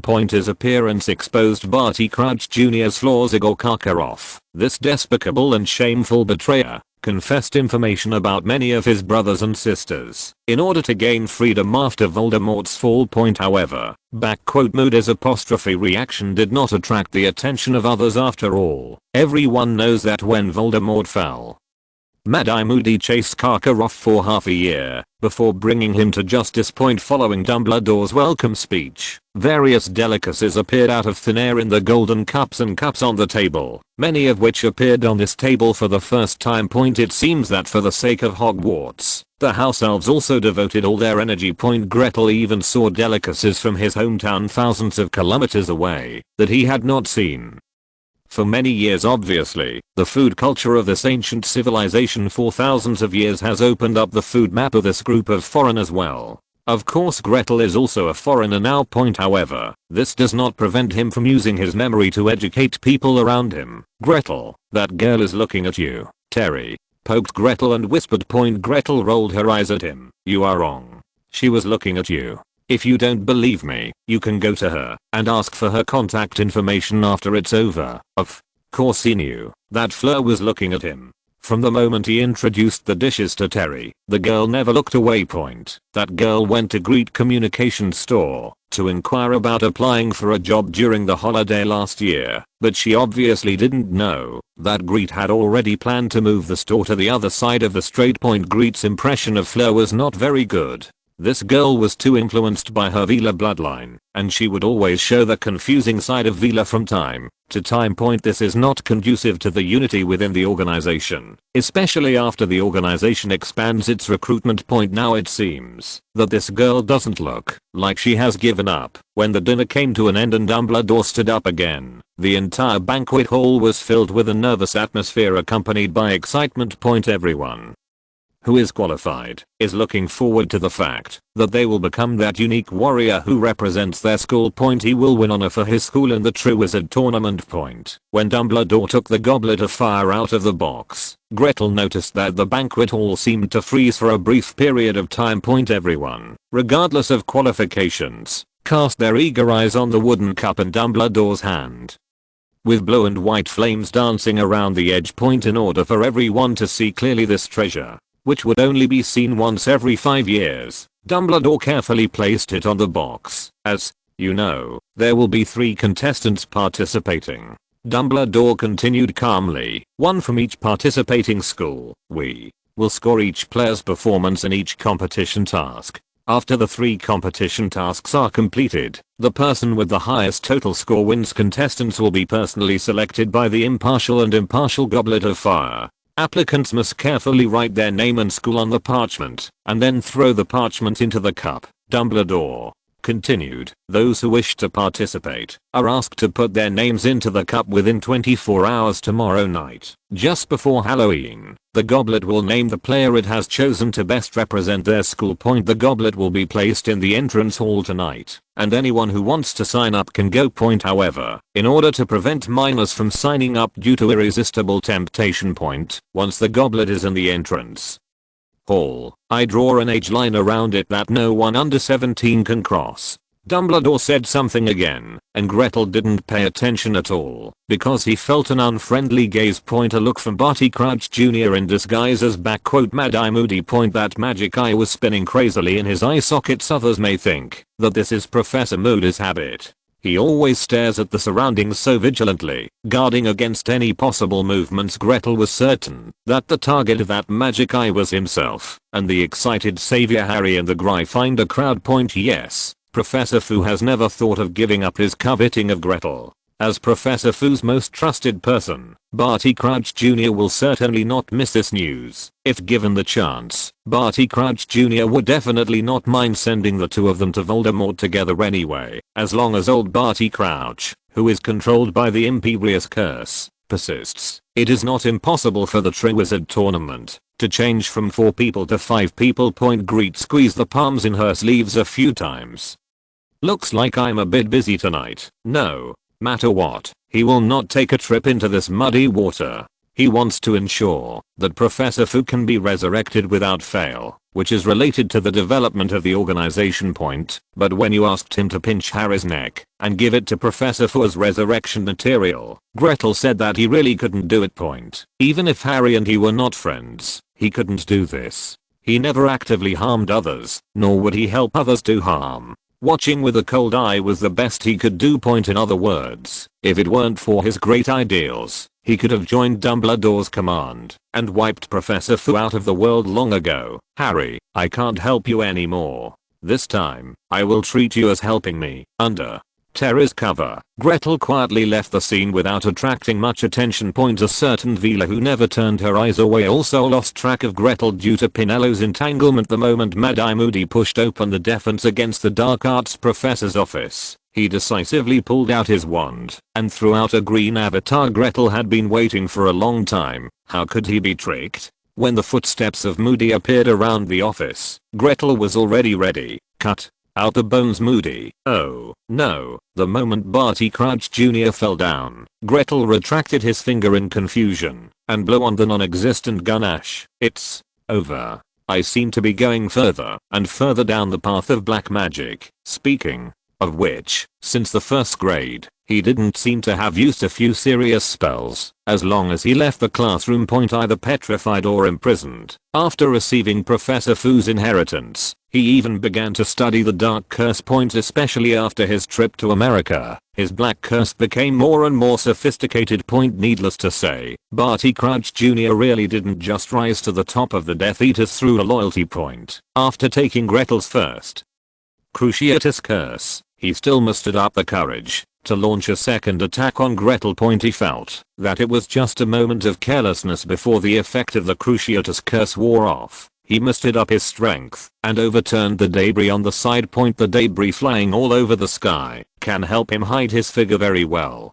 He feels that he only needs 1 second to find an opportunity to turn defeat into victory. Unfortunately, he had a good idea, but Gretel would not give him a chance. Debris flew up, and Gretel's vision was blocked, but the effect of the Cruciatus curse still clung to him like gangrene in his bones. Barty Crouch Jr. really doesn't understand. Why can the Cruciatus curse still find him, even though he can't be seen? If Gretel took off the prop, that changes his eye color. Barty Crouch Jr. should not be confused. After all, those silver eyes that seemed to be shining did not look like ordinary objects. This is another use of the silver eyes that Gretel has discovered. No matter how much a person hides his body, he cannot hide the magic particles on his body.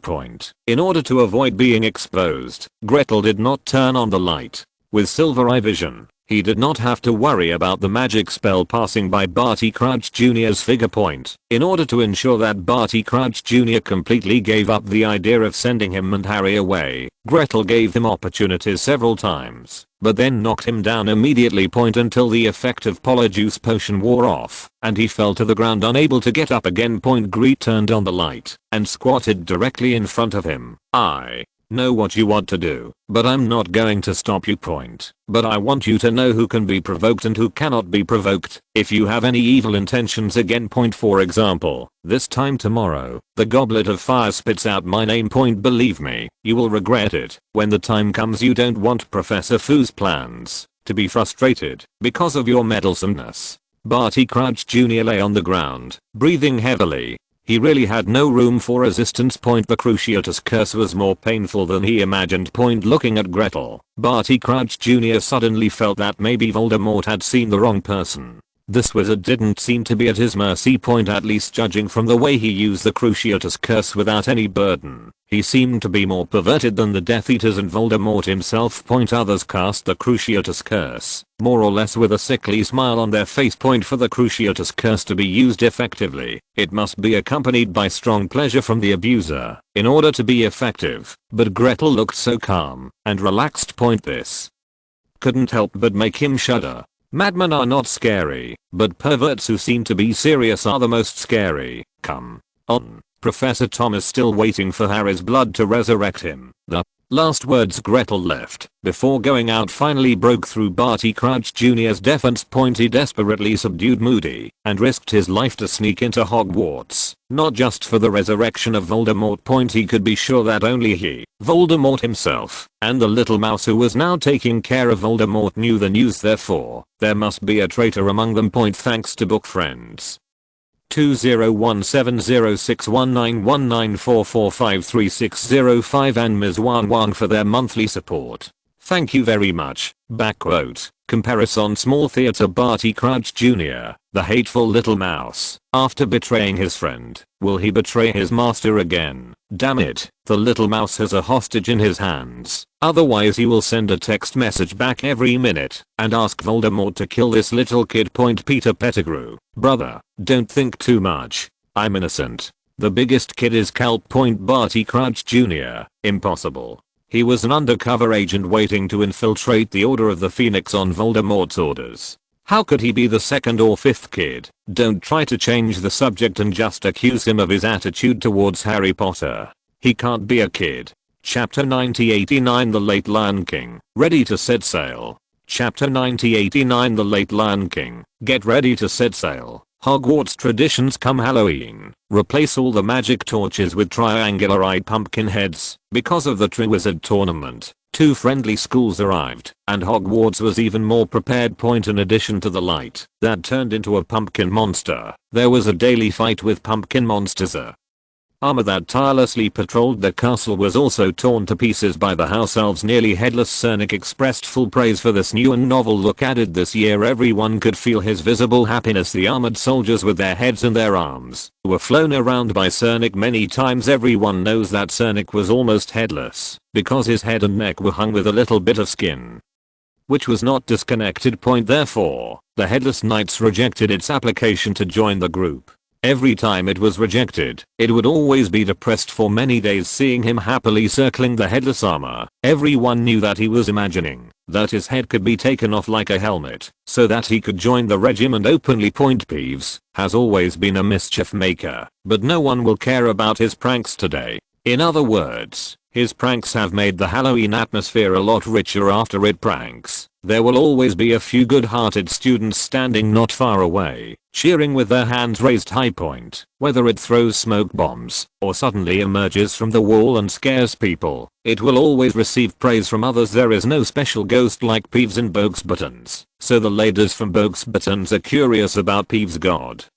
Notes: Peeves, who is naturally mischievous, can also be depressed. According to the fat monk, it was Peeves who felt that it had lost the meaning of its existence. It likes to watch other people get angry but helpless. Because of its pranks, the ladies of Buttons gave it a good lesson, and it completely lost the pleasure of succeeding in its pranks. The strong men of Durmstrang always have a cold look.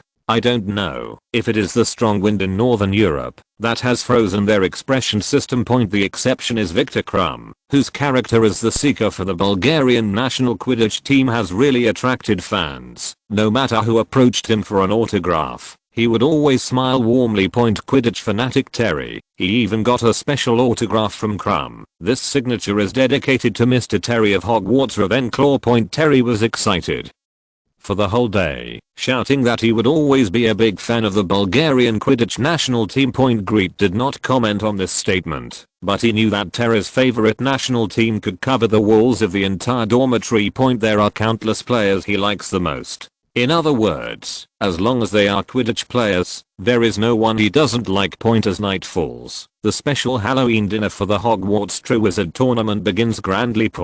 When you walk into the dinner hall, you can see a huge pumpkin monster floating under the transparent ceiling. Whenever it opens its mouth, it will spit out a cloud of smoke. I don't know how many monsters are hidden in the thick smoke, and the mixed roars are like thunder, echoing over the long dinner table. However, this did not affect everyone's enjoyment of the dinner. The magic turned the deafening sound into a Halloween background sound effect. However, from Gretel's perspective, it seemed that no one was paying attention to the dinner. The delicacies prepared by the house elves seemed to have lost their appeal. Most people had something to eat, either poking at the steak on the plate or stirring the pudding in the cup. Of course, the absent-minded people did not include Gretel and most of the Hufflepuffs. In his spare time, Grete even noticed that a few little badgers quietly sneaked into the dining tables of other colleges. Some limited quantities of precious ingredients were taken away. Judging from their squinting eyes and snickering, you can guess that they must be eager to have the goblet of fire every day, so that they can feast every day. Durmstrang didn't know what kind of orders he had given to the students in his school before he came. Even when faced with rare delicacies, they seemed to follow the orders and prohibitions. Sit up straight and put the food into your mouth again. Karkaroff is obviously very satisfied with the performance of his students.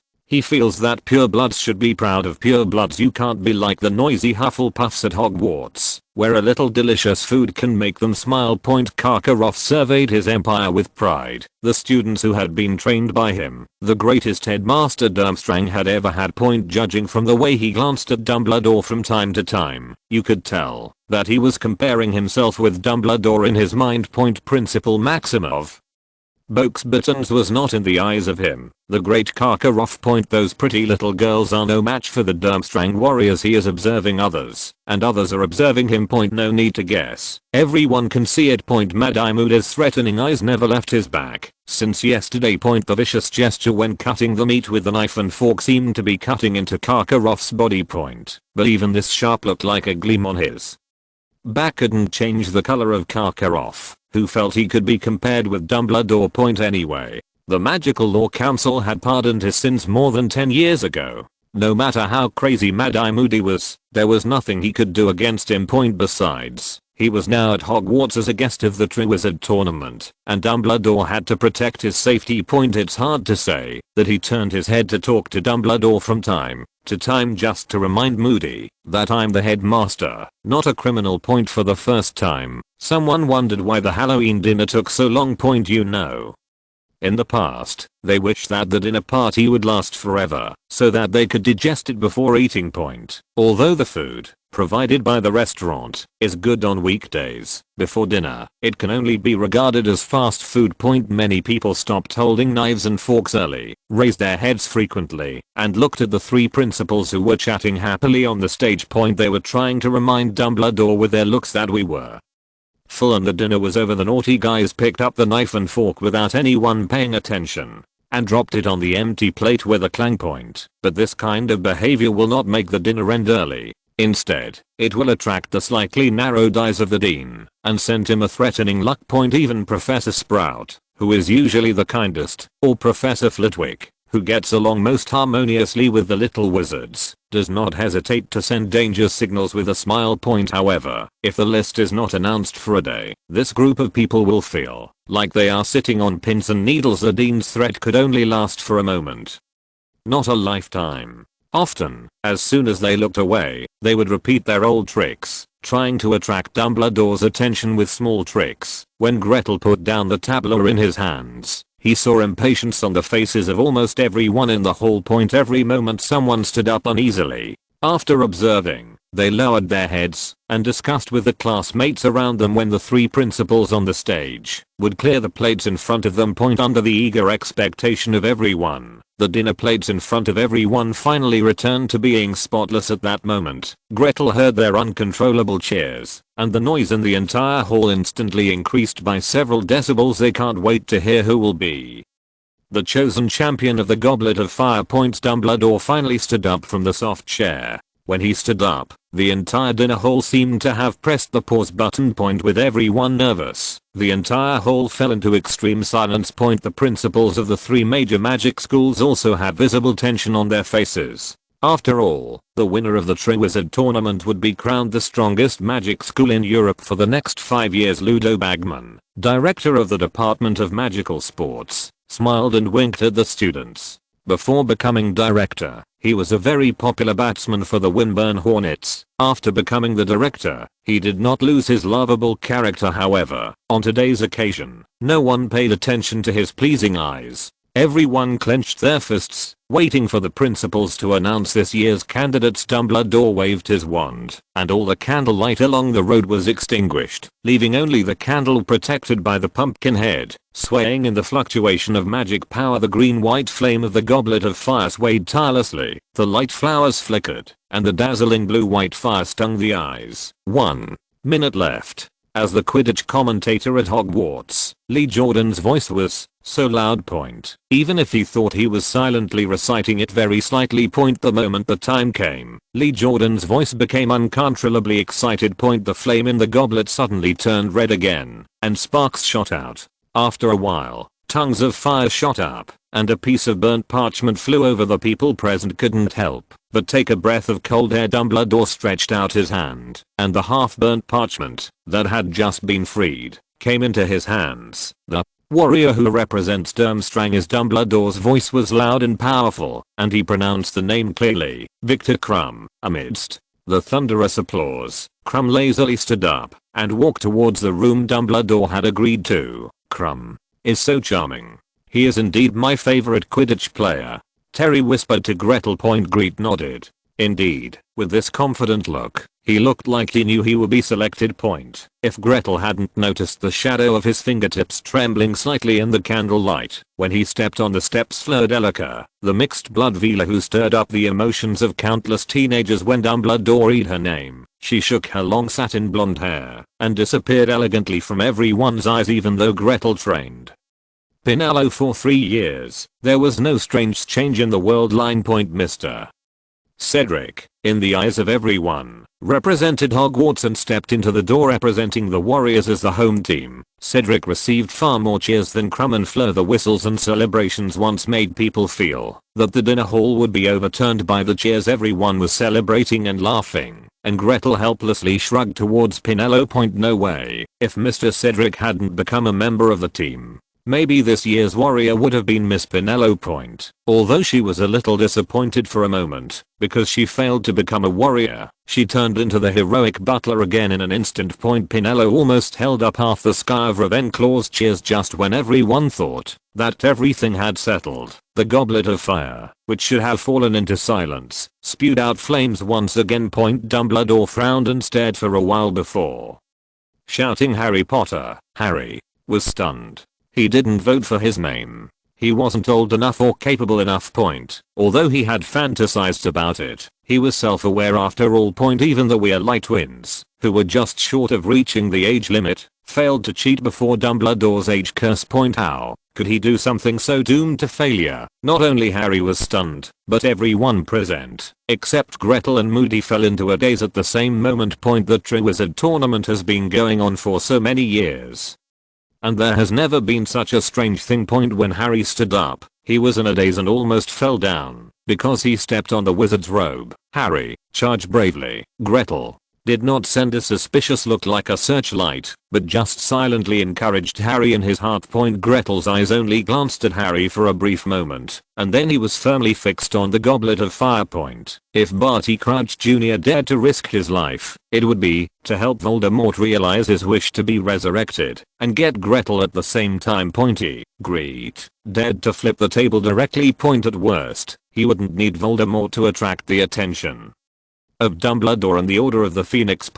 Although it is difficult to be tough, it is not impossible. Anyway, now, he is not very afraid of Dumbledore. If he waits for a few years, he might still be able to control Dumbledore. Fishing in troubled waters only facilitates the development of their nascent organization, but it does not mean that they can only develop in troubled waters. He could sit back and watch others help Professor Fu resurrect, but that kind of thing couldn't happen in front of him. After all, crazy violent terrorists like Voldemort were originally within the organization's daily attack range. For the sake of the justice and purity of the organization, it would be fine if Professor Fu didn't show up. If he did, he would inevitably be cursed by him. Fortunately, Barty Crouch Jr. knows what is most important after all. He didn't bother to put Gretel's name into the crazy burning goblet of fire. Onlookers who don't know why may think that it was Harry Potter's vanity that led to the accident. But for Dumbledore, he knew that this was a conspiracy against Harry without even thinking about it.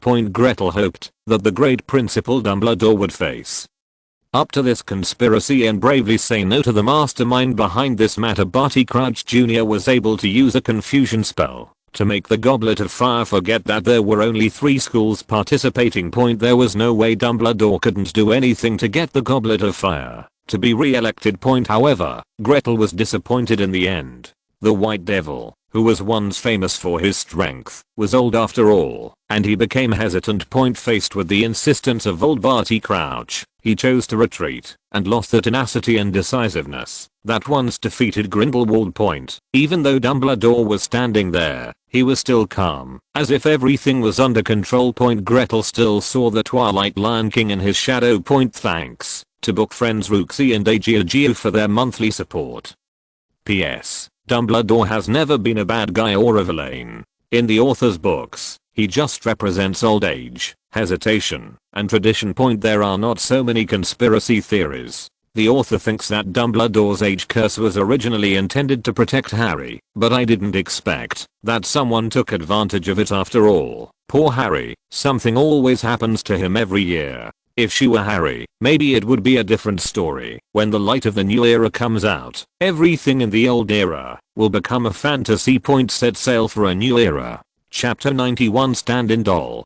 Gretel received Harry's news, and the little savior was terribly distressed. No one believed him, including Ron, who was with him day and night. Everyone would stare at him with suspicion when they saw him. This feeling reminded Harry of the bad days in primary school with his cousin Dudley. Dudley had made no friends throughout elementary school by making up all sorts of rumors, and this was how it felt. He had almost forgotten those dark days since entering Hogwarts, the 4th hero of the Triwizard Tournament. Oh, what a shameful name. Everyone regarded Harry as a despicable camper who used illegal methods to gain the name of a brave man. Harry could understand other people's doubts. After all, He would also be doubtful if his experiences were experienced by others, but it shouldn't be the case. Why would Ron doubt him? The two of them had obviously been together from morning to night. You said in the morning that you would also put your name in at night so no one would see you. I'm not a fool. Harry imitated Ron's words, and from his aggrieved tone, Gretel could hear his sadness. Gretel, you know, I don't have it. After searching all over Hogwarts, Gretel was the only one who didn't look at him with that strange look.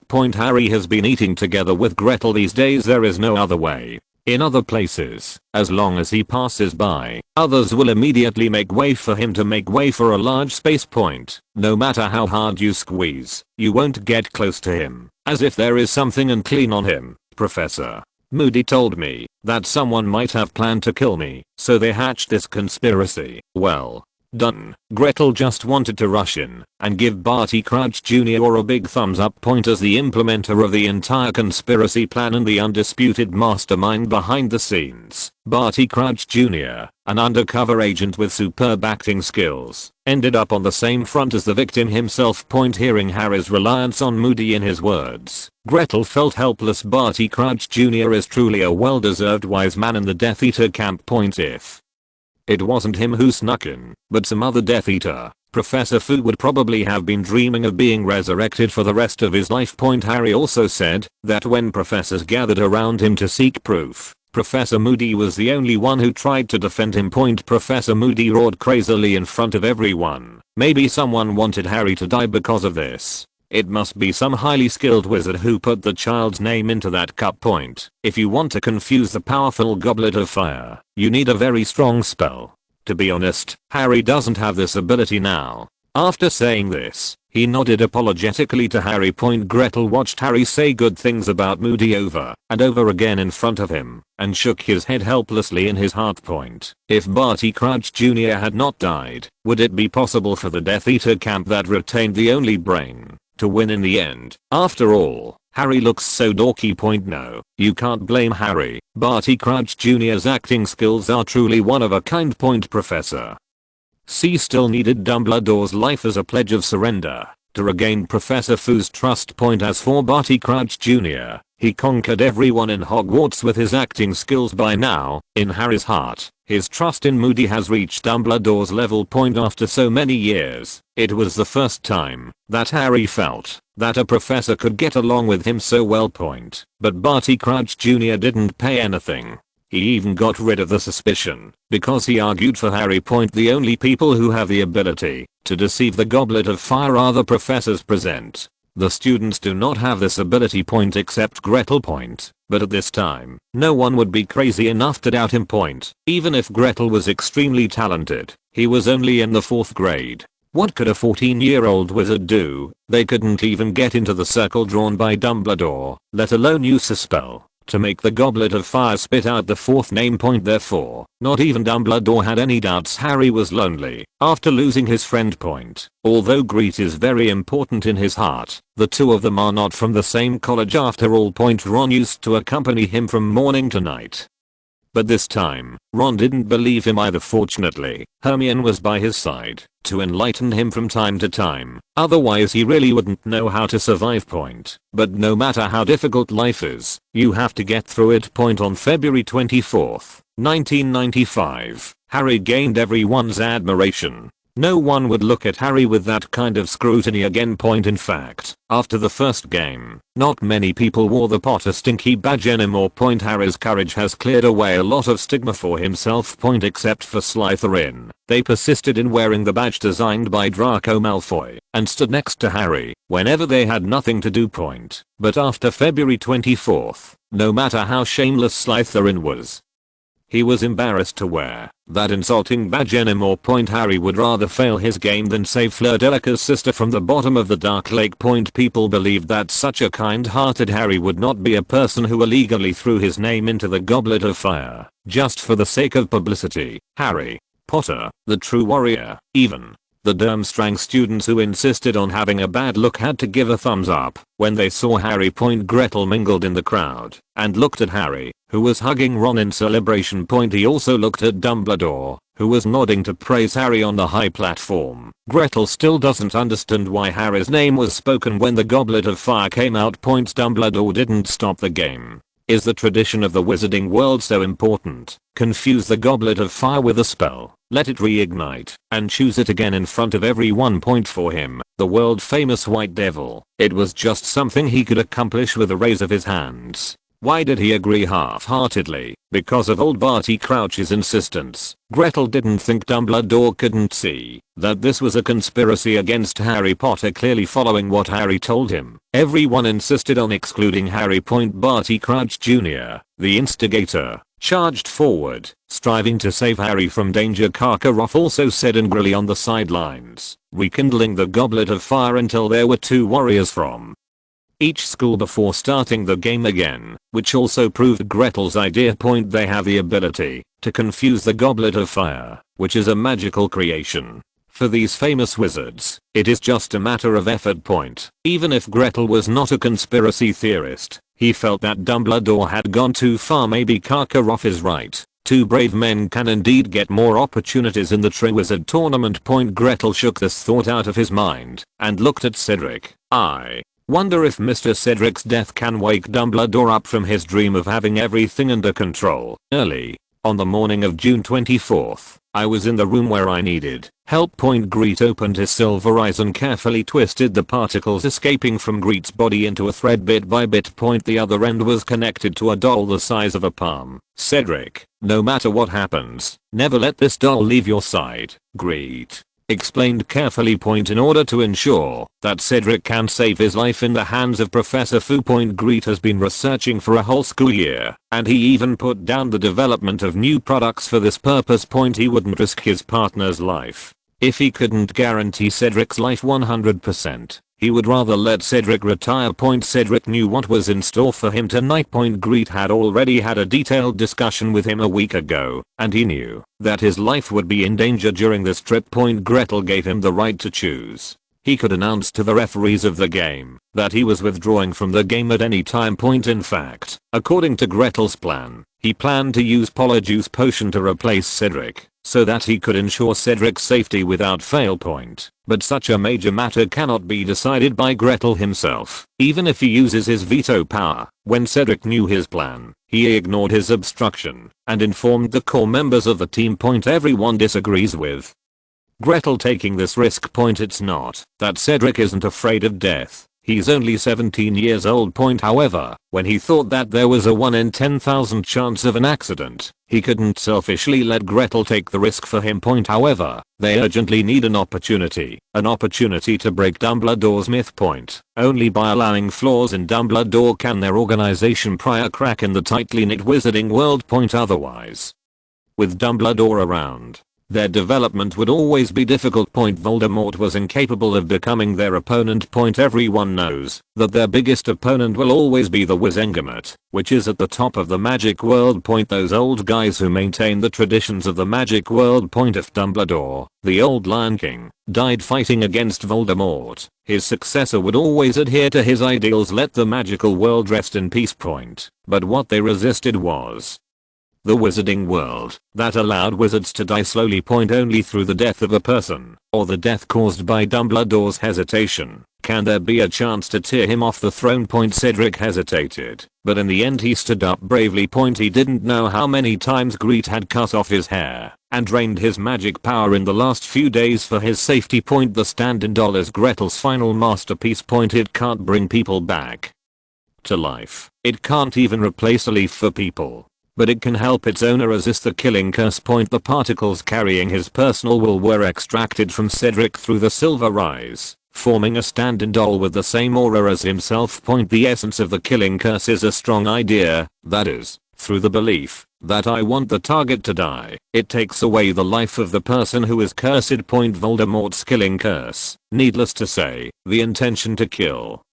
That is to say, His killing curse will definitely take away a life point, since it cannot be resisted. Move the target of the killing curse to another target point without the help of silver eyes. There would be no particles with a strong personal aura, and Gretel would not be able to protect against the killing curse point. Harry's mother, Lily Potter, relied on ancient magic spells and her strong love to protect her children, to deflect the killing curse point. This is similar to Gretel's stand-in doll point, but one bounced back to Voldemort, and the other was transferred to the stand-in doll point. No one knows what experiments Gretel did to ensure the effectiveness of the stand-in doll point 3 days ago. On the day the stand-in doll was completed, Gretel tied Moody into the room of requirement without telling everyone. He never takes the initiative to arrest people for human experiments. This is the only exception so far, but in order to protect his partners, he had to lower his bottom line just a little bit.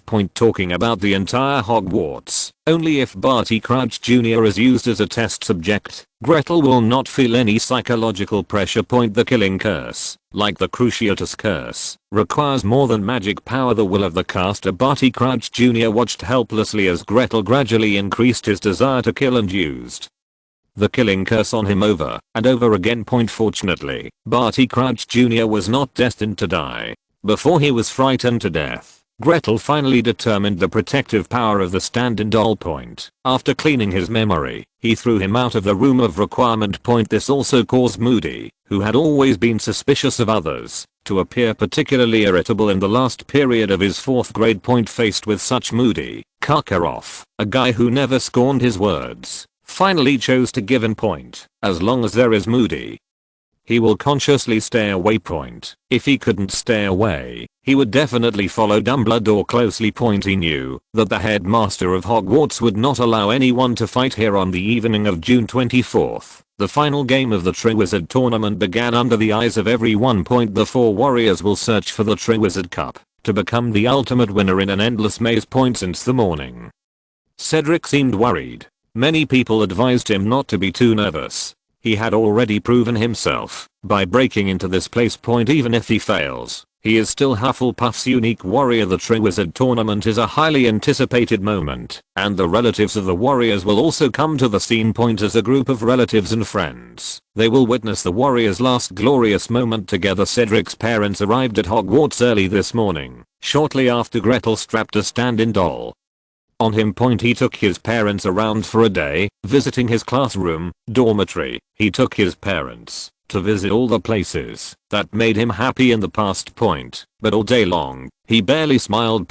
It wasn't until he arrived at the tall maze that Cedric let go of the pressure in his heart, gave his parents a bright smile, hugged his parents heavily, and walked out of the restroom. However, his father did not see that a drop of crystal tears slowly slid down the fur coat, dripped down, and soaked into the ground. Come on, whatever it is, I'm Cedric Diggory. Thanks to book friend AIGUGU for the reward. PS, I really don't want to reward you. It's already great if you can subscribe.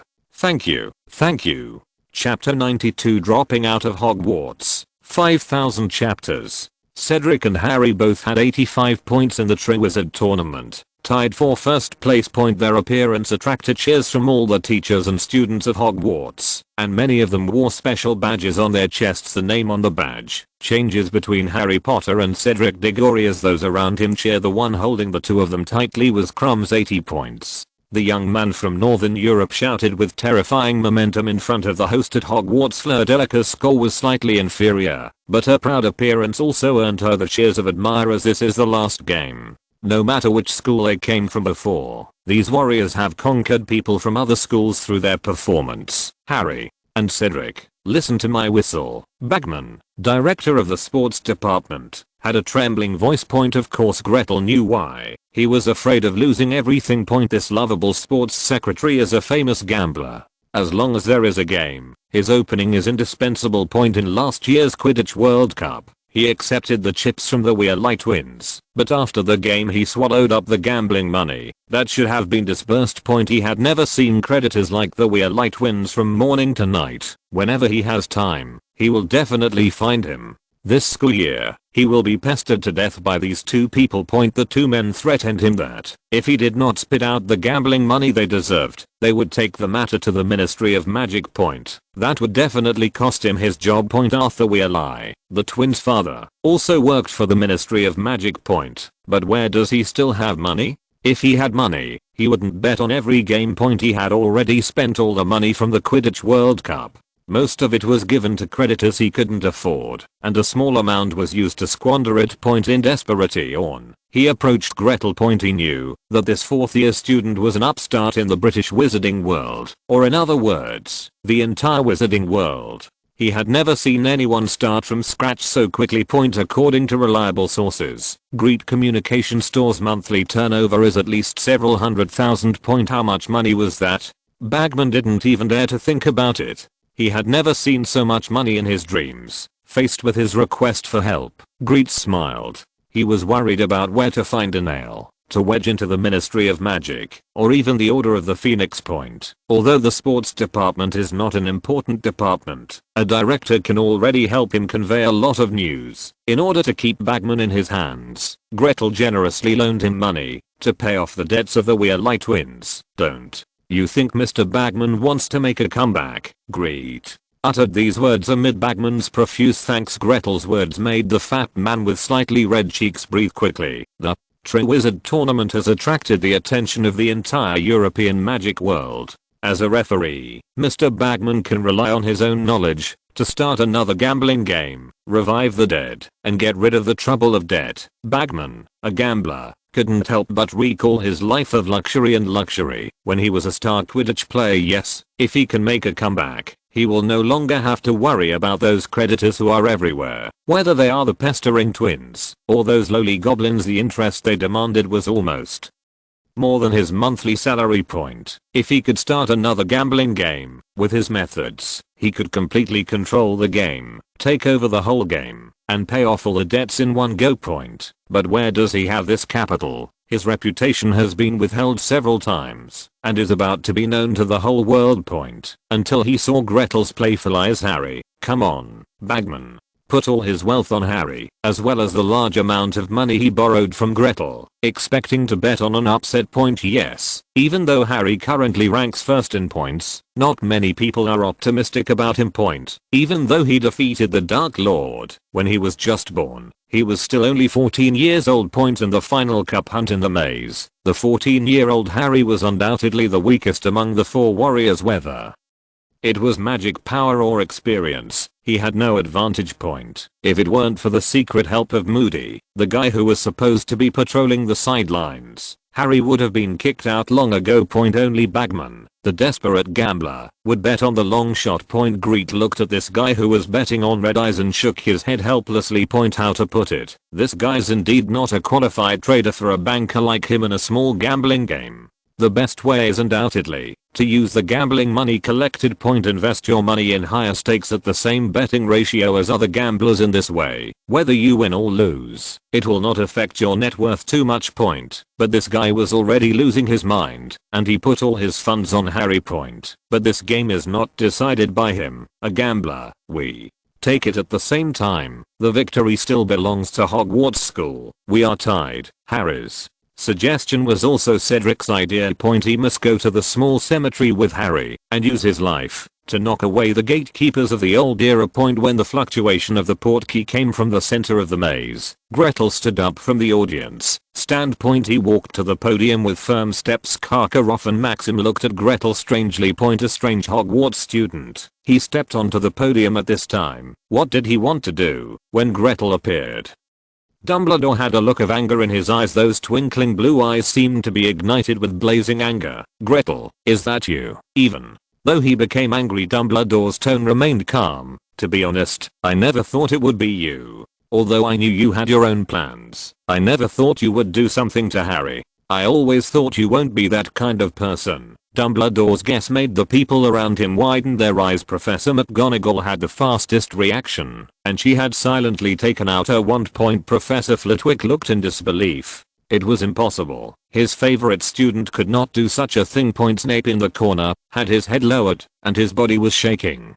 Fortunately, Grete took it out in time. Professor, Dumbledore, I thought you just became hesitant as you got older, but I never thought that you have become arbitrary now. Is it because caring leads to chaos? You have misunderstood me. I'm not the mastermind behind the Triwizard Tournament. There is someone else behind the scenes, but you need to decipher it yourself. I'm here to invite you to watch a movie. Gretel waved his hand and launched a projection above the maze, a live broadcast of the small cemetery. Depending on the perspective, this picture came from Cedric. The moment the light curtain unfolded, people heard a sharp and cold voice, "Kill the person next to Harry Potter," as a faint green light flashed past Harry. Cedric was knocked away far away and lay on the ground in a big shape. Everyone at the scene screamed what they saw. The killing curse. The avatar killed Cedric. Harry stood blankly. He couldn't even feel the pain in his forehead, and his mind went blank. Looking at Cedric's grey eyes lying on the ground, with an expression as empty as a building that had been abandoned for a long time.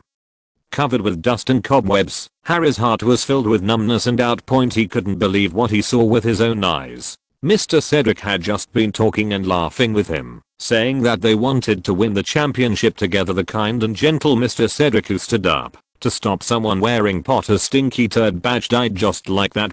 Harry thought that he was having a nightmare now, but before he could get out of this emotion, someone picked him up. He was tied to the tombstone with a hemp rope as thick as an arm. Gretel heard the exclamations at the scene and heard Pinello's voice comforting Cedric's parents not far away. Cedric's parents were completely stunned, with no extraneous expression on their faces. "Dear Principal Dumbledore, you actually had a chance to prevent this disaster from happening. Whether it was when Harry's name appeared illegally, or when Mr. Crouch died in the Forbidden Forest, or when I received my warning letter last night. Oh, I forgot. The messenger shouldn't have arrived at Hogwarts yet, but he should be there soon." As soon as Gretel finished speaking, Sebastian's winged figure flew over from a distant place. According to the order he gave to Sebastian, after a flight distance of more than 1,000 kilometers, including the rest time on the way, the letter reached Dumbledore's hands. "So far, it's just right, won't you read the contents of the letter in front of everyone?" Dumbledore frowned and opened the crimson snarling letter. "The Triwizard Cup is the door key. Grete's voice was so loud, the sound of shouting letters echoed in this huge competition venue. Dumbledore was a little confused as to what purpose this belated letter had. Faced with Dumbledore's confused look, Gretel took out his cell phone. "If you had a cell phone, you would have received my message last night. I really don't understand why mobile phones, such a convenient communication method, are currently used by less than 50% in the wizarding world. At least half of the people have old-fashioned ideas. I've done some research and found that most people in the Wizengamot feel like you, that wizards should keep their traditions and stay away from the Muggle world. If the news is correct, in recent meetings, there are still people who have been submitting applications to cancel the Hogwarts Express. For decades deny the wizarding world the use of this mode of transportation from the Muggle world. What about your attitude, my headmaster? Until now I don't know your attitude towards Muggles." Dumbledore's eyes gradually narrowed, full of scrutiny. "You may not know that I obtained the unedited notes from your youth from your friend. I got to know the young you from inside. Compared to your friend who fantasized about letting wizards rule the world, you were full of fear of Muggles. Rather than defeating the Dark Lord, you defeat the world that is in contact with Muggles. So what are you afraid of?" Gretel did not mention Ariana's name, because he knew that once he mentioned the girl who became an Obscurus because of the Muggle boy. Dumbledore would definitely take action in anger. Although he was not afraid, if the conversation turned into a fight, it would not be in line with his original purpose. "Dumbledore, the Great White Devil, even now you are hesitant and suspicious. Do you think I'm influenced by Voldemort or Grindelwald? You are wrong. I have never been influenced by anyone." Gretel cast a spell, and the sound echoed throughout the arena. Albus Dumbledore's first crime was that as the headmaster, for the honor of Hogwarts, he allowed the Triwizard Tournament to continue under unreasonable circumstances such as the 4 brave men. The second crime is arrogance. Even though he knew it was a conspiracy, he still felt that everything was under control and did not rule out Harry Potter. causing Cedric Diggory to lose his life due to the conspiracy. The third crime is that as a chief magician of the Wizengamot, he rejected the progress of the wizarding world, thus missing the last chance of salvation. In fact, these three charges cannot withstand careful scrutiny at all. Gretel had no intention of pulling Dumbledore off the throne. Based on these three unfounded charges, he just wants hype, and hype is always the best way to become famous. He wanted to use this high profile method to open a crack in the wizarding world, controlled by the Secrecy Act, and announce the birth of Dawn. In this way, everyone is told that Voldemort is about to be resurrected. In addition to the Order of the Phoenix and the Death Eaters, the Swingers have a brand new choice. Dawn, an organization no weaker than the Order of the Phoenix and the Death Eaters, can shelter them. It doesn't take a lot if only 1/10 of the people consider them. Dawn will be enriched quickly. While Gretel was hyping up Dumbledore, Voldemort in the small cemetery had regained his life. I wonder if the splitting of the last Horcrux caused Professor Fu to lose the last trace of his IQ. It was clear that victory was already certain, and anyone could execute Harry. Instead, he stood up and claimed to have a wizard contest with Harry. Harry's almighty Expelliarmus successfully fought evenly with Professor Fu's avatar. The portkey flashed, and Harry successfully shuttled back with Cedric's body in his arms. Dumbledore took a deep look at Gretel and quickly rushed to the center of the maze.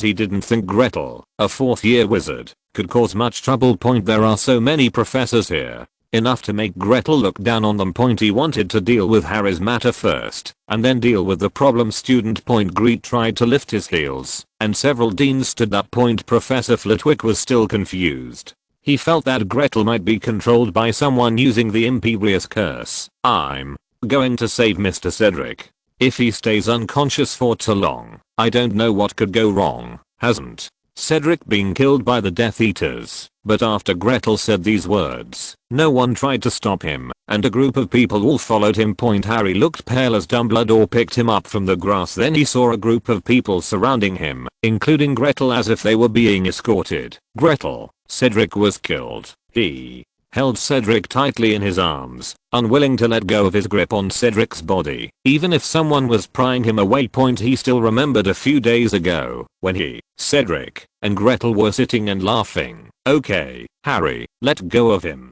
He's not dead yet. I'm here to save him. Gretel knelt down and stared into Harry's eyes. Harry was stunned for a while, and then slowly let go of his other hand, his eyes full of hope. He placed all his hopes on Gretel, who had never deceived him. Gretel ignored the looks of others and took Cedric out of the crowd. However, someone with sharp eyes put away the gold cup next to Harry. Gretel didn't notice who it was, and he didn't care. Anyway, he didn't plan to use this thing to escape. Gretel took a deep breath and immersed himself in the silver-eyed vision. He saw the particles flying around Cedric, binding them bit by bit and stuffing them into Cedric's body. After gathering everything, Gretel took out the stand-in doll that Cedric was guarding over his heart. Liberate the stand-in doll collapsed and burst into warm white light. In the light, an illusory angel spread its wings and rushed into Cedric's eyes. Those dark, lightless eyes gradually became more alert. After a while, Chief, am I not dead? For the first time in school, Gretel did not refuse the title of leader and slowly exhaled. As I said, you can't die. No one is allowed to die until they see the new era. What about us? Cedric saw Dumbledore not far away. Gretel nodded. Don't worry, it's over. Yes, it's over. When Gretel was counting the 3 crimes in detail, Dumbledore didn't stand up to refute him immediately. He was already done.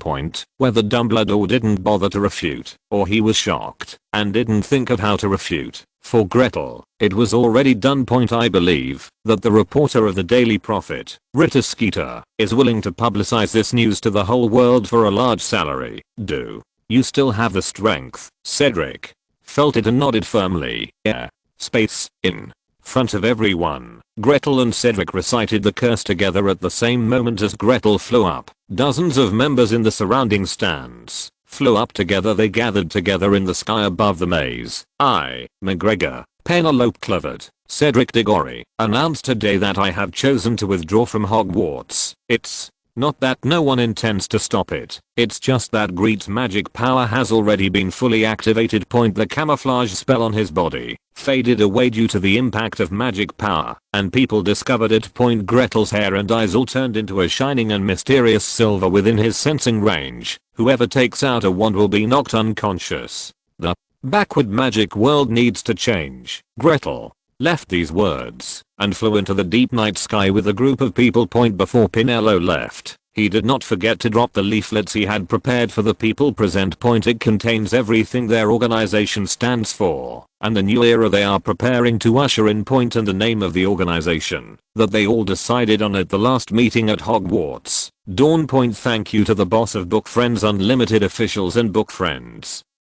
20191226205326666 for your monthly ticket support. Small theater. Gretel, Pinello, didn't you agree that you would come to us after passing the ultimate wizard exam? Pinello, the atmosphere is so exciting that I can't help but fly into the air. Besides, as a great butler of Dawn, do I still need to rely on my performance as the ultimate wizard to find a job? By the way, Cedric, what does it feel like to eat an Avada head on? Cedric, scratching his head, a little dark, a little panicked. Grete, squinting, how about you give it a try when you get back? Pinello, surprised, really?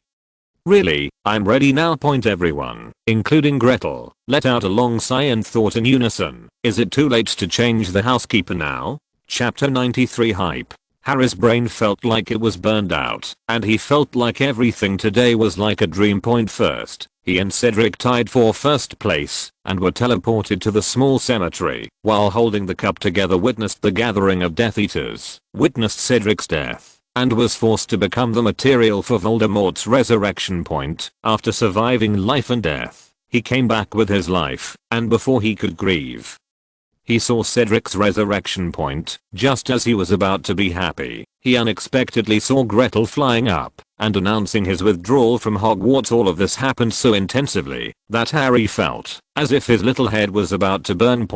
But it wasn't just Harry who didn't understand. Everyone present couldn't understand what happened today. Dumbledore's frown never relaxed, and at first Harry thought Dumbledore was worried about him.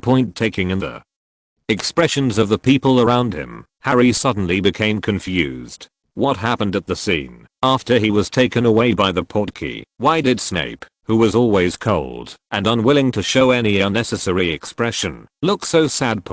Until the fluttering flowers were sprinkled on everyone. Only then did someone spit out the breath that had been in their throats for a long time, as if they were just waking up from a dream. If there was anyone present who reacted the fastest, it was undoubtedly the crazy girl Luna. She didn't even wait for the flower to fall to the ground.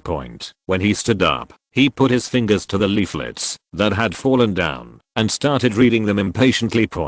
After reading through it quickly, she lowered her arms and looked at the distant night sky. She seemed to understand now why Gretel said, Luna, in this world, some people have to do it. Just like Harry has to defeat the mysterious man, so do we. We also have ourselves something that must be done. You are a very spiritual girl. Maybe one day in the future, we can become partners, but not now. Your attitude towards life is completely different from that of our group. If one day in the future you are no longer so detached and can personally feel the most depressing feelings of wizards, I will open the door to welcome you. To be honest, she didn't think there was anything wrong with a wizard's life. She had never seen so many weird things. Even if she learned something new every day, she may not be able to fully understand it when she is old and frail. Not to mention that she can study many things without sleep for several days. She didn't think there was anything depressing about the life of wizards, but she could feel that when Gretel said these words, he was sincere and did not deceive her in the slightest. So when the professor stood up and asked everyone to hand in the flower that Pinello dropped, Luna rolled up the flower and hid it in her long, fluffy, and messy pale blonde hair. Dumbledore also saw the contents of the flower, and vaguely, he seemed to see a towering hand that was about to squeeze the magical world tightly in its hands. However, the most important thing now is not the dawn of Gretel, but the return of Voldemort with Harry's blood. For a moment, Dumbledore felt that he was really old, and he didn't know how to deal with these problems. Fortunately,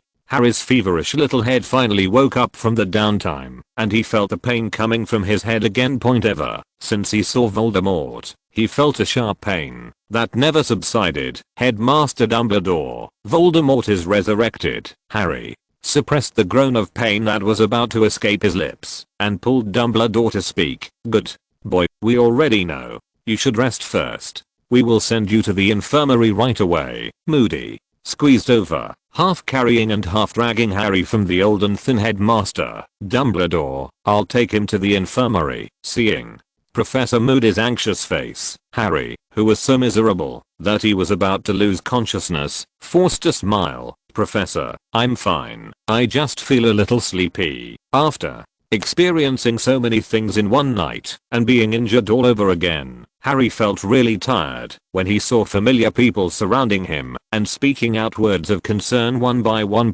Moody took Harry and squeezed through the crowd, walked through the grass, the lake, and returned to the castle. I sent you to him, you poor kid. You have no chance to defeat him. Ha. Even if you escape and come back, I will defeat you on his behalf. I want him to know that I'm the most loyal. I can take any risk for him, and now I want to kill you for him. I will be the most favored of all Death Eaters. I will be his favorite and closest supporter, even more than his son. Moody raised his wand, his madness threatening to burst from his good eye.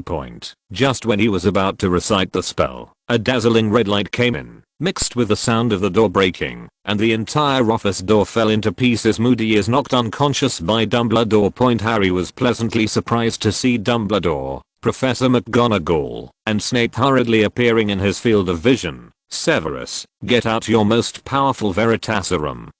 We need to know the truth. Harry was in pain, but Dumbledore said that he needed to know the truth and the causes and consequences of this matter, while Harry endured the pain and waited for the truth. Gretel had already led dozens of people away from Hogwarts. Let's land near here. Someone will pick us up later. When it touched the ground, Cedric's feet went weak, but luckily Gretel caught him in time. He quietly used magic power to explore it, raised his head, and said to the concerned people, no problem. Mr. Cedric may have been a little too stimulated, and his limbs are now a little weak. Cedric patted his legs sheepishly and stood up straight.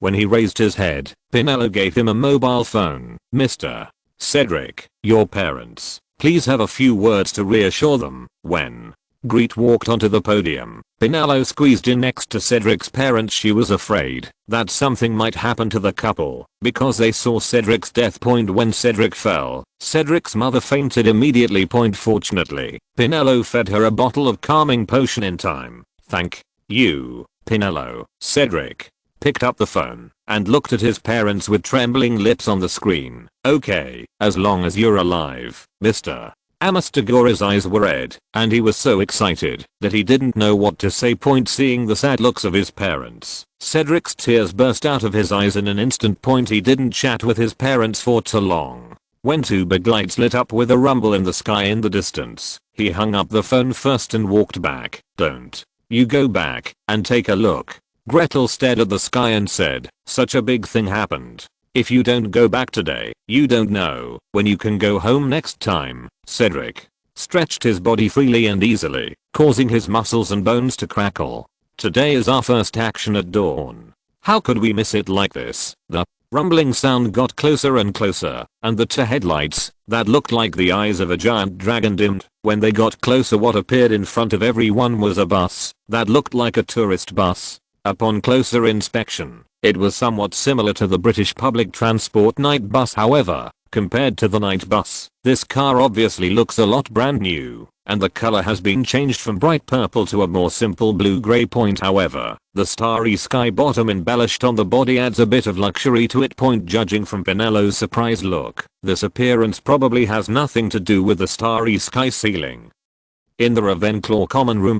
Just when this group of people were still wondering why a car appeared here. Sini Dilgol leaned out of the car window and said, hi everyone, do you want to come and experience the service of Sini, the day Harry's name popped up on the Goblet of Fire list. Sini took out the organization's property from Gringotts in batches under Gretel's notification point during this period. In addition to developing members, this airbus for the organization's use was also built under Grete's instruction point from England to Moldova, a distance of more than 1,000 kilometers. Not everyone has the magic power to fly all the way there. Point. If the news leaks out and another battle breaks out midway, at least a few of them will be arrested. Point. It's different with a bus. The use of magical creations doesn't require the user's magic power except for those who drive, who have to expend some energy. Others can just close their eyes and relax without affecting their own strength at all. Point. In other words, when they arrived in Moldova, they did not need to rest at all to launch a sneak attack on the Ministry of Magic of Moldova. Point. Rebellion cannot be delayed.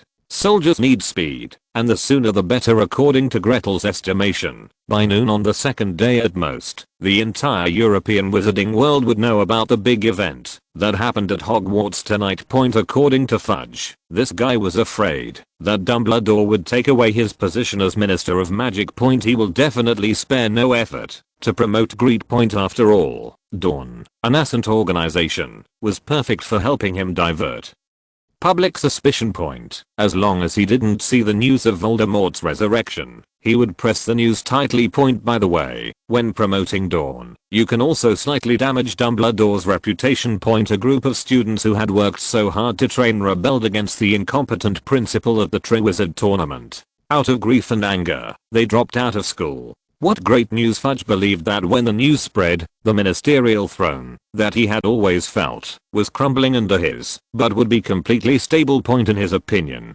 being able to use Dawn, a scabies disease, to cover up Voldemort's resurrection, a disease of elbows and armpits, is undoubtedly a profitable business. When Grete and his party boarded the Seni, Carnary Fudge, who was immersed in sleep, was woken up by a phone call from his loyal subordinate. Point. Fudge never gave up his peek at the White Devil squatting in Hogwarts. He had been waiting for the day when the White Devil would die or be ruined. Point. Gretel's departure and the emergence of Dawn gave Fudge a handy sharp blade. Point. Fudge can think of public opinion, and Grete will certainly not forget that Sini has been preparing for the birth of Dawn for a whole year. Countless gold galleons were sprinkled in the hands of countless officials from the Ministry of Magic. They did not need this group of people to help Dawn charge. They only needed to beautify the situation in Fudge's ears at the right time. Point. For example, today, Carnary Fudge received news from his subordinates. It was not that he did not see the ambition in the Dawn Flyer, but his confidants said, "This is a group of new young people who are unwilling to join Dumbledore's trap. We don't need to kill them all. Or, it's not known that they can be used by the minister when the time is right." After much thought, Carnary Fudge gave cryptic instructions to Rita Skeeter, the Daily Prophet's leading reporter. You can properly transfer the ink to Dumbledore, and don't treat those students who dare to resist the principal's authority harshly. In the article. Point. This coincided with Rita Skeeter's original plan. Point. Not long ago, she received an anonymous letter which asked her to brag about Dawn. Along with the anonymous letter, there was a large package of glittering gold galleons. Originally, she was worried that bragging about such an organization she had never heard of would get her into a lawsuit. Point. Now that she has the minister's order, she can relax. Point. Under the late night light, I was immersed in writing the manuscript. The warriors who dare to challenge the White Devil come from Hogwarts, and their name is Dawn. The glittering gold galleons that were about to pile up into a hill not far away made her thoughts flow like a spring, and her writing felt like a spirit. Point. Even before Dawn, an article that could take up an entire page of the newspaper was written in one swipe and sent to the minister's office under the cover of darkness. Rita is a woman who is truly gifted with the talent to create rumors and exaggerate. Point. Even if she only heard a few words, she could use hundreds or even thousands of words to brainstorm a conspiracy story with ups and downs in the story. Dumbledore is the White Devil who peaks at power, and Dawn is a group of warriors who uncover the true face of the principal. Point. In order to satisfy the funder, while analyzing this matter, she did not forget to write a special book about Shugwang, an organization that had not yet been launched. Point. So much so that when the article was sent to the Ministry of Magic, Fudge almost slapped it back. Point. Thanks to the galleons generously sent by Grete and the others, and the whispers of his confidants. This article successfully appeared in the Daily Prophet's printing room. Minister, I think Miss Ritter's article was very good. If she really focused all her words on the White Devil, what if he got angry and broke out? This is fine now. As long as we keep praising Dawn and these students who resisted the principal, the White Devil will be brought down from the altar naturally. What do you think? Carnary Fudge was really afraid of Dumbledore, not only because of his strength, but also because he was afraid that he would steal his position point. After thinking about the idea of his confidants for a while, he decisively approved Rita Skeeter's article point. However, he didn't notice that when his confidant left the office, he exchanged glances with Rita Skeeter and pinched his increasingly full wallet point on June 25th. When the Daily Prophet finished printing its latest newspaper, Dawn Sini touched the border with Moldova point. Thanks to book friend 2016122903375878, Mr. Sunshine or Not, Mr. Snow Wolf, and Mr. Stepping on the Clouds for your monthly support point. Thanks to all my lovely readers for their recommendation votes. Backquote. Thanks to book friend Red Pupils for the tip. PS. I really don't want to reward you anymore. Thank you to the lovely boss. The reward is enough to read many chapters. I want to compare my feelings with you. Don't reward me anymore. Chapter 94 Mornset. Chapter 94 Mornsect Hogwarts Headmaster's office point. There was no one else in the office except Dumbledore and Snape point. Dumbledore up the fire Pinello had dropped and looked at Snape, who had a cold face in front of him. Severus, I thought I could always trust you, Professor. Snape did not speak immediately, but silently squeezed the stand-in doll in his robe pocket point. That was the last thing Gretel gave him before leaving. Yes, Dumbledore, you can always trust me, as long as it has anything to do with Harry Potter. Dumbledore took a deep breath. Severus, do you really want to defend McGregor, even if he will lead the magical world into the abyss? Snape raised his head. Dumbledore, you know, I don't care about anything but Lily Point. Even if I protect Harry Potter now, it is for Lily. When he said these words, the sadness in his eyes almost solidified. But, you failed to protect her. Now, I only hope to protect her son, even if his name is Harry Potter. Every time he mentioned Harry, he would involuntarily put an emphasis on the syllable Potter. So, Dumbledore, you don't need to test me anymore. Our purpose is the same, to destroy the Dark Lord point. You don't have to worry about my betrayal. In front of Dumbledore, Snape summoned his Patronus, a doe with a sad look exactly like his in one eye point. The silver deer jumped out from the tip of his staff, landed lightly on the floor, jumped to the other side of the office, and flew out of the window. I will do this until I die. After saying this, he left Dumbledore's office without looking back. Point now, he must answer the Dark Lord's call. Dumbledore looked at Snape's retreating back and silently picked up the flyer again. Point he murmured.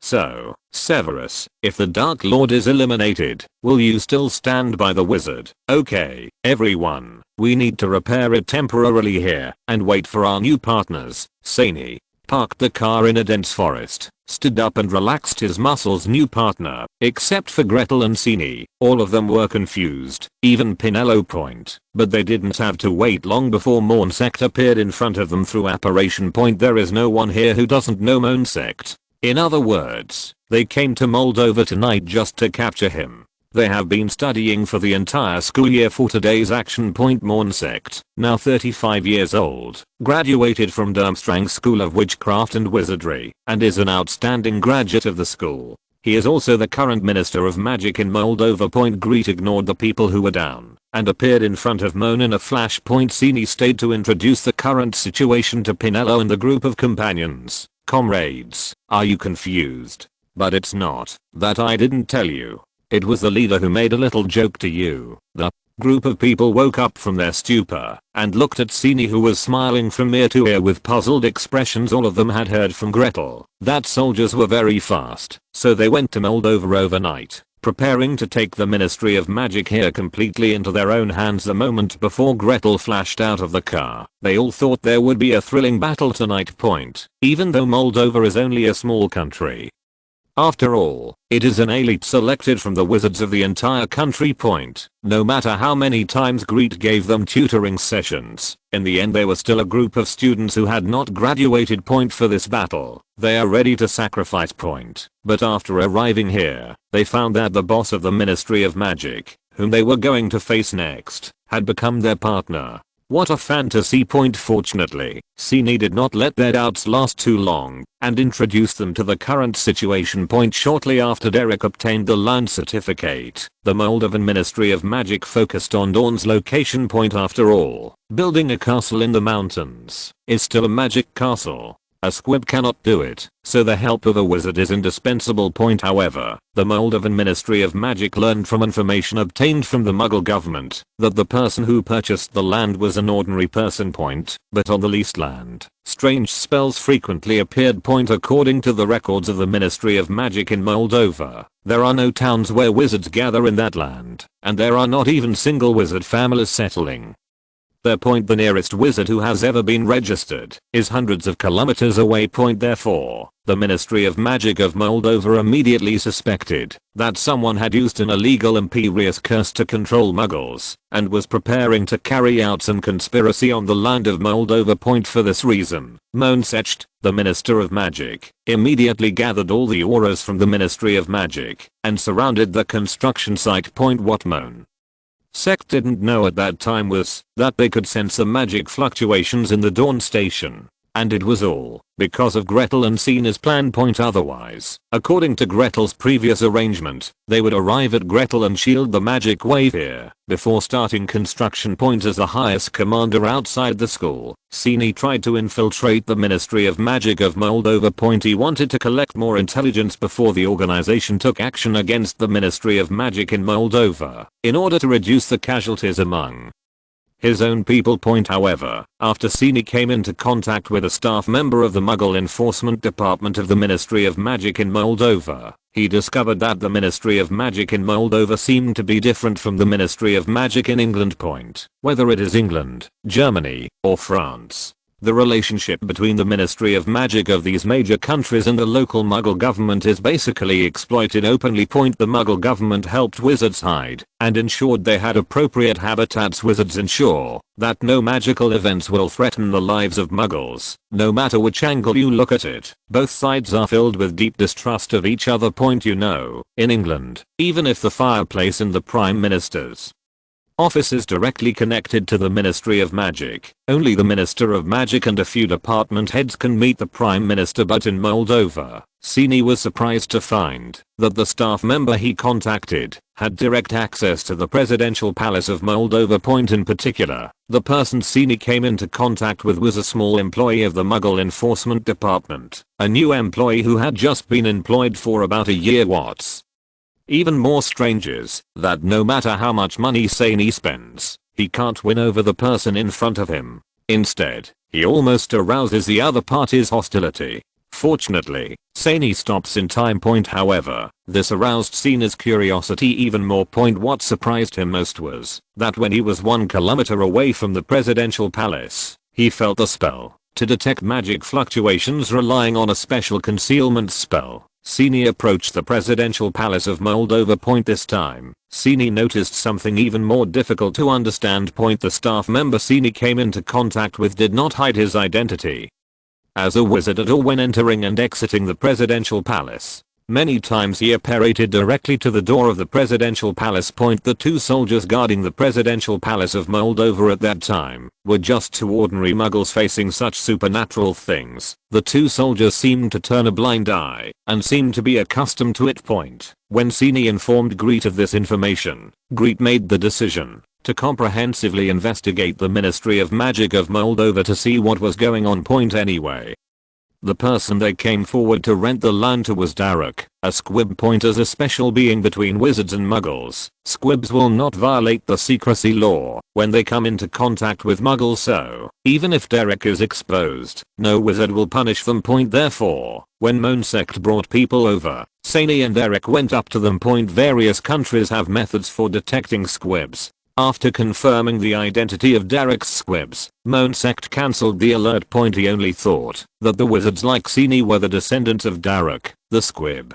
There was no law that did not allow his wizards to help the squib build the castle. After warning Saney not to violate the confidentiality law, he planned to retreat, but Saney stopped him. I think Minister Monsect must have a special view on confidentiality laws. The other auras had already left. In a one-on-one situation, he was able to capture Morn, and at that time, he contacted Gretel through his mobile phone. According to Gretel, it would take up to half an hour to get from Hogwarts to Moldova when he was working with all his strength. So, even if Sini is exposed, as long as Gretel is notified in time, they will have time to perform brainwashing surgery. Anyway, Gretel is already familiar with the control of the forgetting curse. Suddenly there was such a strange question. How could Monsect not know that Sini had discovered their secret point? But if he does mental arithmetic but doesn't care, even if he is an adult wizard who has been struggling for many years, he will still have to suffer at the hands of Sini.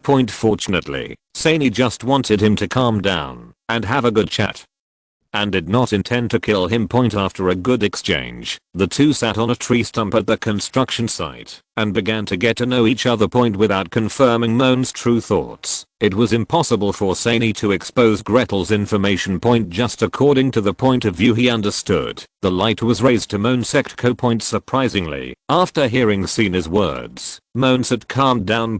However, the two sides still lack a deeper understanding of each other. Under this situation, neither Sani nor Moan are worried about each other. The two had no choice but to use the best way to gain trust in the magic world through the binding of magic spells, so that the two could keep each other's secrets secret. In the days that followed, Sini would go to the Ministry of Magic of Moldova from time to time to conduct interviews and discussions with Monsect. Morn will also send his confidants in the name of helping to build the castle to contact the members of Dawn and observe what they do. After nearly a year of running together like this, Monsect and Sani confirmed that each other's ideas were the same as their own. On a coincidental afternoon, through Grete's testimony, Monsect became Dawn's first official member in Moldova. Grete also knew why the Ministry of Magic in Moldova was in the current situation. Contrary to what they thought, it was not because the Moldovan Ministry of Magic had attacked the Muggle world,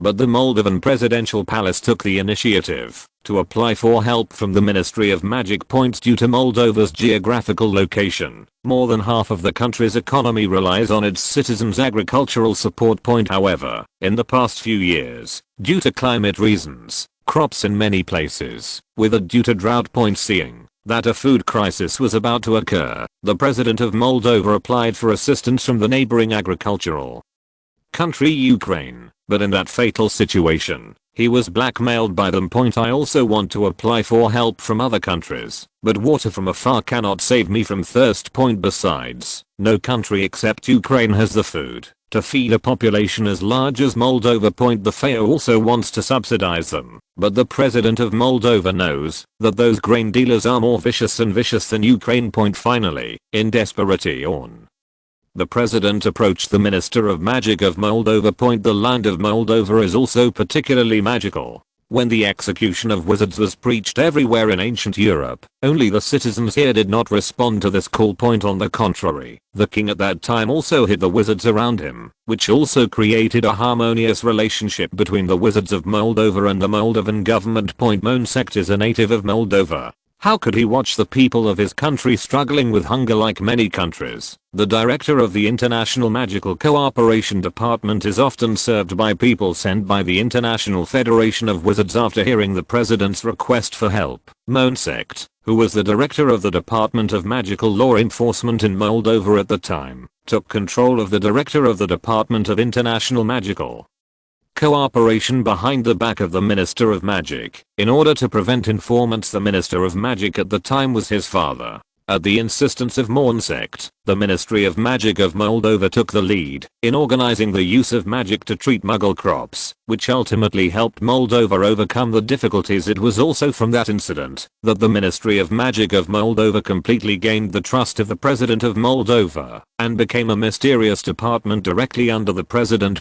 However, this large-scale application of spells even if it is not seen by muggles, is considered a violation of the secrecy law. Therefore, until now, the former director of the International Magic Cooperation Department has not been released by them. If he needs to report to the International Confederation of Wizards, wizards from Moldova will appear on his behalf with countless polyjuice potions. The Ministry of Magic of Moldova has been worried that, if this news is leaked, it will usher in a blow from the international wizarding community. So it has placed corresponding warning spells around the presidential palace. If Sini hadn't used a special concealment spell, he would have been arrested by the Moldovan Ministry of Magic on the day he approached. So, now the entire Moldova belongs to our Dawn. Just as Sini was about to answer, Gretel came up with moan. No, Comrade Moan only represents himself, and does not represent the Ministry of Magic of Moldova. So far, only 1/3 of the people in the entire Ministry of Magic of Moldova fully agree with our ideas, 1/6 of the people are wavering, and nearly half of the people have made it clear that they do not intend to violate the law of confidentiality again. If all of Moldova agrees with our Dawn, the Minister of Magic we face today is not Comrade Moan, but his father. After that incident, Comrade Moan's father no longer had to take the blame and resign. PS. Deleting, revising, and writing until 12 o'clock, but it still doesn't look right. Is it Monday syndrome? Chapter 95 for Freedom and Progress. Since the beginning of the 15th century, starting from the land beneath our feet, Muggles have begun to persecute wizards. Before this, no matter what the Muggles' attitude was towards wizards, wizards did not think that this person who was hundreds of times larger than their own group would become a threat in the future. Why? Because under the social conditions at that time, wizards had the most extensive knowledge, the most powerful force, and the most advanced production methods in the world. Muggles are inherently disadvantaged compared to wizards. No matter how hard Muggles try, they can't do any harm to real wizards. So at that time, defeating wizards was just a way for some religions to make money by fooling the people. There are even a considerable number of wizards who choose to deliberately expose their identities. When he was being burned at the stake, he put a fire avoiding spell on himself and pretended to wail. When the Muggle executioner was proud of his methods, he walked out unscathed. They call this a game. If anyone has read the book Ancient Wizards and Muggles carefully, you will know that there were still people who could really cause harm to wizards at that time, and they were a group called witches. Only they can cause harm to real wizards. However, their method was rather crude. They pretended to be injured, and when the kind-hearted wizard approached him to help him check and heal his injuries, they gave the poor wizard a knife. In addition, poisoning, traps, so human or non-human methods almost made them think clearly. But in any case, no matter how hard the demon hunters try, limited to social development, it will be difficult for Muggles to shake the dominant position of wizards at that time. The advantage was still on our wizards' side. However, it was also from this stage that wizards and Muggles began to gradually split into two groups. Religions have not posed a great threat to the life safety of the entire group of wizards, but they have torn apart the cornerstone of peaceful coexistence between wizards and Muggles in terms of public opinion. Wizards gradually began to hide their identities, not out of fear, but to avoid trouble. Even if they hide their identities, they do not choose to stay away from the Muggle world. Instead, they live in the Muggle world. They believe that, as long as they are careful, they will not encounter any danger, even if their identities are exposed. However, after 1520, in our historical records, the casualty rate of wizards suddenly rose to a peak. That's because the Muggles at that time invented real guns, rifles in the past. When Muggles attacked, wizards could easily use magic spells to help themselves escape from danger. However, the emergence of firearms broke this balance. Once the wizard's identity is exposed, a bullet can take away a life. At this time, Muggles began to persecute wizards as casualties increased day by day. The magic world finds that the magic spell that used to be invincible suddenly seems not so reliable. It was also because of the massacre during this period that the entire group of wizards began to be in turmoil, and everyone was at war, or wizards are worried that one day an unavoidable bullet will be fired from the street corner. Wizards began to gradually move away from Muggle villages, towns, and cities for their own safety, wizards had to turn their energy to the development of hidden methods. Hidden spells were mostly invented or improved during this time period. This stage is a stalemate stage, but because the number of muggles is hundreds of times that of wizards, wizards are slightly at a disadvantage. The deaths of a large number of wizards turned public opinion in the magical society towards confrontation. The rift between wizards and muggles has become more acute because of blood feuds and the concept of the entire group. The two groups were officially torn apart. A large number of wizards gathered together,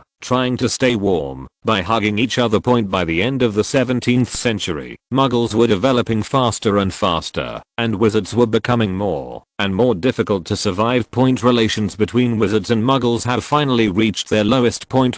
For the survival of the entire group, the magical world promulgated the law of secrecy in 1689, which was officially established 3 years later and enforced by the magical governments of various countries. Since then, the wizarding world of various countries has officially disappeared from the Muggle world, and the peaceful coexistence of Muggles and wizards has become a luxury. This law was enacted by the International Confederation of Wizards to protect the entire wizarding world from Muggle discovery. The Ministry of Magic in each country is responsible for concealing the existence of magic in their country. In addition, they also need to control magical animals in their own country, curb minors from public displays of magic, and ensure that people will not be discovered by muggles when they engage in magical sports in secret. Leakers will bear corresponding legal responsibilities, ranging from property penalties to imprisonment, and ultimately deprivation of life, depending on the harm caused by the leak. By now, Muggle and wizard societies have become segregated. But in the days to come,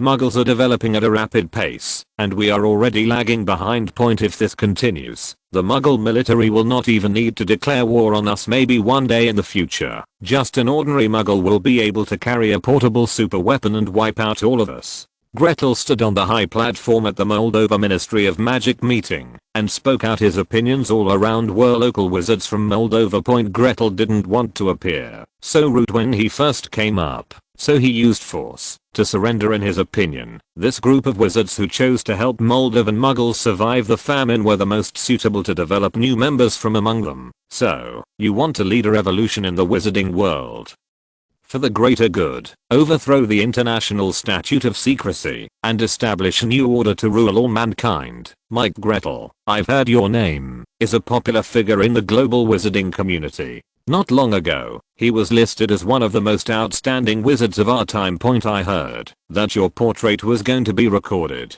I thought you were a person who devoted himself to research. Unexpectedly, you turned out to be another Grindelwald, a 14-year-old Grindelwald.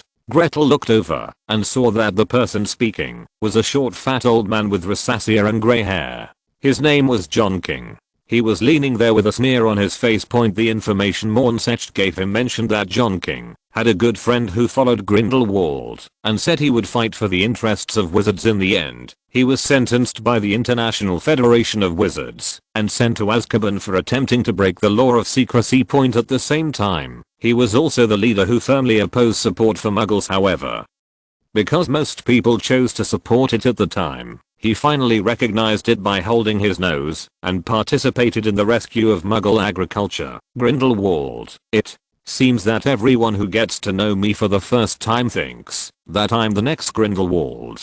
It is true that Mr. Grindelwald is indeed a senior to me. But I don't think his actions will be helpful to the wizards. Again, the contradiction comes from the class itself. Even if Grindelwald can succeed, how long can his career last? Even though wizards and muggles are now two different groups, the reason is that we are still human beings. I have a question for everyone here. Are you willing to have a group of people riding on your head all the time, squeezing you? Does it feel good to be oppressed? Can any of you endure oppression forever? As Gretel spoke, he linked all the particles in the entire conference room and formed a solid block in front of the group of wizards, slowly suppressing them.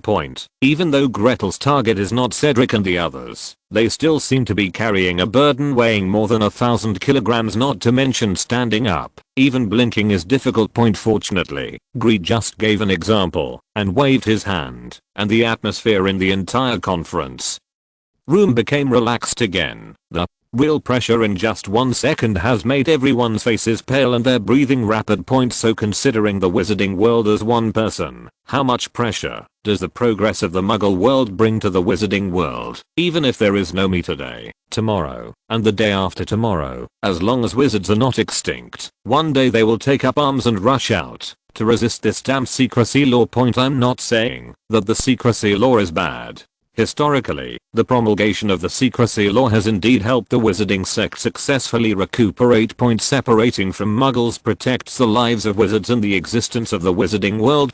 However, the law lags behind and should progress with the progress of the times, but the Secrecy Act imprisons wizards and refuses to understand Muggle culture.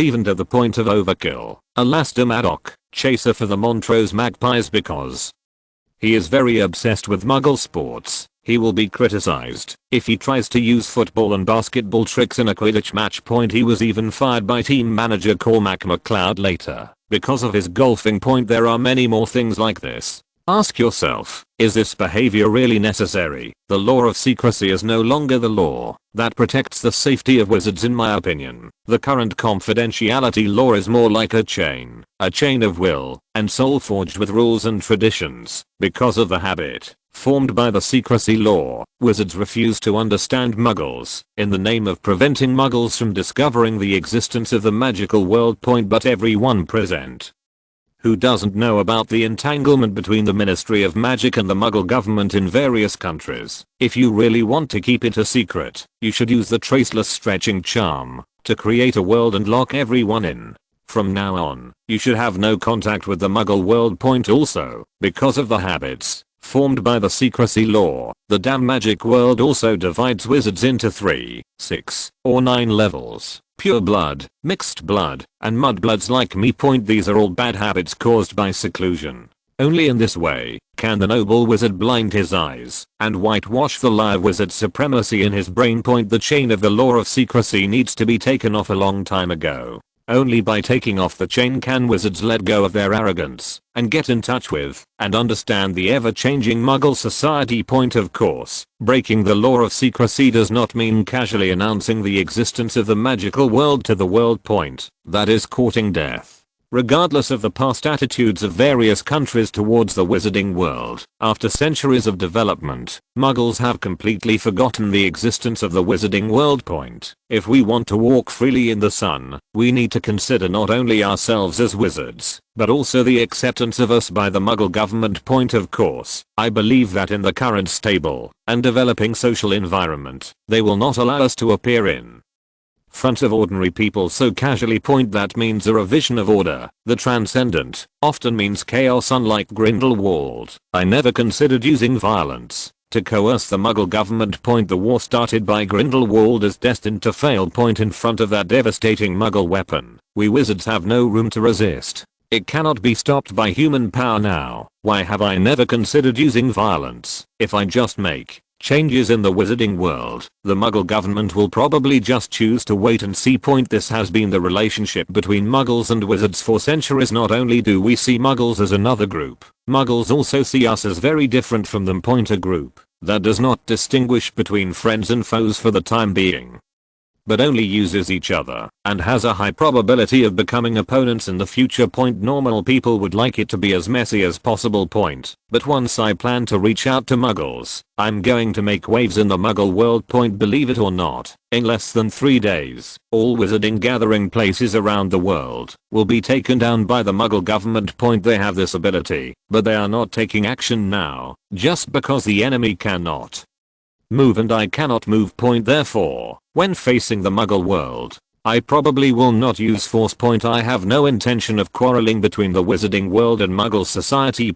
Hundreds of years ago, their witch hunting campaign was able to beat the wizards who were barely keeping up with the times to a crawl. In this situation, once we take action, I can't guarantee that the magic world will be able to hold on for how many days. Granted, Muggles probably can't kill all wizards and they probably won't do that point, but they are fully capable of destroying the Wizarding Society and the magical world. Muggle expelling charms, confusion charms, and a host of hidden spells can erase the presence of wizards from Muggle senses, but the wizard's existence cannot be erased from the material world. According to relevant records leaked from the disintegration of Soviet Russia, radiation can affect wizard spells if there is a war between the wizarding world and the Muggle world. There is a high probability that the Muggles will win, but a small probability that both sides will suffer. There is no possibility that the wizards will win. Don't look at me with that sensationalist look. We have conducted deductions on this issue.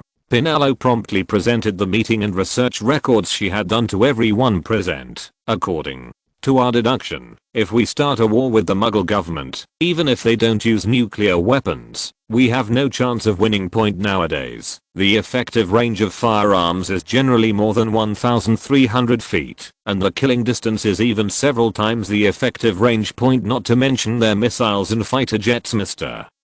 John King, times have changed. Yet you still look clueless. This is why Dawn insists on breaking the secrecy law. For freedom and for progress. If you're listening to this novel on a channel other than Fanfic World, it means they downloaded and uploaded it without effort. We cordially invite you to visit our channel, Mundo Fanfic Novelos. There you'll find the original version of this story and you can explore many other novels of various genres. We're waiting for you to immerse yourself in a world of incredible novels. Chapter 96. Grindelwald is really a genius. Staring at the ignorant eyes of this group of people, Gretel felt tired. In his opinion, the current magical world is like the last feudal dynasty, before he traveled through time, closing itself off to the country, and burying its head in a tortoise shell. As if hypnotizing himself, as long as he closes the door, the world will remain unchanged, and he will be the king of the world. For so many years, ordinary humans as Muggles have been making progress, using wisdom to explore the world, and using technology to change nature. The ocean is boundless. Giant ships and submarines have developed, and then step by step we move towards the deep sea. If you want to fly, use hot air balloons and airplanes to conquer the sky step by step. Many Muggle governments are now exploring space. But this group of wizards are still here, arrogantly thinking that Muggles are nothing to worry about.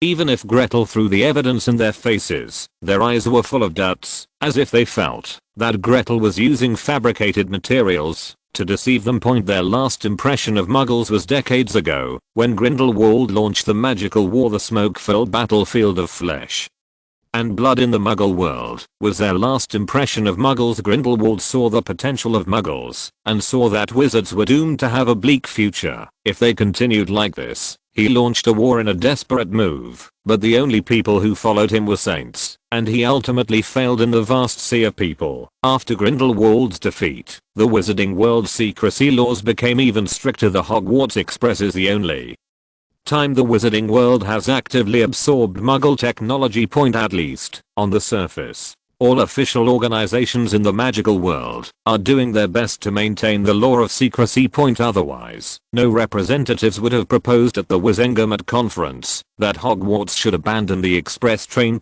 However, judging from Arthur Weasley's magical car, not everyone is completely resistant to the Muggle world. This is why Gretel feels that the magic world can still be saved. If it were like the way Muggles treated wizards in the Middle Ages, shouting and killing at every turn, they would never let a wizard go, even if they accidentally injured countless innocent people. If it is true that all wizards' attitude towards the Muggle world is like facing a scourge, then Gretel would not even think about saving this group of ignorant and arrogant people. He would just hide quietly in Hogwarts and give up on this hopeless group after graduation. A person's power is limited. He is the only one who can save everyone from the quagmire, even if he is exhausted. Companions, people, unite everyone who can unite, and gather everyone's strength to change the world. In Gretel's view, Grindelwald's route cannot be said to be wrong, but can only be regarded as insufficient preparation and untimely launch. Only a handful of saints united around him, and more silent ones were pushed into opposition because of the saints' barbaric Methods. If Grindelwald hadn't been so eager to take action, if he could have stayed dormant for a few more years, if he hadn't used so many methods of seduction. Maybe everything won't be what it is now. War can only be regarded as a last resort. Gretel will not initiate a war, but he will not give up the war either. He is not like Grindelwald, who pinned everything on war, nor is he like Dumbledore, who refuses war. He is not afraid of war. On the contrary, if it is really necessary, he will take the initiative to step forward and greet the first bullet fired at them. Until then, what is most needed is to awaken the sleeping people from their ignorance. Grete pondered for a moment, then raised his head and squinted his eyes at the group of stubborn old antiques in front of him, headed by John King. Mr.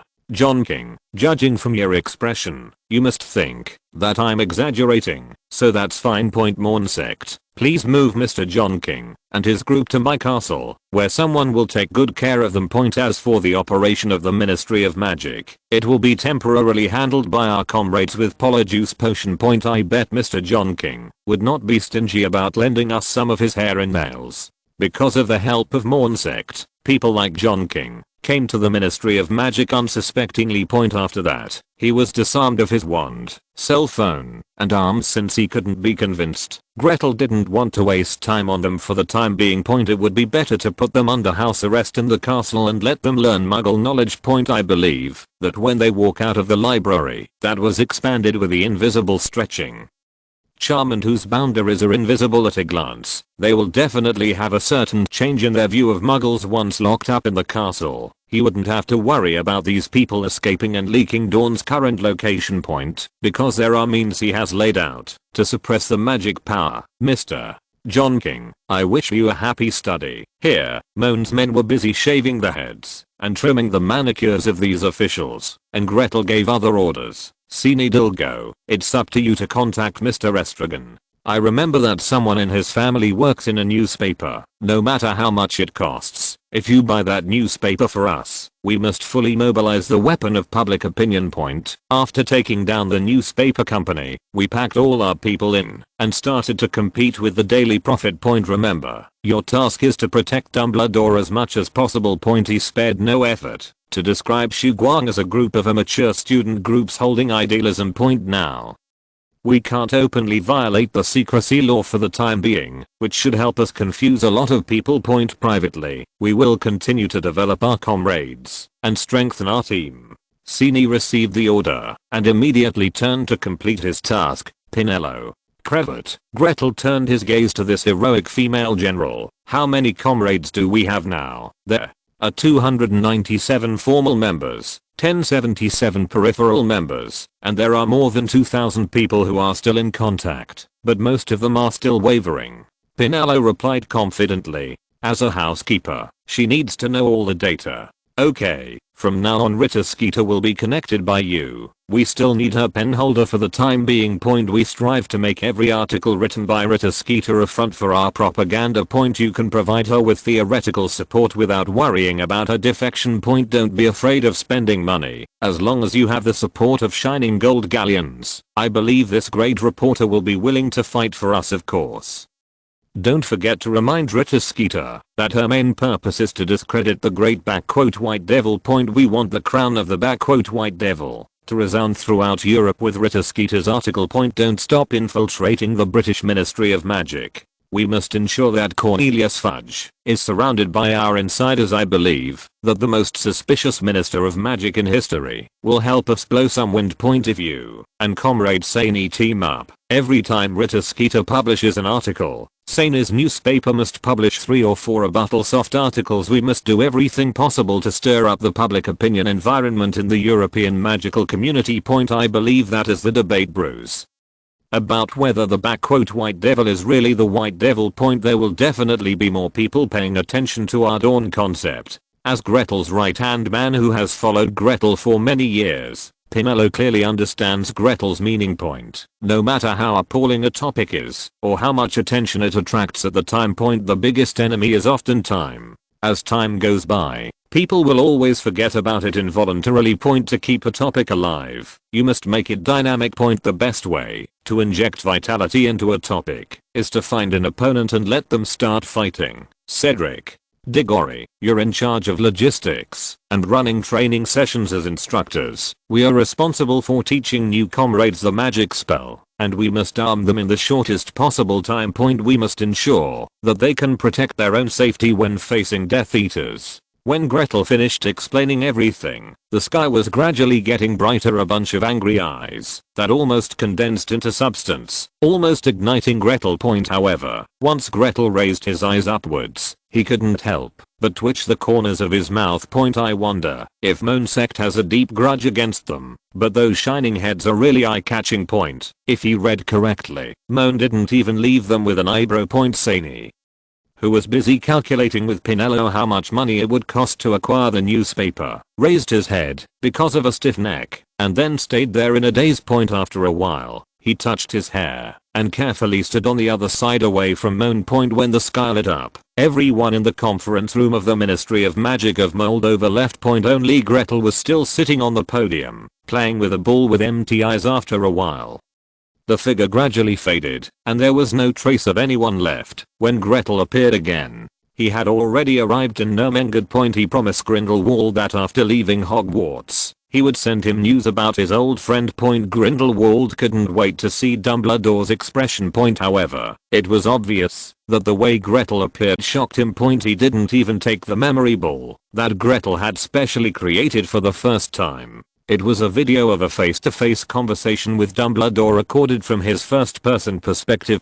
There was not a trace of fluctuation, just like moistening things silently, emerging in front of Grindelwald bit by bit. Have you taken that step yet? Grindelwald's voice was a little dry due to shock. Grete shook his head slowly. It's just a little bit, but it probably confirms that your guess is correct. Grindelwald was imprisoned in Nurmengard for decades, although most of the time he was in a state of confusion.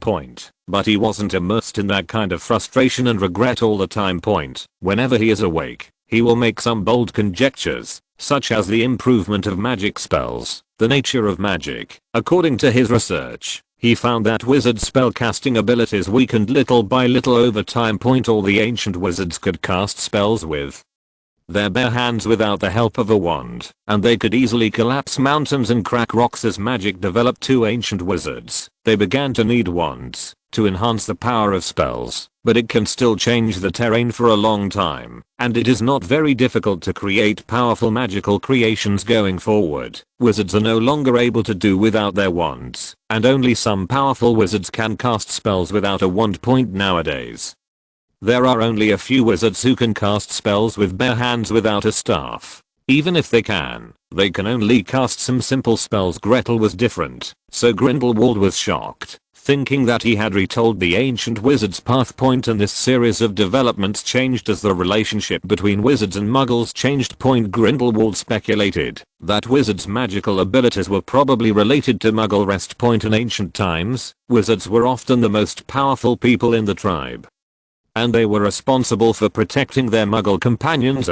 There was no such thing as muggles at that time. They were responsible for protecting and treating their fellow ordinary people. At this time, wizards have supreme power. As leaders, everyone trusts them wholeheartedly. With the development of civilization and the liberation of productivity, ordinary people found that sometimes they did not need to rely entirely on wizards. Fighting and hunting can rely on new weapons, and illness does not require magic spells or potions. Ordinary herbs can also treat their illnesses later. Some thoughtful people created religion, perhaps for power or for sustenance. They place their life, old age, illness, and death on empty gods. Many people began to suspect that wizards were being squeezed out. Wizards lost their status, and their sublimity was given to gods with the further development of civilization and the emergence of city-states and countries.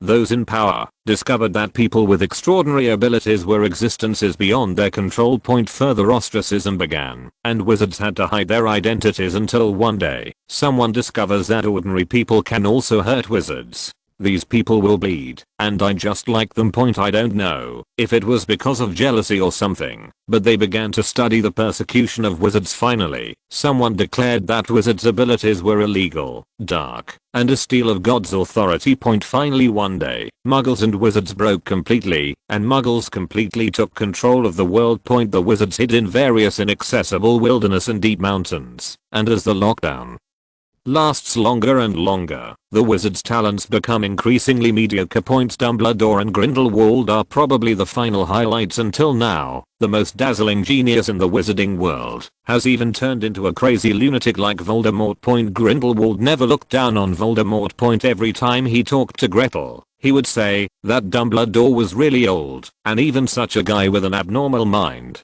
could step on Dumbledore's head if it weren't for the patron saint swallowing the Dementor. Gretel would have observed the existence of the mysterious particles. Gretel would also think that Grindelwald's conjecture is just a daydream and a conjecture. How could wizards' abilities be related to Muggles? But after possessing the Silver Eyes, Gretel felt that Grindelwald's conjecture might actually be correct. After all, he also saw the existence of those particles in Muggles. Gretel temporarily named them magic particles. Magic particles exist in everyone in this world. Because of the ubiquitous magic particles, magic becomes a reality. Grindelwald was really a genius. He just guessed from clues in historical records that wizard spellcasting abilities might be related to Muggles. Thank you to book friends Jing, AI Reading Boss and Autumn's Fallen Leaves Boss for your monthly ticket support. Small Theater Parallel World Parallel World Time Converter 1899. Gretel, fainting to Xiaodeng. Grindelwald, come with me. Don't go rebelling. Rebellion is useless. It will only make you die alone. Follow me, and I will tie Dumbledore home for you. Just you're a search and rebel against me. Grindelwald, taking out his wand to defend himself. Let go of me, Albus. Gretel, wandless cast, Expelliarmus. Grindelwald, lowering his head and standing solemnly. Well, I can't beat you, but I want to ask you to let Albus go. Otherwise I can't tell whether you are planning to kidnap me or my Albus. Gretel, akimbo. Just your research. After all, I'm known as the #1 time traveler who is incapable of doing anything, and is the #1 rebel. P.S. Ouch. My mistake. It was clearly 4197 when it was sent out, but it changed to 4203 after refreshing. Chapter 97 Kundlin again. Although Grindelwald did not concrete the connection between wizards and Muggles into magical particles that only Gretel could observe. But that was because he didn't have Gretel's silver-eyed vision. Gretel knew how Grindelwald had come over the past few decades because of the failure and the casualties caused by launching the war. This old man spent most of the day shutting himself in a sea of self-blame. The time he can devote to research every day is less than 1/10 of his waking time. But in such a short period of time, based solely on historical records, he came up with his own conjecture. Gretel didn't dare to think about what if Grindelwald also had silver eyes. What will the development of the wizarding world look like now? How did you do it? Grindelwald's eyes were full of desire and curiosity. That was the first time Gretel had seen this centenarian man's eyes shine. Although he seemed to have untied the knot in his heart before, he no longer locked his body and mind in the iron grey castle at his feet. But there is still a heavy air of twilight in my body, just like the sunset on the mountainside. Nostalgic for the world, but it will eventually sink into the dark ocean at any time. It's like a puppet without a goal. People are alive, but their hearts are dead. This time was different. His eyes seemed to have been wiped away from dust, and they were astonishingly bright. Of course, Gretel would not keep his findings to himself and put them on the shelf. Especially when facing Grindelwald, a man who had made conjectures about the nature of magic many years earlier. After studying magic particles for many years, Gretel has long understood how to allow people without silver pupil vision to observe magic particles like him. Even if Grindelwald didn't make his request today, Gretel would take the initiative to provide him with his findings. Gretel never thought that he was a genius without the vision of the previous life brought about by time travel, or without the bonus of the panel. He is probably still studying hard at Hogwarts, thinking about how to save his life after Voldemort returns in this world.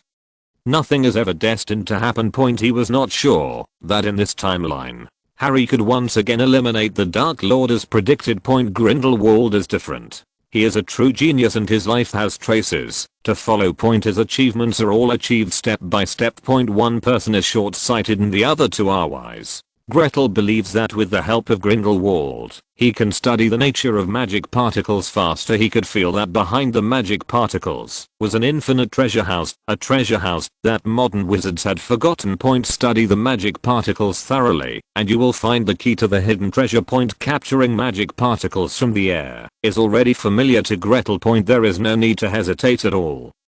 Iron Will quickly restrains the particles that want to escape from the hand. In order to ensure the accuracy of the observation, Gretel also captured an escaping particle from himself and Grindelwald. The three spheres each have different expressions. Individual particles are more like colorless, but when the particles gather in large numbers, they emit mysterious light. Natural magic particles carry a natural calmness or inertia. They float lazily and ubiquitously in the air and water every day. All natural substances will be penetrated by them, some will be intercepted, and some will escape.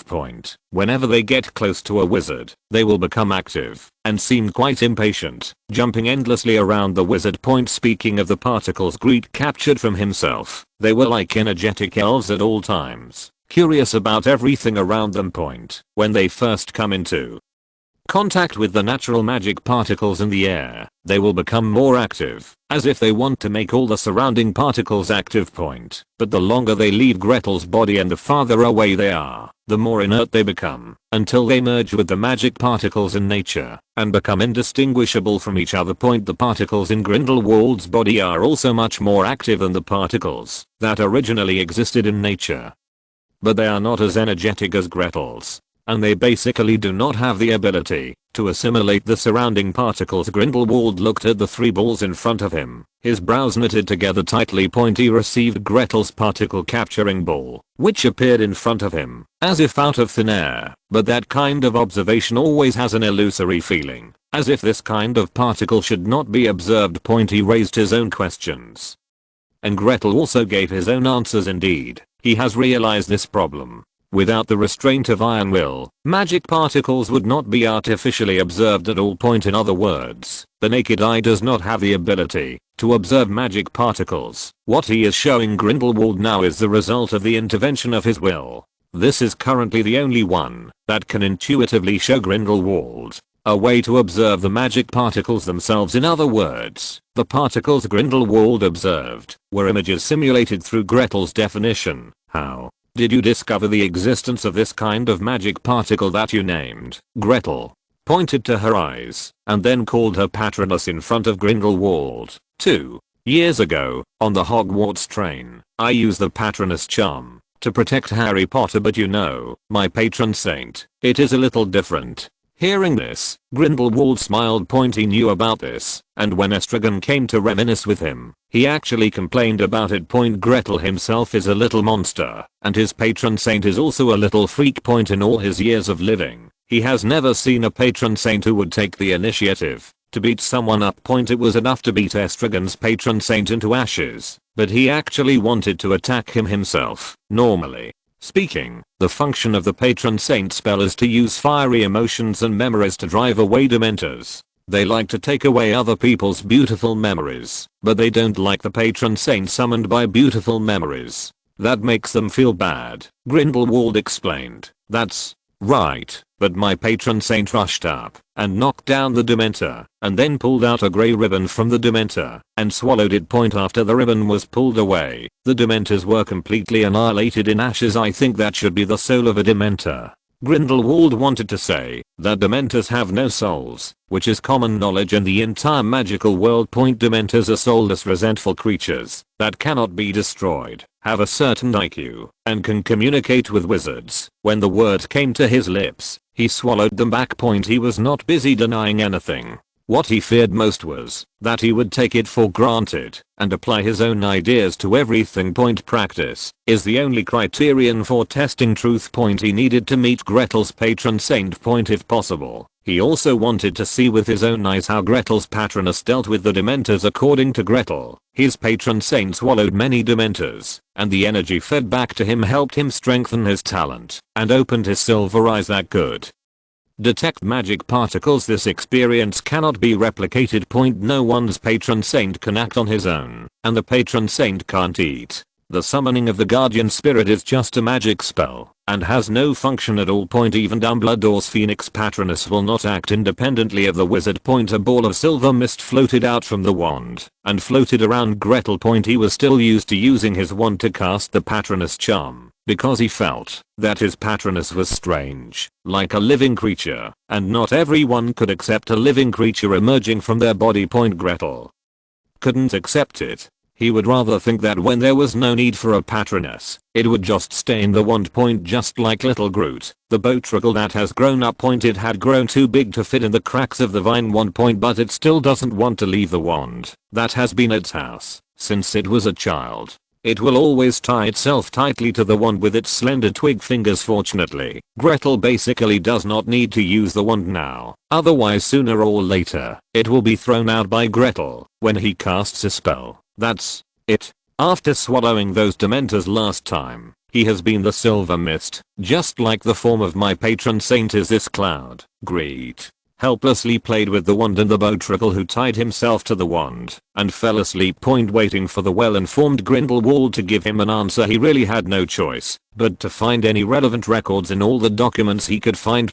However, I heard that a lot of information was destroyed in the war started by Grindelwald. Now we can only hope that the leader of the saints in front of him will write down everything before destroying it. Don't look at me. This is the first time I've seen this kind of thing. The last one to be so magical was Albus Dumbledore. But his patron saint has a special shape. Anyway, I didn't find that his patron saint has any special abilities. Grete was about to cancel the god calling guard and took back the silver mist with his wand. Grindelwald continued, if possible, you can go to Kunlun, where there is the most complete collection of classics in the world. Maybe you can find a solution there. Kunlun. This was the fourth time Gretel had heard it. The first time Vladimir mentioned it when he introduced Chef Dawson. The second time was when Grete personally followed the owner of Florin's cold drink shop.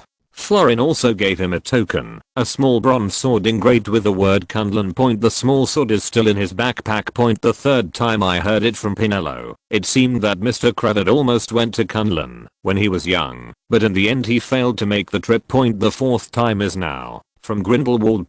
But no matter who it is, in their mouths, Kunlun seems to be the most magical fairyland in the world, and everyone has fantasies about it. However, there is no documented record of this magical place, as if it were a dream. Mr. Grindelwald has also been to Kunlun? Gretel was a little curious unexpectedly. Grindelwald shook his head decisively. No. Then how can you be sure that Kunlun has a solution? Gretel was a little helpless. This old man had a new face every time he saw him. You guessed it. Although I haven't been there, my companion is Dawson, and he has been there. Dawson was not considered outstanding before, but after coming down from Kunlun, he became one of the few in our group. Not only his cooking skills, but also his strength. However, Kunlun is very secretive, and ordinary people have no idea where it is. When Grindelwald said this, he curled his lips, squinted his eyes, and trembled on his feet, for fear that Gretel would not know that he was not an ordinary person. You are a bad old man, very bad. Fortunately, I know that you, Dumbledore, and Newt all visited Kunlun when they were young. It seems that you really don't want to remember Mr. Scamander. Seeing Grindelwald's triumphant appearance, Gretel cursed and silently took out his wallet. He took out the small bronze sword given to him by Florin and the certificate to open Kunlun's door. Although Grindelwald squinted his eyes, his attention never left Gretel. He originally thought that Gretel would come to him for help, and he had already thought about what he wanted Gretel to do. What he was thinking was that since Gretel dropped out of Hogwarts, and he dropped out of school under the hands of an old guy like Albus, if Gretel backhandedly became his student, wouldn't it mean that he would have defeated Dumbledore once, and maybe he would be able to send a letter to Albus, mocking his failed education methods. Although he was expelled from Kunlun at that time, he still had a way to send Gretel in point as the Dark Lord who once dominated Europe. He has this confidence. Mr. Grindelwald, why don't you help me find out what this thing is? Unexpectedly, Gretel got the certificate from nowhere, and it was not under his control at all. Grindelwald's face darkened. He nodded and looked down at the 3 balls in his hand. Okay, I know you have a token, but where did your token come from?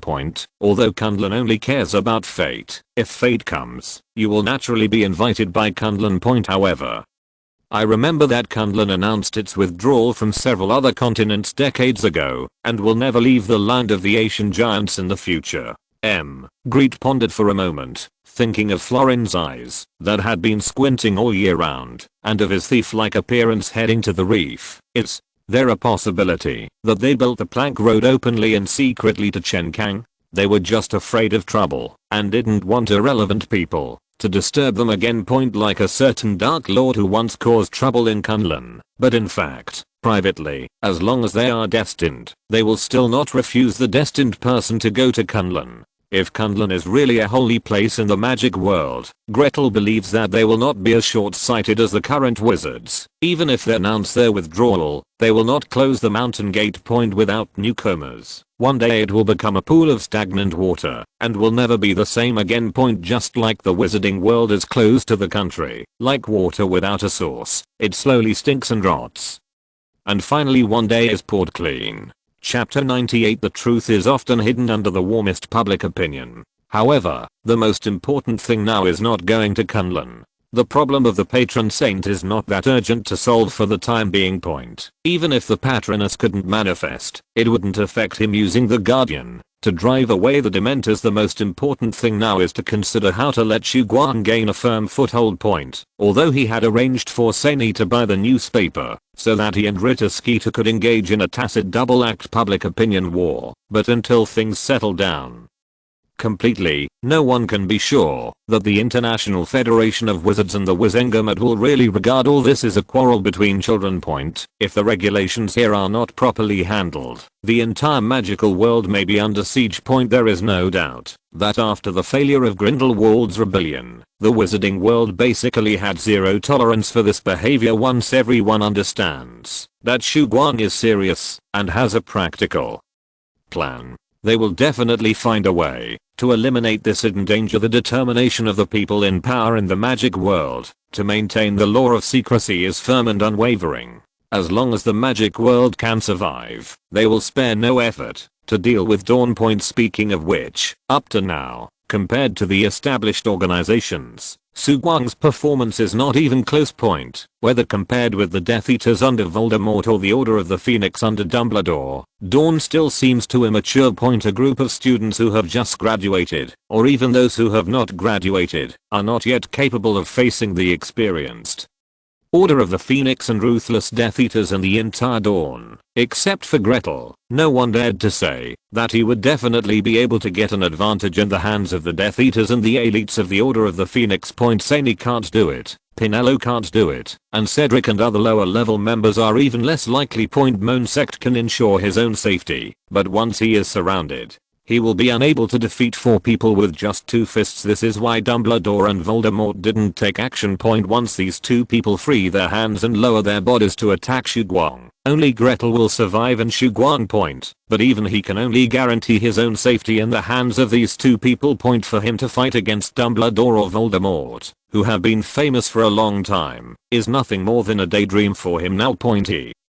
is already very powerful if he can fight against these 2 people without losing. Grete is quite self-aware, and now, even counting the entries on the board, he can at least be 40 or 6 ahead of them. E4. Same origin, guarantees his battery life, and does not increase his upper limit. The upper limit still needs to be exceeded as he ages. Taking a detailed look at his battles, in order to ensure safety, he always used information asymmetry to catch others off guard. The only one who was defeated head-on was Gilderoy Lockhart, a parallel importer many times. Gretel even wanted to contact arms dealers in the Muggle world and ask them to buy a batch of real weapons, so that the old guys in the wizarding world would know what it means. That times have changed. Thinking about it later, this idea was still forgotten. God knows, wizards who are already worried about the Muggle world, if they see the Dawn and have an assault rifle, they will immediately unite and destroy the Dawn into a ball of fly ash. Slytherin left the academy at that time because of his different views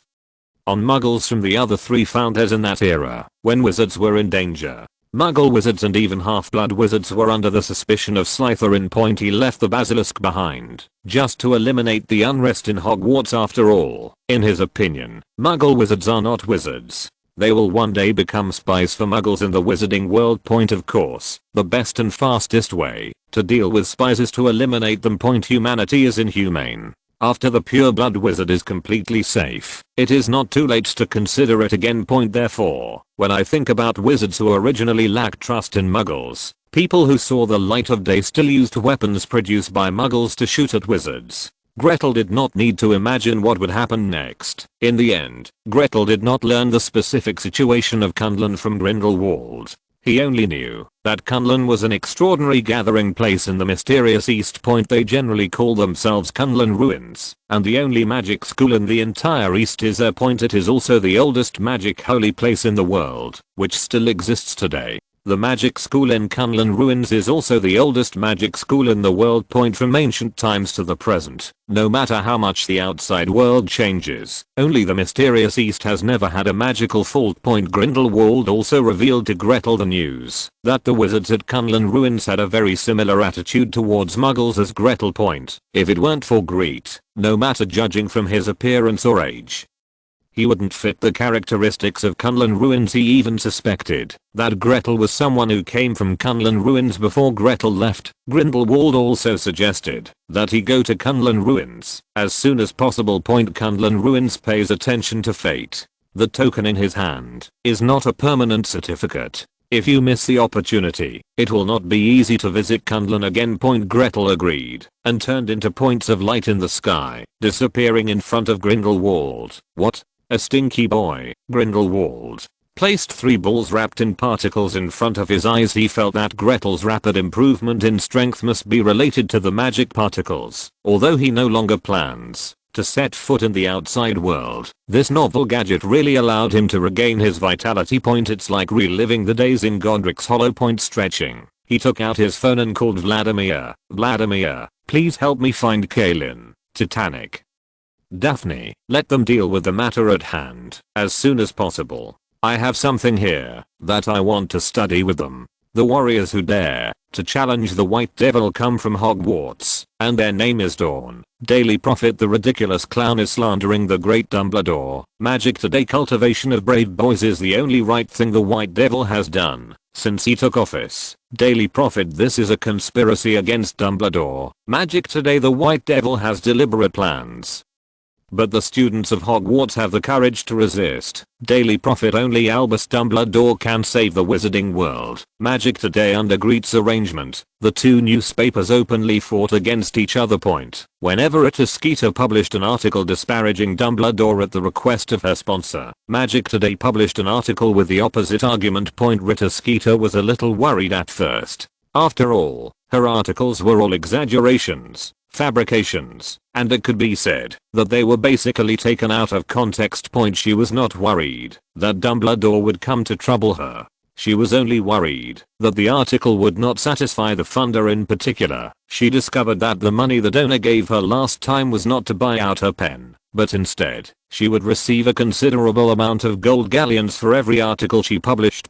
As a reporter who has been immersed in this field for many years, she is not afraid of the parties causing trouble for her. Although Rita Skeeter has a bad reputation, her popularity is considered well known in England and even the entire European wizarding community. If someone troubles her, it means sending her article material or empirical material based on her own personal experience. Dumbledore was a man who would never ask for trouble. Because she has long seen that the older a person is, the more he cherishes his feathers. She had used this unwarranted method to blackmail countless famous old wizards. A person like Dumbledore, who has lived a life of glory, would never come to her. That would mean asking for trouble and giving her real dirty information. Therefore, she was not afraid that she would face Dumbledore's revenge. However, fortunately, it was Dumbledore who wanted her to be tricked, and a gentleman can bully him. If the sponsor asked her to smear the Dark Lord, no matter how much money she had, she would not dare to do it. If you throw dirty water on the White Devil, you will at most be sprayed to death by fans of Dumbledore in the wizarding world. But so what? It won't stop her from making money. Besides, it's not like she couldn't see the overt and covert support of the Minister of Magic, Cornelius Fudge. She and the Minister are now on a united front, wearing the same pants. She is not only the pen of the donor, but also the Minister's indispensable first general on the public opinion front. But when someone stood up and challenged her, she was completely panicked. Others may have been suspicious of her article. But as an editor, how could she not know that 99% of her articles were based on her own imagination, and if she really wanted evidence, she couldn't produce it at all. However, as the opponent of today's magic news, when they praised Dumbledore, they listed the achievements that can be found in real records. She was afraid that the wizarding world would stir up trouble by standing up to the drama, causing those ignorant people to wake up and offend Dumbledore. She couldn't imagine how angry her sponsor would be if that situation happened, and whether he would cut off all contact with her in anger, or even get angry and take back the salary paid to her. She didn't think the donor couldn't do it. Someone who could pay her so much money was definitely not someone she could afford. No matter how bad the situation is, the donor can go to the black market and find those desperate desperados. The group of dark wizards who are short of money are happy to serve such generous donors. By the way, I don't mind using her life, body, bones, and soul to study those crazy black magics. She didn't care about the minister's anger. Even if she was expelled from the Daily Prophet's reporter team, she would have somewhere else to go. If it weren't for the fact that she was affiliated with the Ministry of Magic and could protect her own safety to a certain extent, she would have moved to other newspapers long ago. However, in recent times, her pen has long been impressed by the generosity of her sponsor. If she could really board the sponsorship, it would be fine if she didn't wear the skin of the Ministry of Magic. With the anxiety of being abandoned by her sponsor, Rita Skeeter worried for a whole day. However, her worry lasted for less than a day. Shortly after the article compiled by today's Magic News was published, the hurricane that protected Dumbledore had not yet formed. She received the latest request for a manuscript from her sponsor. After that, I even made several appointments with her. Then, she realized that the other person was playing against her as in the past. After she published various exaggerated and shocking fictional articles, corresponding rebuttal articles appeared in other newspapers and periodicals, but those articles often contain criticism of her. Rita Skeeter, the Daily Prophet's best reporter herself. There are even some articles that are full of revelations about her from beginning to end. But this time it was different. The opponent had a tacit understanding and avoided her. Don't even mention her article. Instead, he worked tirelessly to help the British wizarding community review Dumbledore's glorious moments. That is, Dumbledore, famous enough and with enough fans another person would have been slandered by Rita Skeeter in more than 10 articles in a row. Not to mention ruined his reputation. At least his face was disgraced. Unlike now, two completely different public opinions have formed in the entire magical world, and they have even gradually spread to the entire Europe.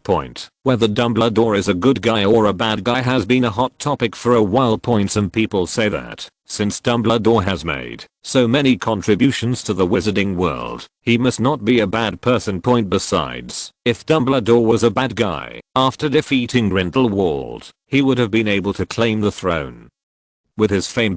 Judging from the situation at that time, no one would stand up and raise any objections. Also, Rita Skeeter's reputation is known to everyone who knows it, and there is no need to explain it to those who don't. She has always been the kind of person who ignores the facts just to make headlines. Now that she stands up, no one will believe her. These people fully expressed their trust in Dumbledore, and many of them plan to send letters of complaint to the British Ministry of Magic to ask the Daily Prophet to kick Rita Skeeter, an incompetent reporter, out of the Ministry of Magic's ranks. Of course, some people felt that Rita Skeeter was not trustworthy in the past, but this time it was different. This time, the British Minister of Magic stood up. To endorse her, Cornelius Fudge personally stood up and said that the Dark Lord had not been resurrected, saying that this was a smokescreen prepared by Dumbledore to seize the position of Minister of Magic. Could it be that the dedicated Minister of Magic is no longer worthy of trust? Others came forward to support Rita Skeeter, saying that Dumbledore studied dark magic with Grindelwald when he was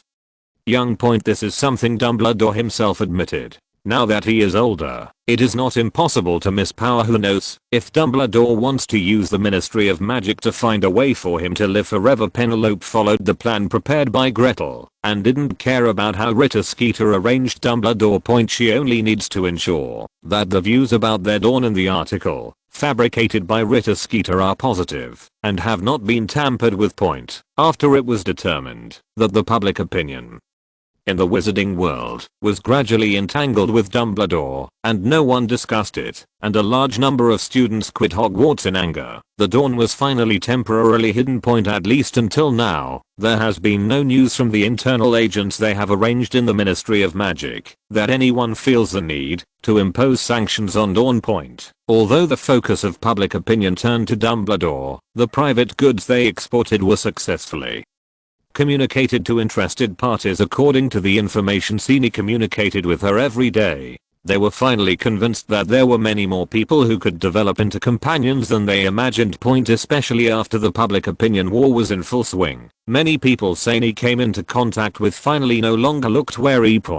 Although I don't trust him that much, I can finally sit down and get to know him better. Pinello also feels that the recent work is much easier than before. At least, when accepting new comrades, he no longer has to worry about explaining to them the importance of confidentiality regulations as the organization's oath of confidentiality. There was finally no need to explain it to them one by one.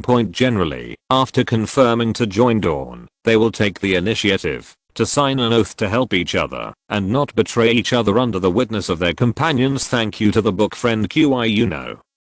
Fallen Leaves Boss for your monthly ticket support.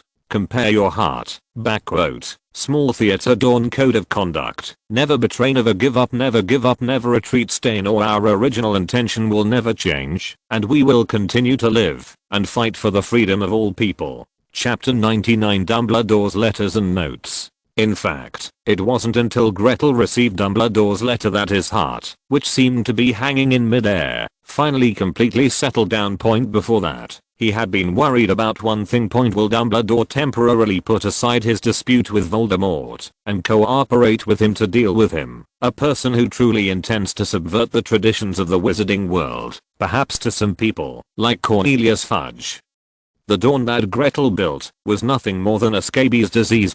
His only worry was that Dumbledore would take advantage of Voldemort's return to take away his position as Minister of Magic. He's not really stupid, he's just blinded by power. Gretel couldn't help but shook his head when he received the news from the Ministry of Magic. Cornelius Fudge just seemed too smart. Apparently so many people saw the live broadcast of Voldemort's return through Gretel's projection point, but Cornelius Fudge felt that all this was Voldemort's conspiracy, and even publicly stated that Voldemort had been eliminated and that it was absolutely impossible to resurrect him. Gretel knew why he had this attitude. Because from the very beginning, he was able to take over because of Dumbledore's concession. At that time, many people felt that Dumbledore was the most suitable candidate for the British Minister of Magic. It was because Dumbledore refused to resign that Cornelius Fudge took over. Even when he came to power, it was only because of Dumbledore's support that he gained a foothold in the position of Minister of Magic. So many people say privately that he is Dumbledore's puppet. After he gradually settled into his position and Dumbledore gradually disappeared behind the scenes, truly immersed in teaching at Hogwarts, his heart gradually settled down. After so many years, he has forgotten Dumbledore's help.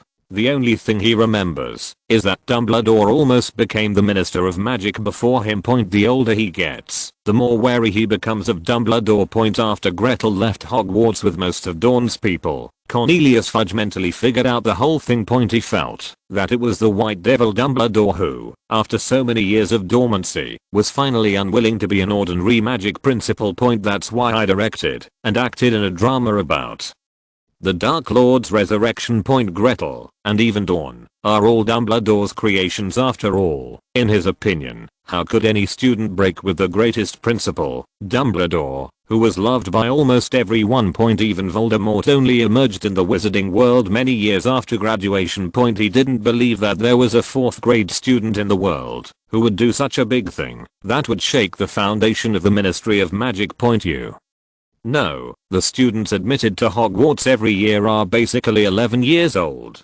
After 4 years of study, no matter how mature they are only 15 years old in 1995. What was he doing at the age of 15? He was still worrying about the OWL's exam in 5th grade at school. But as for Gretel, he hasn't even passed the ordinary wizard level exam. If Newt Scamander, who was expelled in 5th grade, was a dropout, Gretel was just like Rubeus Hagrid, an expelled student who had never even taken the ordinary wizard level exam. I would like to ask, would a student who has not even completed the course, decide to drop out of school on his own? This is irresponsible for his own life.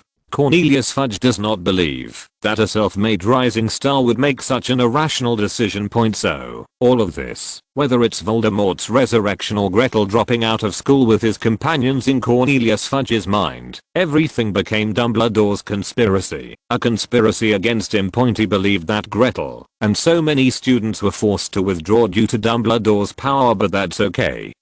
He just took advantage of the situation and instructed Rita Skeeter to discredit Dumbledore. Anyway, unless he is allowed to witness with his own eyes that Voldemort has been resurrected and stood in front of him. Otherwise, he, the greatest minister of magic, Cornelius Fudge, would never stand up for Dumbledore and call on everyone to stand up against Voldemort's dark rule. On the contrary, he wanted to tear off Dumbledore's fig leaf and let everyone see Dumbledore's darkest side.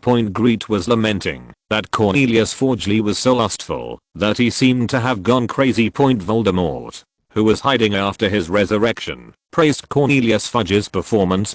He even told his servant that if Cornelius Fudge could bow to him, he would be willing to let Fudge become one of the core members of the Death Eaters. The werewolf Fenrir didn't even get the identity of an ordinary Death Eater until his death. Cornelius Fudge just followed some articles and was about to obtain the status he dreamed of and even become the core. If the werewolf Fenrir was still alive, he would definitely find an opportunity to give Cornelius Fudge a nasty blow out of jealousy. I wonder if Minister Fudge would be accepted by his master if he turned into werewolf Fudge. Of course, this is all nonsense, let alone the werewolf Fenrir can't be resurrected. Speaking of Fudge alone, if he really saw the resurrected Voldemort, he would definitely bravely fight to the death with the Death Eaters. To be honest, Voldemort's feelings towards Dumbledore have always been more fear than love. From the moment he met Dumbledore in the orphanage, he was afraid of this professor who could see through his heart at a glance.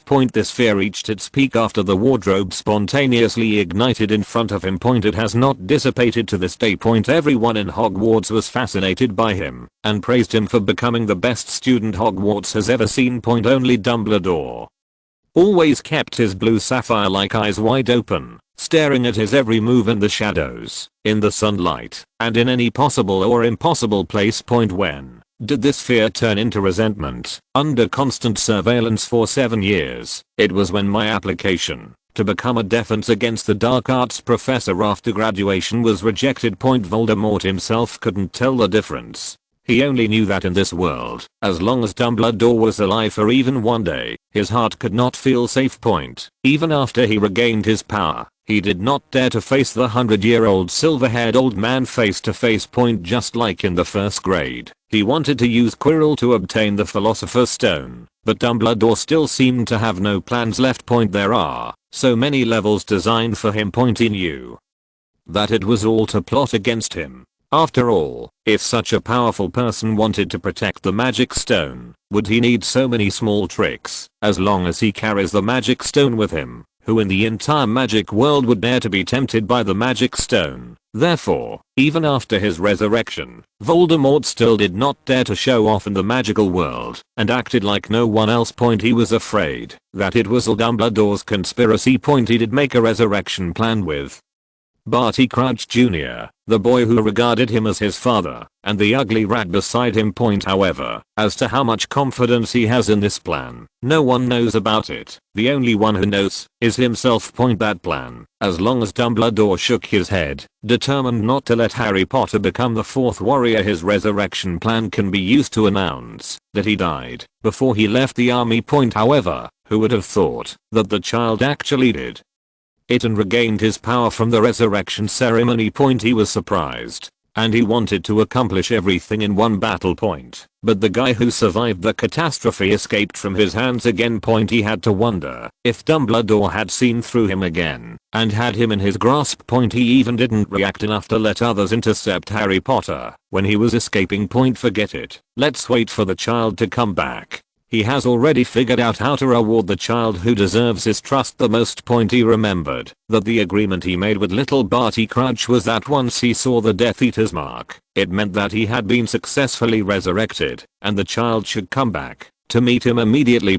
However, even Severus Snape, the guy who lurked around Dumbledore as a spy, successfully reported it. Barty Crouch Jr. was still missing. He knew that the child was probably captured, held in the hands of the person he feared the most. He should have gone to the rescue, as long as he took this group of people to Hogwarts to cause trouble. Threatening the students' lives. He knew that Dumbledore would probably compromise. However, he didn't dare to meet the old man when he didn't know exactly how many cards Dumbledore had in his hand. Grete never thought that after the relationship between the two fell apart and they had clearly become rivals, he also received letters from Dumbledore, as well as notes as gifts. Dumbledore's letter contained no complaints, no questions, and did not even mention Gretel's slander against him. The two of them knew very well that why Rita Skeeter wrote such an article was not because of Gretel's instructions. Dawn wants to come out, but it doesn't want to cause the entire wizarding world to be annihilated so quickly. Changing the topic to another hot topic is undoubtedly the best way. As long as it can survive the most difficult start, Dawn can gain a firm foothold in the wizarding world. At that time, even if Dawn is in danger of being destroyed, it is impossible to execute them all because of the law. As long as we can retain the concept of shuguang a little bit, or a little bit. Then one day, the Dawn will still rise from the discarded pile of old paper, grow into a blazing flame, and make a comeback. The only purpose of Dumbledore's letter was to persuade Gretel not to join forces with Voldemort. He talked about Voldemort's personality. He talked about Voldemort's development, and he talked about his concerns about Voldemort's dominance of the magical world. However, from beginning to end in the entire letter, not a single word mentioned his wariness towards Gretel. In other words, his only advice to Gretel is that he hopes Gretel can stay away from Voldemort and avoid falling into the abyss of black magic. Grete didn't reply, or rather, he didn't know how to reply. He was complicated when facing Dumbledore. Unlike Voldemort, when Voldemort faced Dumbledore, he was fearful, wary, and maybe even a little bit respectful. But what about him? Regardless of Dawn speaking only from his own perspective, Dumbledore was more like a mentor and helpful friend with different ideas to him. Compared to the radical Gretel, Dumbledore is very conservative, or in other words, he is very old-fashioned. He just wants the wizarding world to go on peacefully, even if the final outcome will be nothingness. Gretel has obtained many notes from Dumbledore, from his youth to his old age. In the notes, the young Dumbledore was a young and frivolous young man. He has outstanding talent since he was a child, and he has the capital to look down on the people around him. Notes from the Godric's Hollow period, which he obtained from Grindelwald. At that time, Dumbledore's arrogance was like a pocket in a bag. With Grindelwald's company, he gradually regained some of his sharpness. He knew that there were people with the same talent as him in the world, and that he was not that unique. However, Grindelwald felt that wizards should rule humans, but Dumbledore felt that they should develop independently and cherish peace. After parting ways, Dumbledore's notes began to become more reflective. He felt that power could easily lead people astray and bring destruction. After that, He rarely studied destructive spells later, when he was chasing Grindelwald. He still didn't give up taking notes at this time. His notes were filled with reflections on power, the system, muggles, and everything he had experienced in the world. He would often take everything on his own back, and he took all of Grindelwald's crimes on himself in his notes. The sins Grindelwald caused became the sins he committed. In those years, he saw countless deaths. Wizards killed wizards, wizards killed muggles, muggles killed muggles, muggles killed wizards. This kind of reflection reached its peak after Grindelwald was defeated. At that moment, he insisted even more that breaking the law of secrecy meant fighting, and fighting meant death, and no peace. In Godric's Hollow, Grindelwald did not get his first saint as he wished. Dumbledore held on to the love and peace in his heart. This kind of persistence has completely become the only belief after losing his lover and becoming a winner for Dumbledore. If you want peace, you must reduce the factors that may bring about war. The Secrecy Act can very well prevent another Grindelwald from appearing in the wizarding world. If this continues, it will also avoid war with muggles. However, he did not expect that a Tom Riddle would appear in the magical world. The Voldemort's mind was filled with the pursuit of immortality. Dumbledore thought that keeping a close eye could prevent this from happening. But he was wrong. Blocking is worse than opening up. Tom Riddle became Voldemort and brought disaster to Britain. The content of the next note is about Gretel. Gretel never thought that Dumbledore would take notes about him. He also didn't expect that Dumbledore actually knew many things about him. Thanks to the book friend Nunjiu Jeff for his monthly support, and compare your feeling small theater mentor and friend Albus, Gellert, the prisoner of fun, the tragic Anne, arrogant Snape, drooling over Voldemort, Gretel. Chapter 100 Professor Fu, long time no see, I miss you so much. Putting down the notes in his hand, Grete rubbed his head with complicated eyes. He only knew what Dumbledore might know, but he didn't know Dumbledore could be said to have a thorough understanding of him. Placing the meeting location in the room of requirement not far from the principal's office cannot be said to be a stupid move on Gretel's part. Because apart from the room of requirement, there is nothing else in Hogwarts that can satisfy his requirements. Although the room of requirement was a semi-open secret at Hogwarts, it had never become like a public square before him. Dumbledore had been the principal for so many years and had seen countless students. Although many students would use the room of requirement as a gathering place for themselves and their friends, but he didn't treat it like his own home. All I have to do is not go out and stay there day and night. To be honest, if it weren't for the fact that he still needed to go to class, Gretel would really want to stay in the room of requirement. It also saved him from running up and down every day. Back in the room of requirement, even if the other students knew the secret, they kept it a secret. Just like previous students, they will not tell others the secrets they have discovered. Watching others explore in distress is a tradition at Hogwarts. Fortunately for Grete, she had never thought of keeping the room of requirement a secret. If it weren't for the worry that too many people would come in and out and accidentally break into Shu Guang's meeting, Gretel wouldn't mind making this secret known to the whole school. Such an interesting place, of course. The more people there are, the more lively it becomes. Dumbledore knew him well. Firstly, because he never relaxed his observation of Gretel. The second reason is that, as a master of legilimency, he can quietly get what he wants to know from other people's minds. Grete himself is protected by the entry visitors from the other side, but others in Dawn do not have this ability. Dumbledore learned what he wanted to know without communicating with many people. Ordinarily, he, the chief wizard of the Wizengamot, was the benchmark for protecting secrecy in the magical world. When he learned that Gretel had such treacherous thoughts, the most important thing to do is to capture Gretel and throw him into Azkaban to prevent another Dark Lord from appearing in the world. At first, Dumbledore thought so. He didn't want the wizarding world to experience another wizarding war, or even one that might spread to the Muggle world. But in the end he gave up. Because of what Grete said, let everyone walk equally and freely in the sun, without being discriminated against or harmed by anyone. Wizards and muggles have never been two races, they are just humans. If there is any difference, the only difference may be due to the difference in talent.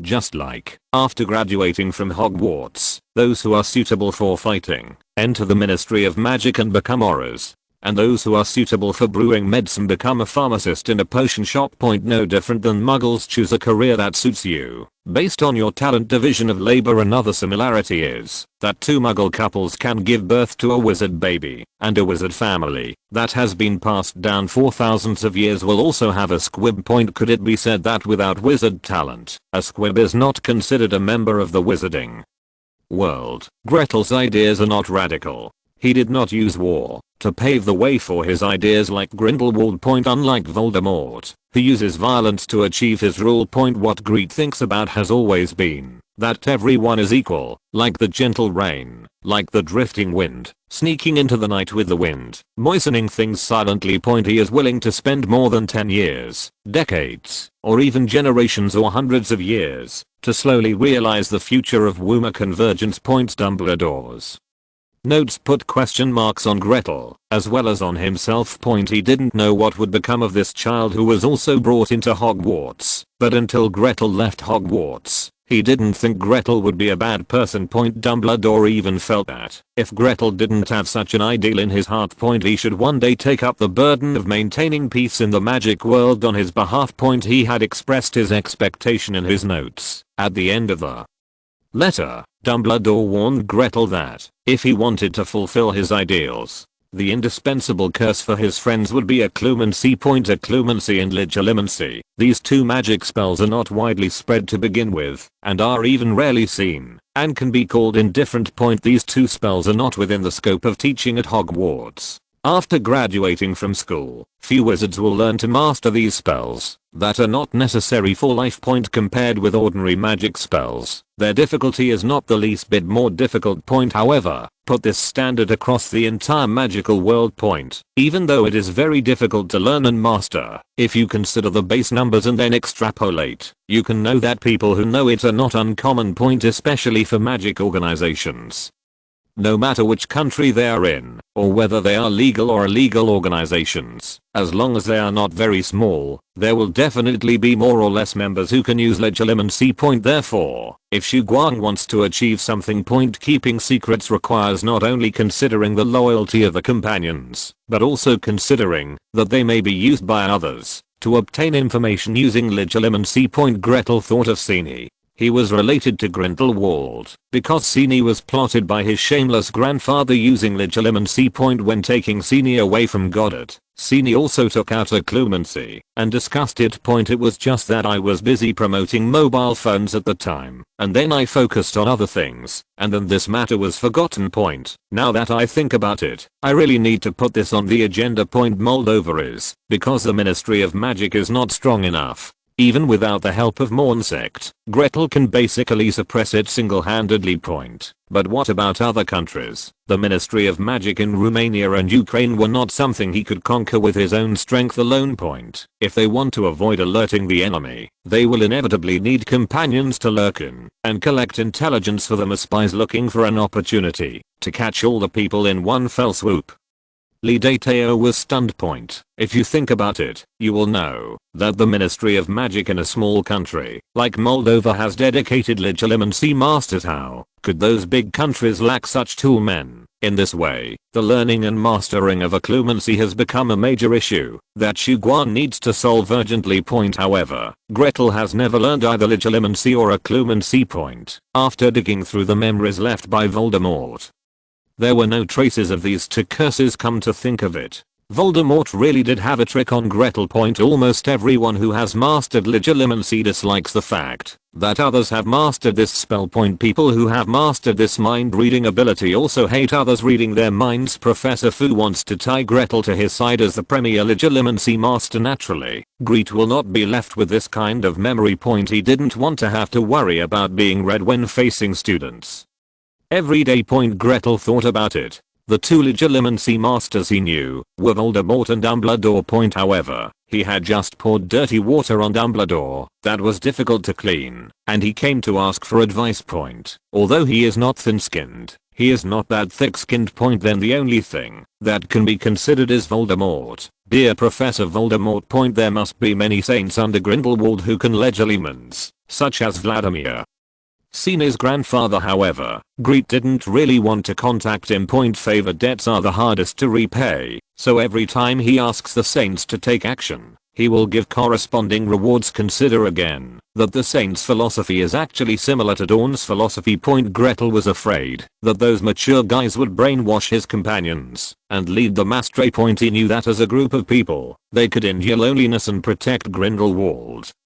For decades he is definitely not someone who can let go of his obsession so easily. Therefore, in the spirit of harvesting someone's wool, it is not harvesting. If you harvest something that doesn't need to be repaid, you don't have to bear psychological debt and human debt. Grete once again aimed at the resurrected Professor Fu. With a gentle grab at his neck, he easily pulled off the mark that Voldemort had left on his neck in his first year. After devouring Dementors many times, his control over magic power has reached an inhuman level. He had long discovered that he could deal with the backhand left by Professor Fu. This dark mist was not the soul fragment that Gretel had imagined. Besides, how could a life-loving man like Voldemort do anything to his precious soul when he could barely control his body? The situation at that time was not to create a Horcrux that could resurrect him. What he tore off from his body was just a ball of soul breath that stored part of his dark magic memory. Pulling it off wouldn't hurt him at all.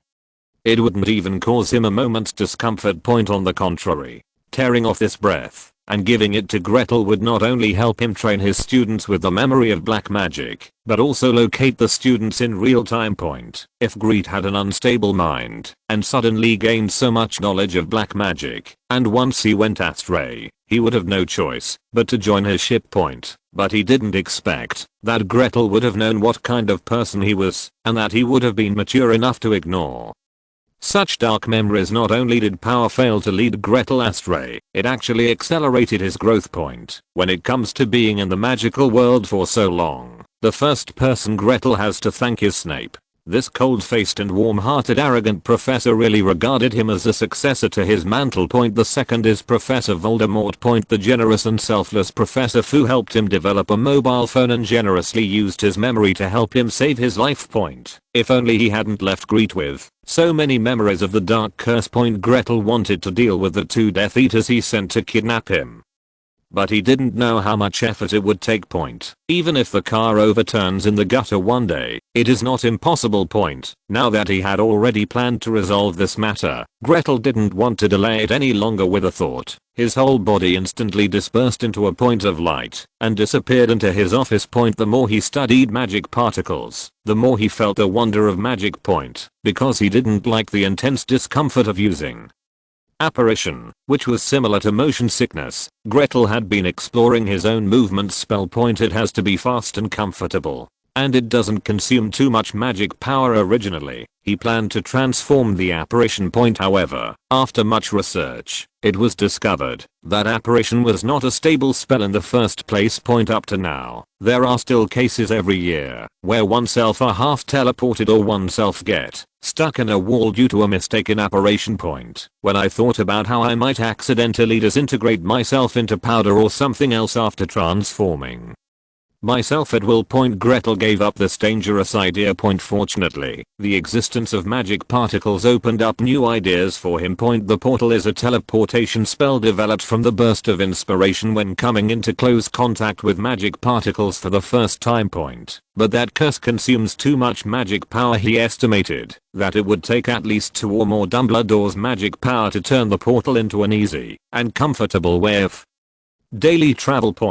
Although flying is comfortable, it's not exactly convenient. The human body's endurance has its limits. If it flies too fast, his body cannot bear it, and he may suddenly become dizzy at high altitude. After that, Gretel never gave up on developing the teleportation spell. After the silver eyes were completely stabilized, Gretel discovered that magic particles existed almost everywhere in this world. He put all his energy on the magic particles. Just like all spells are developed bit by bit. His teleportation spell is also being perfected little by little. From the beginning, teleportation requires a casting interval, integrating oneself into the magic particles bit by bit, and disappearing in front of others bit by bit. Now, with a single thought, the whole person can instantly disintegrate into magical particles that are difficult to observe. It is said that light is the fastest thing in the world. In fact, Human thinking and will are faster than light point. After disintegrating into basic magic particles, Gretel lost the restraints on his body point. Wherever his mind goes, his body can quickly follow point. Wherever he wants to stop, the magic particles infected by his own will form his body again point. If it weren't for the fact that only he could master the magic particles, Gretel would have wanted to teach this spell to everyone in the organization point because Professor Fu's Solora guided the direction. Gretel arrived at the place where Professor Fu was hiding in an instant point when Gretel suddenly appeared. The entire Death Eater meeting almost exploded point. If Gretel hadn't been quick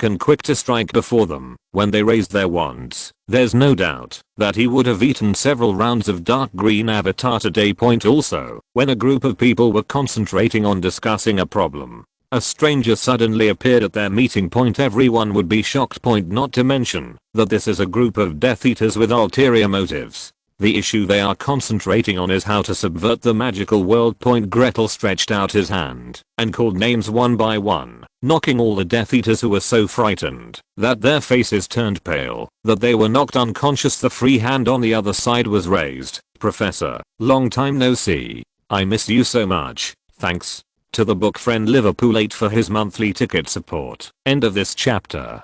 Thank you very much for reaching the end. Don't forget to like. Looking for more exclusive content and immediate access? Subscribe to our Patreon. Remember, every like, subscription, or donation encourages us to continue. Thanks to everyone. See you in the next video.